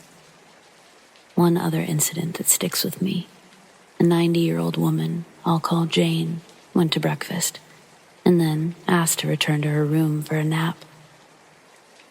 She was a very healthy woman, but she said she wasn't feeling well. When the nurse did her next rounds, 20 minutes later, she found that the resident had passed away in her sleep. It was an aortic aneurysm, so she didn't suffer. Unfortunately, death is rarely quick in aged care. It's usually a slow process of days or weeks. Jane was a very sweet Polish lady. She outlived her children, and her husband had passed away many years ago, so she never had visitors. At exactly 9:30 p.m., I would check on her, bring her tea before saying goodnight. As you can probably guess, not everything goes to schedule in healthcare, and it's not always possible to stick to a strict routine. But if I was even 5 minutes late, she would ring her call bell, ask for her tea, and apologize profusely for ringing her bell. Every time I answered with, "Whenever you need help, press the button. It's no trouble. I love to help." Then she would say her usual, "Good night, sweet girl," and I'd get on with my shift. The funeral home was late picking her up. I helped the undertaker that afternoon when I started my shift. All the rooms had call bells next to the toilet, next to the bed, and the residents wore one on a necklace or bracelet too. When a resident passes, the room bells are disconnected the same day, and the personal bell is put with the nurse's station, ready for the next person to move in.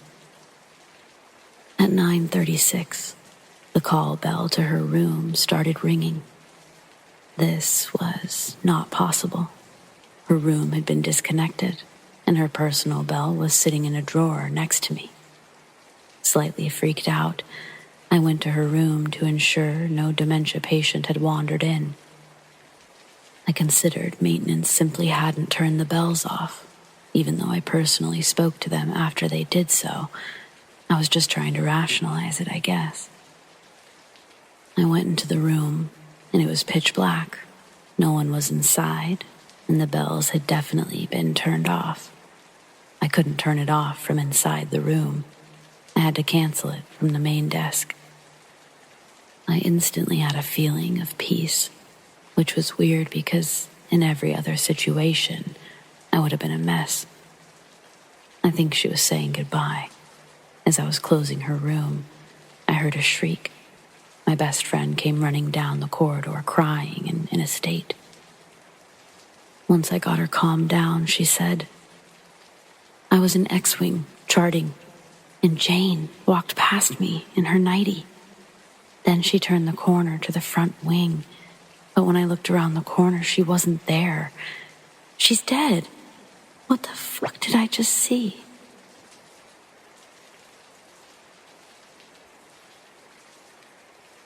For starters, when this took place, I was smaller, not very strong, but I was a good runner. I always went to my friend's house at 6:45, returned between 8 and 9, but during the fall and winter months, it was much darker. This story takes place during the fall, so the roads were clear enough to ride my electric scooter home. It's faster than a 5 to 10 minute walk with headphones. It was roughly 8:45 when I started rolling my way home, and many of the walkways were pitch black. The only thing that kept me from falling was my familiarity of where the ditches were.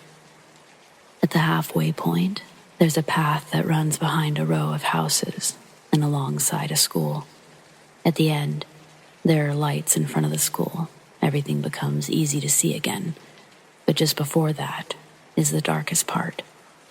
There's a massive ditch to the left, and with the exception of a few trees and bushes concealing its edge, it's completely hollow. There's also a smaller ditch to the right. In other words, it's the perfect place to hide from anyone without a bright light. I had just made it onto the street when I started hearing an echo of footsteps. Sounded like a second pair of feet. I rationalized it to be me slapping my foot on the concrete too hard when I pushed it off, but the steps didn't match.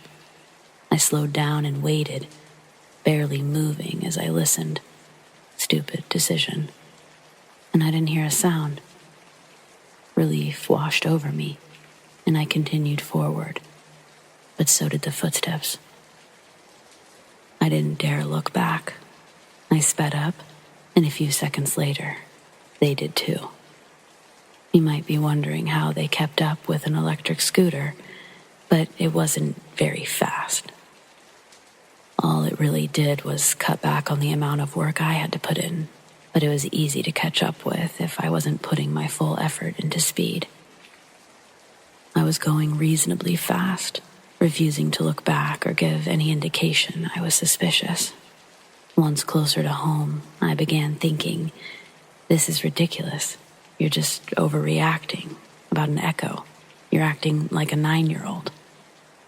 Feeling a bit better, that's when I turned onto my street, and the most ear-splitting whistle sound came from behind me and to my right. I turned to look for only a second, but I didn't want to die, so I booked it. Without making a sound, I took off, almost destroying my shoes in the process of making it home. And I heard nothing except my own feet hitting the ground. Luckily, the garage was wide open. I rushed inside, closed it, and looked out to see if anyone was there. I never saw the person. I was scared to death for the rest of the week. Whenever I went to my friend's house, I never took that route again. Some people say it was my imagination, but even if it were, where the hell did the whistle come from?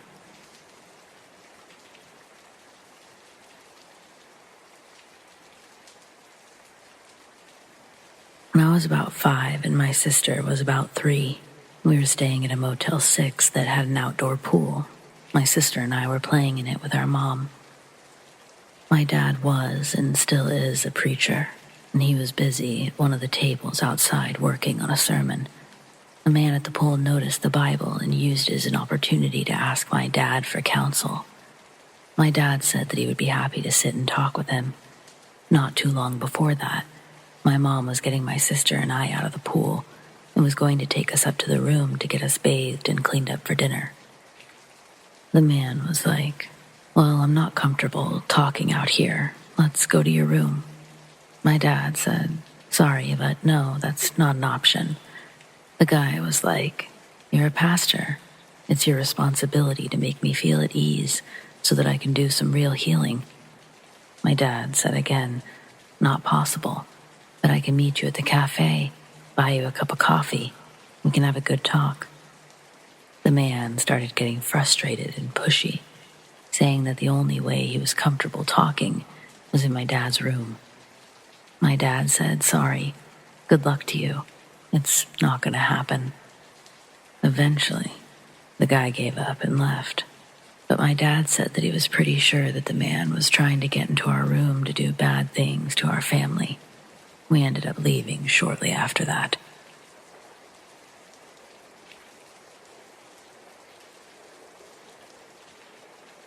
The night that changed everything for me began like any other night. I was visiting my grandparents and sleeping in my grandmother's bed, as I always did. However, something strange and frightening happened that I couldn't explain. I woke up in the middle of the night, feeling a strange tickling sensation on the back of my neck. I tried to swat away whatever was bothering me, but the feeling persisted. That's when I turned around and saw it. A pale, human hand with long, sharp black nails. It was attached to a figure wearing a monk's robe, and everything beyond the hand was just an unnatural blackness. As I watched, the hand reached out and touched me, and a voice whispered in a calm but dark tone, "Follow me. Where we will go, it is beautiful."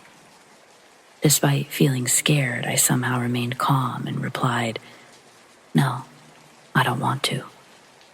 But the figure was persistent, responded with a more forceful voice, "Believe me, you want to come with me."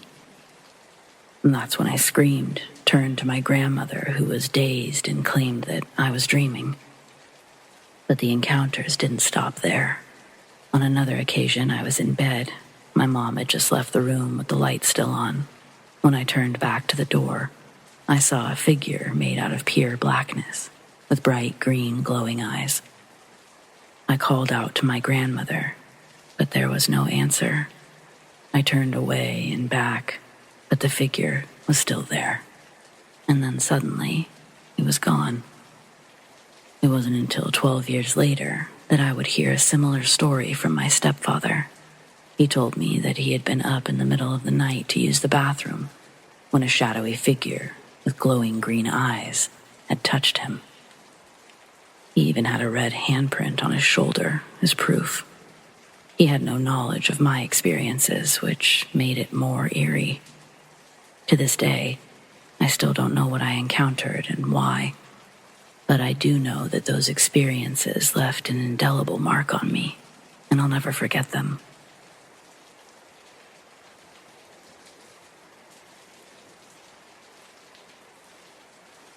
Just got back from visiting Gettysburg in Pennsylvania. Stayed at the Best Western next to Cemetery Ridge. My room actually looked out onto the ridge. On the first night, I woke up at 5 a.m., looked out the window at the hill. It was a clear night without a moon, so the hill was completely dark. All I could see was the outline of the ridge. I stared at the ridge tree line for about 2 minutes, not knowing what I was looking for and just thinking about the battle there. For some reason, I started thinking about, what if I saw a ghost or an orb? And at that very moment, a bright, round, white ball of light came on in the tree line at the ridge of the hill. It didn't look like a flashlight, since it didn't have a beam or variate in any way that it moved. It was about the size of a softball, I imagine, since I was about 150 yards away. It started moving right to left along the tree line, and then sped off across the hill towards the Angel, if you know that location on Cemetery Ridge.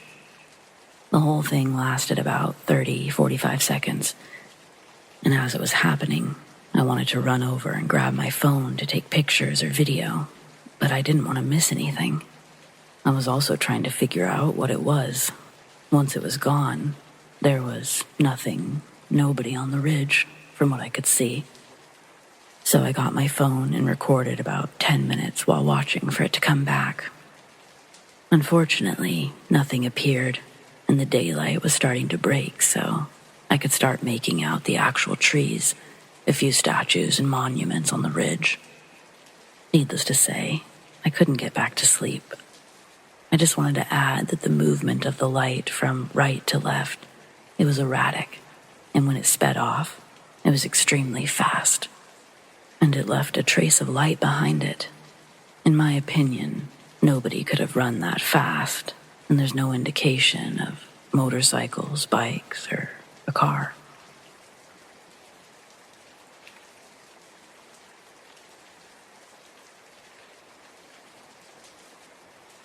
Eight years ago, I was a field technician for one of America's largest cellular carriers. Part of my job was being on call after hours for 1 week a month. And this year, that included a call on Halloween night. As is often the case, it happened just as I was getting ready for bed at midnight. I told my wife that the only place I wouldn't want to go was a particular old church, built in the 1820s. It was an old, wooden, colonial New England church that had at least one grave inside the chapel which belonged to the original minister. Our cellular equipment was located in a small room inside the steeple, just below the bell, and it was locked with a combination that only our employees knew. Obviously, that's where I had to go. There was a radio down, and they wanted me there fast.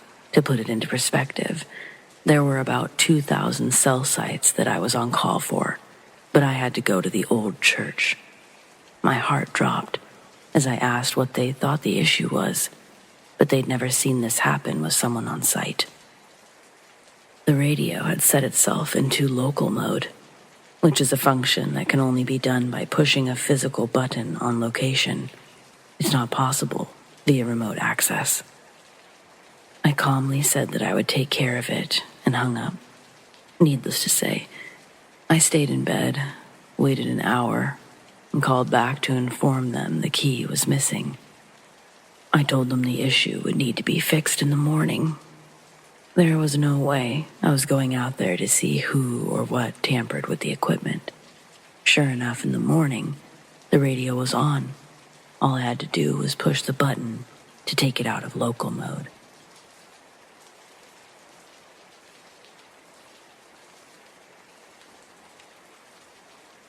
I've owned my house for about 18 years, and I've recently experienced some things that I can't explain. I'm not a person who necessarily believes in ghosts, so I'm not jumping to any conclusions or trying to sell the house just yet. 6 months ago, my wife and I were having issues with our 10-year-old daughter not sleeping in her bed.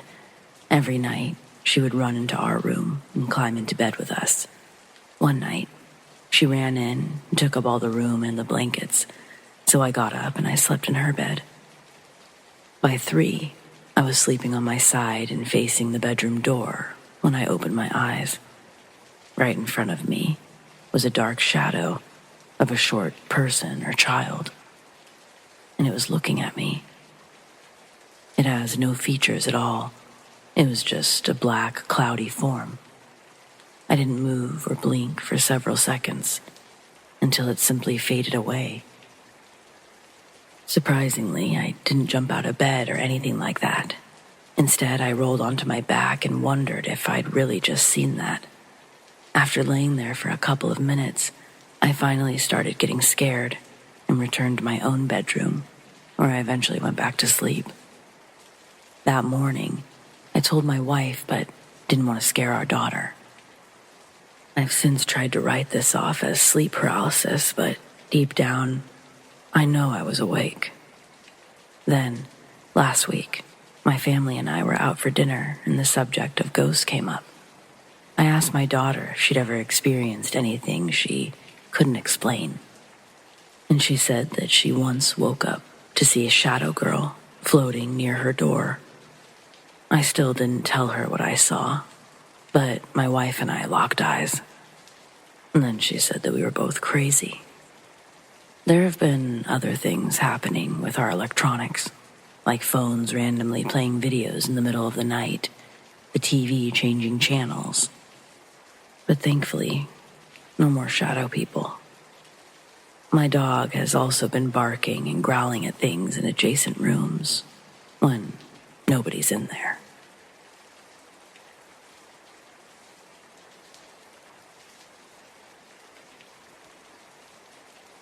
I can't explain what I experienced outside of Penn Station in New York City. 2 years ago, my wife and 2 daughters took the PATH train from New Jersey to Manhattan. After exiting the station, we stood on the sidewalk as I tried to hail a cab. It was a bright, sunny day without a cloud in the sky. I stepped off the curb with my family standing behind me, and I had my right hand extended to get the cab's attention when I saw a tall, black shadow out of the corner of my eye. It looked like a man with a large brimmed hat and a long coat. It looked like he was standing extremely close behind my family. So close that it bothered me.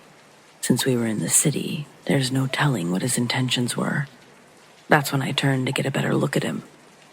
But, and only for a split second, I saw a faceless black shadow and scared the hell out of me. It happened so fast I did a double take, but it was already gone. I made a surprised remark, and my family watched with concerned expressions as I looked around for anyone that I could have mistaken for what I saw. I looked at the reflections in the building windows, just to make sure it wasn't a shadow from across the street, but I didn't see anything before we drove away in the cab. I was freaked out and worried about my vision. I thought it might have been caused by a blind spot. I even considered a hallucination, worried that it wouldn't go away. Ultimately, I decided not to tell my wife, and I waited to see if it would happen again. Thankfully, it didn't. I eventually did tell my wife. She thought that it was interesting, but she didn't pay much attention to it. A few weeks after we got home, I Googled Hat Man, not even knowing it was a thing. I was shocked to see others reporting so many similar experiences. That was over 2 years ago, and thankfully, I still haven't seen anything else like that.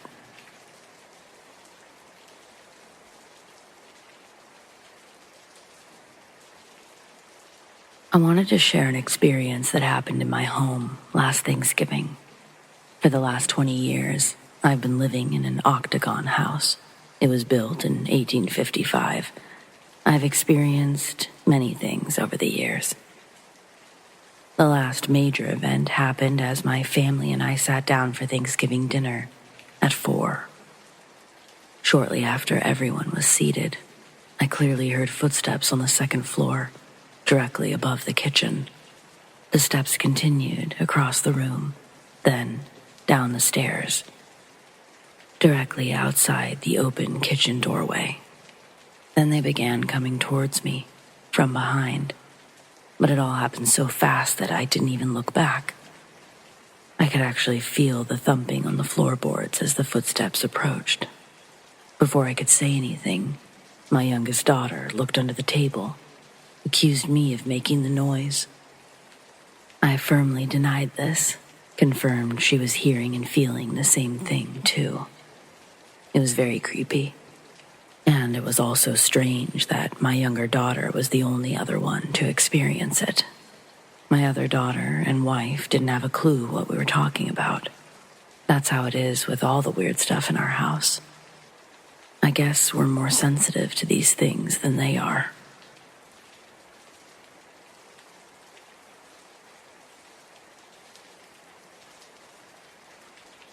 Yet another creepy occurrence in my octagon home, built circa 1855.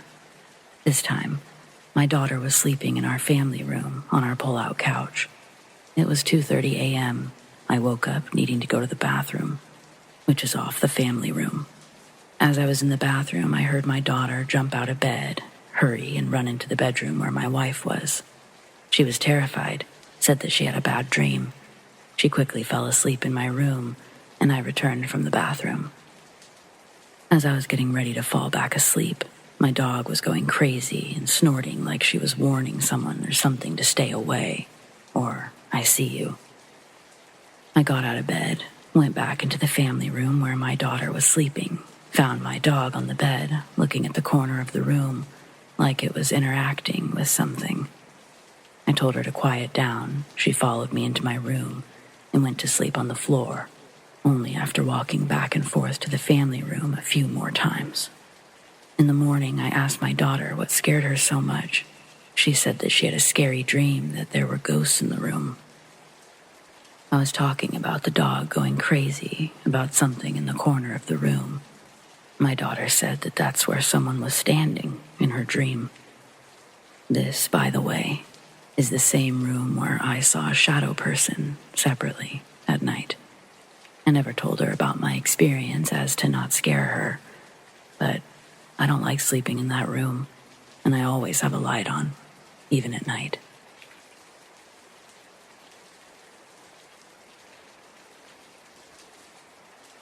I've had 2 dreams in my life that weren't regular dreams. This was about 20 years ago while visiting the Gettysburg battlefield. My girlfriend and I were staying at a Holiday Inn adjacent to the battlefield. I had a very young soldier come to me in my dream. He said his name and age, which I can't remember, and that he had died on the hotel grounds. He was extremely sad that people didn't know he lost his life there. His sorrow was overwhelming. His emotions were so intense that I could physically feel them. It felt like he was giving me a message. He wanted me to know how much of his life he missed out on. When I woke up, I was completely drained, and it shocked me to my core. The second time happened the night after my mother died, 6 years ago. It was very similar to the first experience, but much more personal. My mother had died of cancer after a painful battle. We were very close. I took her to every chemotherapy appointment. I never saw my mother's face in the dream, but I felt her presence and connection. She just kept repeating, "I'm happy now.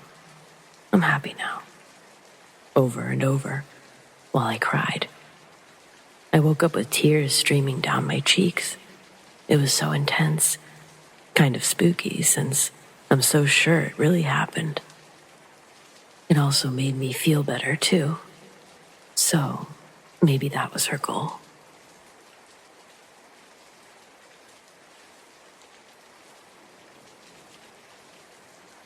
I talked to 2 friends about weird things that have happened to us, and after a while, they hesitantly relayed this story with the expectation I would call them crazy. They work in the social field, have no mental illness, are near their 30s, and are generally not into these kind of events, nor spiritual or esoteric type stuff. They never called themselves time travelers, but what do you call it? It happened in a small town in the middle of Germany last summer. They were eating Holzergrütze in the town center in the middle of the day. Suddenly, they had clothes on that would date them back to the mid-late 19th century. They were still in the same spot, but everything looked 19th century. With people riding horse-drawn carriage, women with big hats with decorations and petticoat-type dresses in washed-out pink tones. The street and marketplace were cobblestone.